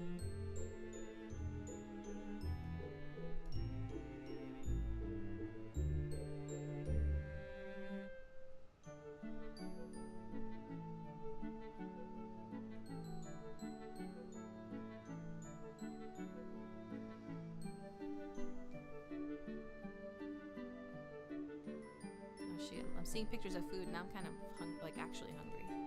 Okay, let's start looking what I want to eat.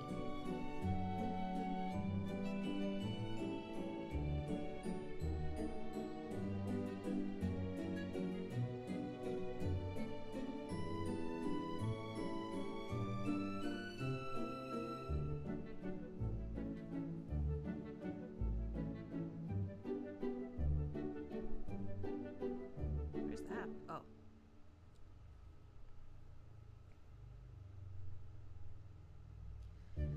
Okay, let's see what places have an offer right now. Mexican, calzone, hot dogs, teriyaki, 7-Eleven, no thank you. Vietnamese, maybe. Popeyes, no. McDonald's, no. Mexican, teriyaki, so much of that. Red Robin, Little Caesars, no. More pizza. Wings, burger. I don't know what this place is. I think it's it's a convenience store. Pasta Brothers, no pasta. Sandwich, juice bar, funnel house. I would love to order funnel cake from this place, but it's so expensive for some reason. Boba, burger and sandwiches, burger, chicken sandwiches, a fish place. Oh, definitely not this place. Ramen, pizza, Sansai, Japanese grill now. Buffalo Wild Wings, Burger King, a pizza place, a liquor store. Bubble tea? What is this hint of mint like? Kebab, teriyaki, liquor, Mexican, tandoori, no, liquor, rest Mexican, oh, tiawanes, convenience store. Nothing super popping out at me. Actually, maybe sushi. Sushi. Maybe. Breakfast burritos, pita pockets, chicken jerk, fish. Wong's Kitchen. I've never had food from there. Falafel Palace. I keep scrolling. I want more boba. I had boba the other day after not having it for a long time.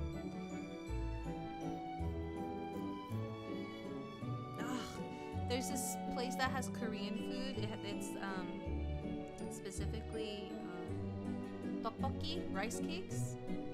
I like that. I like tteokbokki, the Korean rice cakes. But like this place, even when you ask for it like mild, it's so still spicy. I can't handle it. It's so sad. And then nothing else on the menu is popping out at me. Oh, kimbap? I have kimbap? Oh. Wait. Okay, this is a bigger maybe than the other two.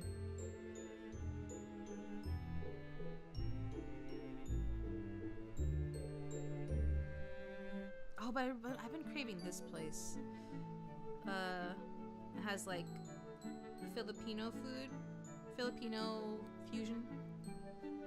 It do be like that for Korean food, yeah. I usually am able to like find something that that's either not spicy or like a tolerable level of spice. Cause I do love kimchi. But like when they add like extra peppers and stuff like that, and along with the kimchi, I'm just like. Yeah, I've been craving this Filipino fusion place. I think I'm gonna order from here. Okay.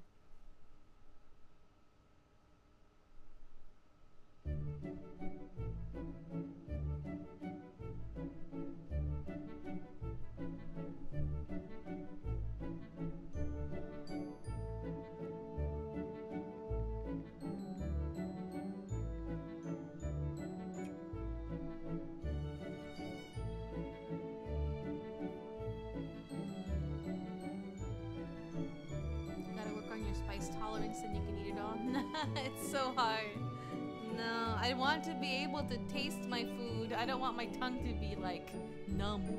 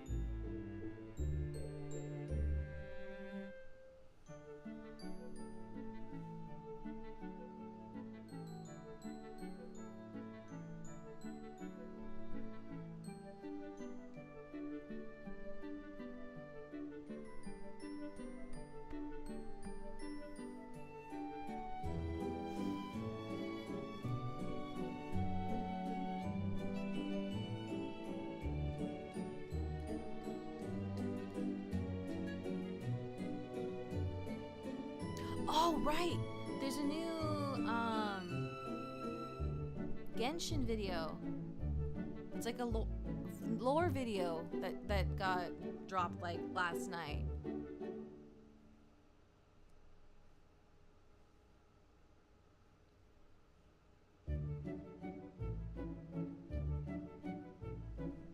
Maybe I'll put that on the screen right now.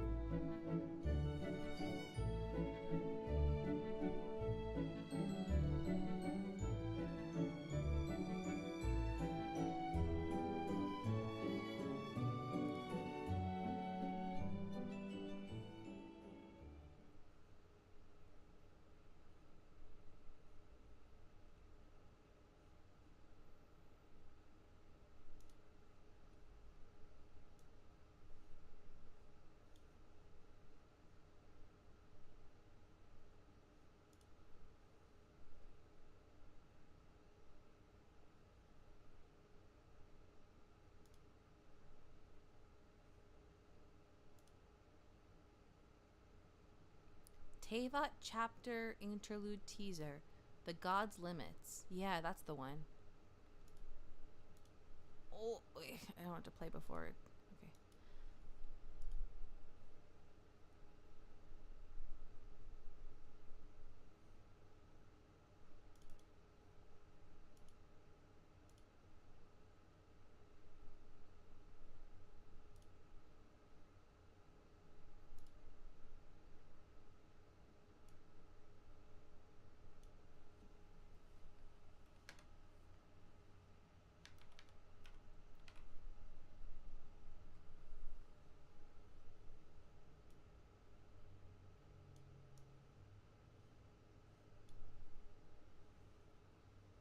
Is the sound working?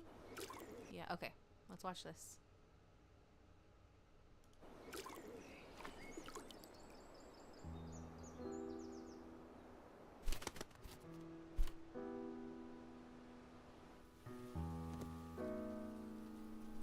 Who's that? Who are they?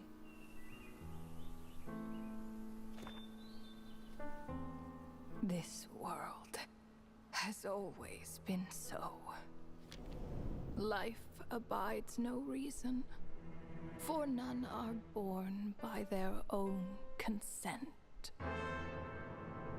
Death abides no reason, for it cannot be defied, even by those who see it coming. Time abides no reason, for it deprives us all equally, yet brooks not a second to be reclaimed. Space abides no reason.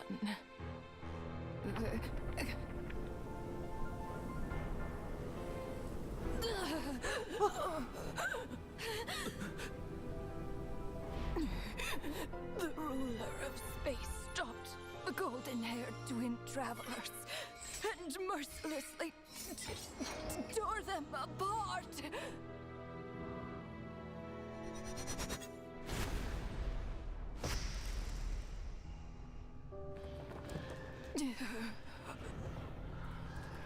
Oh! What the heck? Who is she? What happened to her? She got destroyed. Oh gosh! The beer...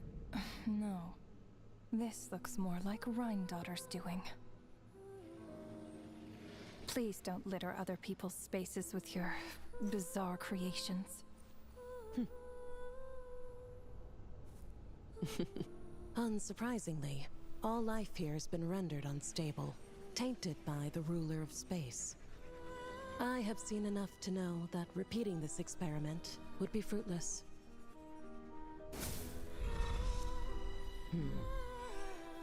You seem to wield my power as if it were nothing but a plaything for your amusement.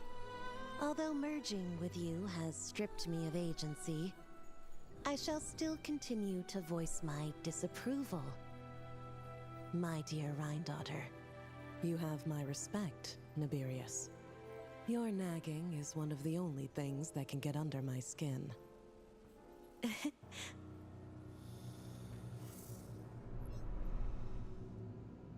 And you, Istaroth? Why did you bestow history upon them? I had to find some way to pass the time, did I not? After all, it's clear that Asmodee is not here. Well, perhaps you could share your input a little earlier next time. But you're right. There's no trace of Asmodee here. Where has she gone? Anyway, it's time I put this space out of its misery.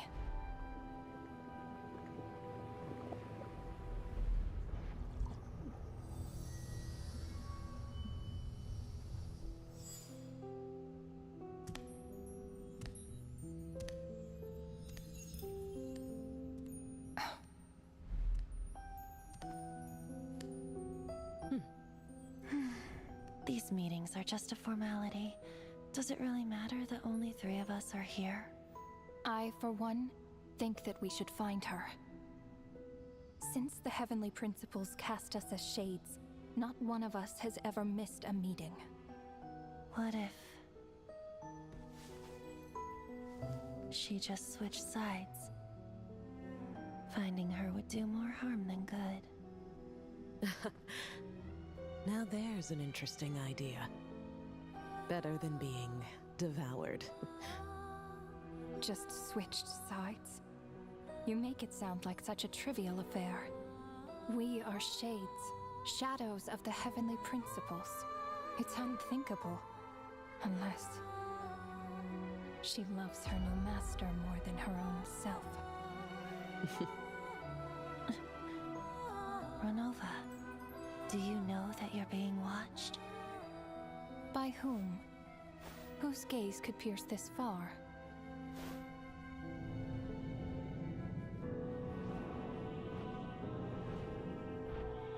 Huh? I remember those eyes. It was just before I placed the curse of immortality.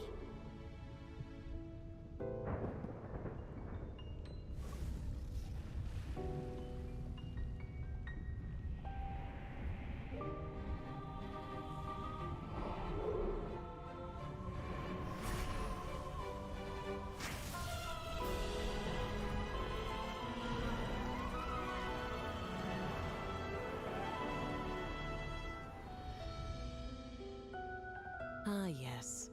He's an old acquaintance of mine. I'm sure that working for the Tsaritsa has helped him let go of his past obsessions.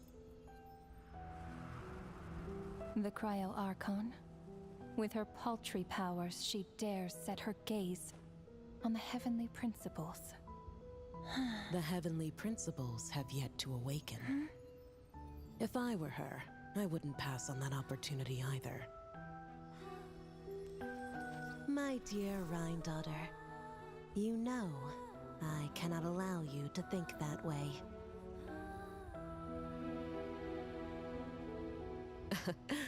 It was purely hypothetical, Nibirius. For lack of a direct order, I say it's time we intervened. Of course, to the extent permitted by the rules.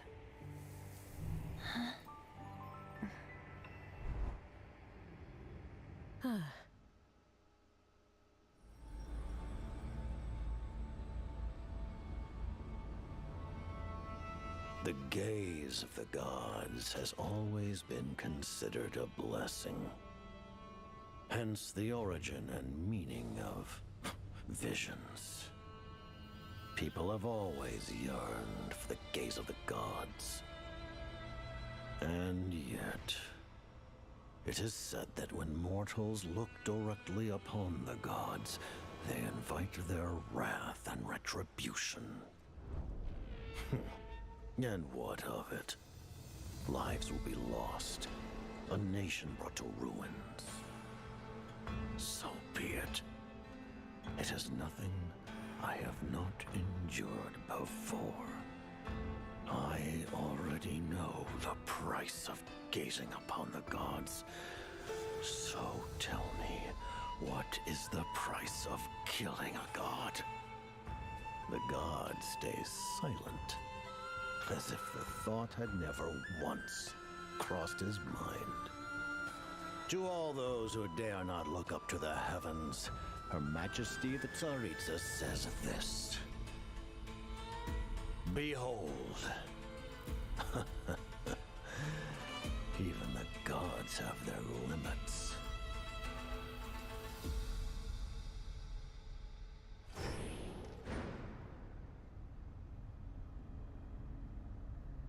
Inspection over. Return to your posts. Make sure the Frostmoon Scions don't pose a threat. Per the Pale Star Edict, we are to retrieve the damselette from Nod Cry, whatever it takes.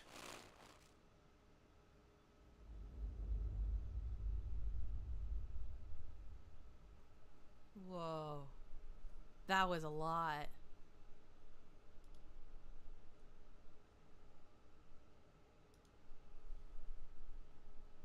That was a lot. Wow.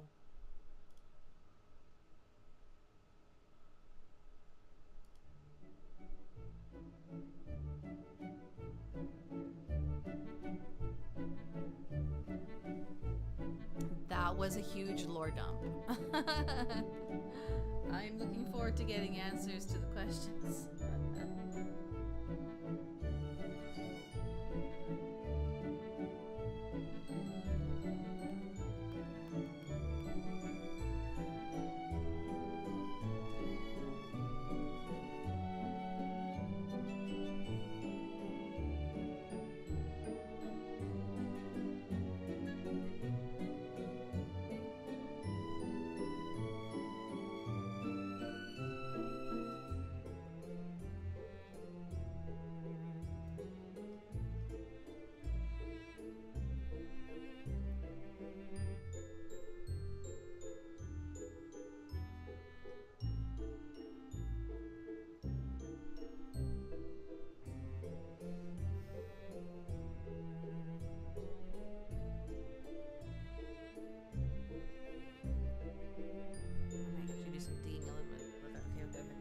So I remember Rhine Daughter combined with somebody. I don't remember who though. Let me see. Okay, Rhine Daughter, also known by her title Gold and by her Hexen Circle codename R, is a researcher and one of the 5 sinners of Conria. Oh, that's okay. She was one. Yeah, she was one of the 5. Okay. She is a practitioner of the art of chemia and is best known for her masterpieces Durin and Albedo. Yeah, that she made them. She had become one with Nibirius, one of the 4 shades, after devouring her. Are we ever going to get more insight on how that happened? She is linked to the cataclysm 500 years ago, which led to the fall of Conria's Eclipse dynasty and spawned monsters in the world of Tevat. She is also a member of the Hexenzirkel and described by the organization as a flower that is not of this world. Rheindotter is a proficient alchemist with mastery over the art of chemia. What's the art of chemia? The art of chemia is a form of alchemy that was developed and primarily used by the people of Conria. Because Conria was an underground nation with little natural fauna, the art of chemia focuses on the creation of life. Its capabilities are vastly different from those practiced in the 7 nations of Tevat. 500 years ago, the art of chemia was a major factor in the fall of Conria during the Cataclysm.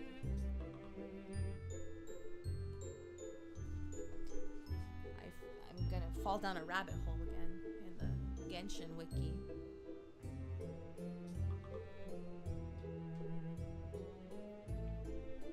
Okay, let me go back.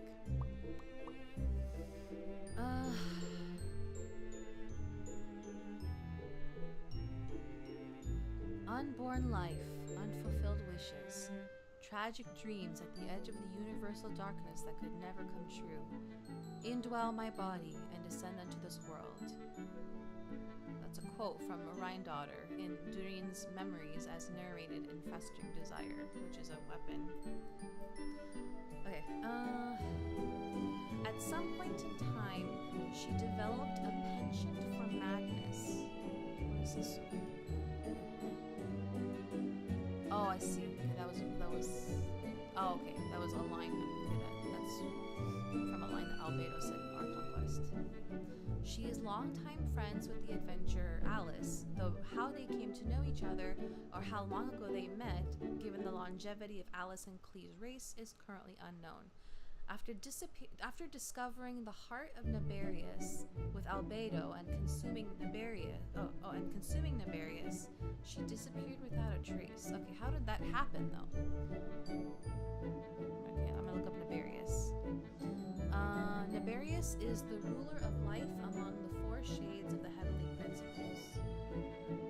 I'm still not sure what the heavenly principles is. I feel like I kind of understand what the heavenly principles is, and then something else comes up and there's and it says it's this, and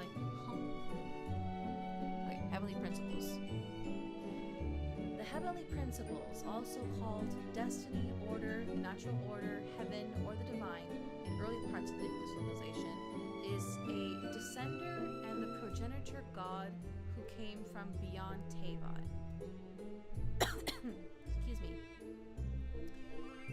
Okay, so are they different from the ruler of space? I thought. Wait, I'm so confused. Let me see.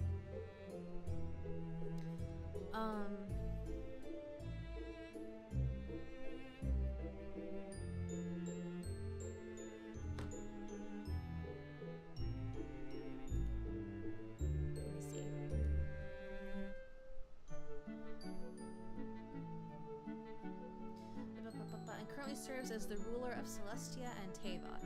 The intrigue surrounding and plots against the heavenly principles are the driving force behind the complex of the game, as both the Abyss Order and the Fatui seek to overthrow it and end its rule over Tevat. In Before Sun and Moon, which is what again? Oh, that's a quest item from an Enkanomiya. Okay, that's right. I remember reading about this. They are referred to as the primordial one, and the author of the book speculates they may also be a Phanes. I don't remember what a Phanes is. The heavenly principles has been silent since the Cataclysm 500 years ago. Asmodee introduced herself as the sustainer of heavenly principles when she stopped the traveler and that's Asmodee. Okay. When she stopped the traveler and the traveler's sibling 500 years ago in the game's opening cutscene, but what this means is not yet understood. Okay.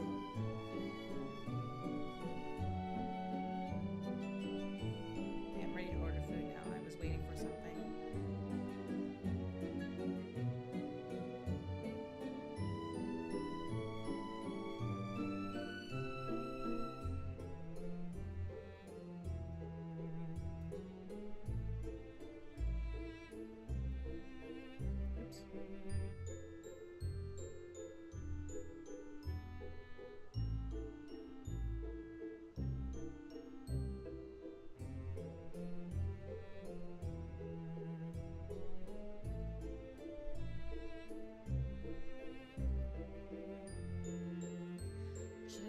escargot or pork belly and umami gravy.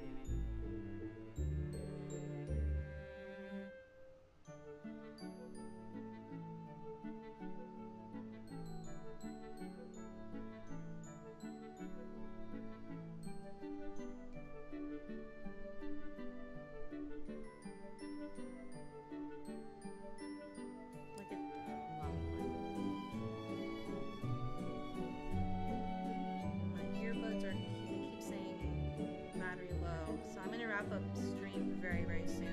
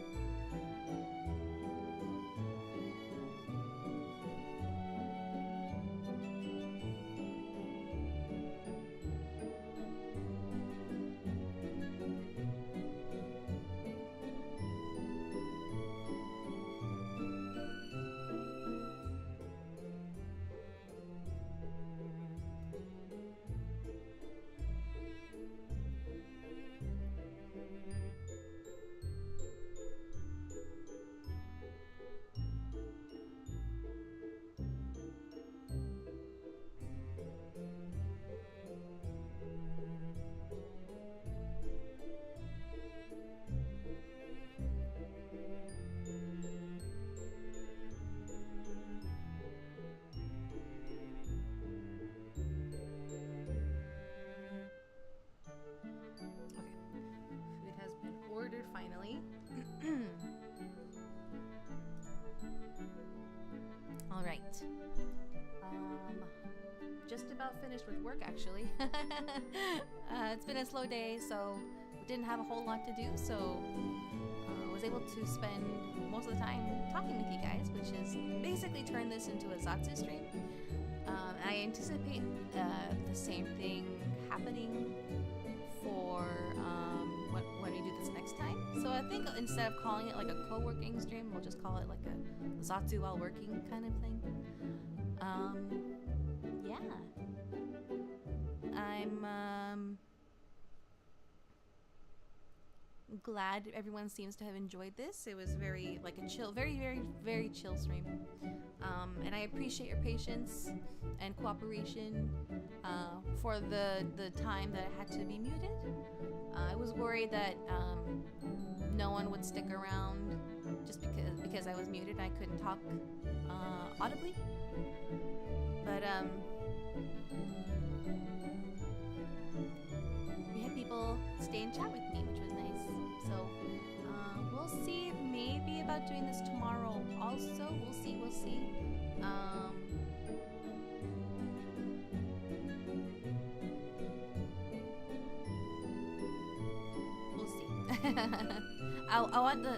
I would like to try, if possible.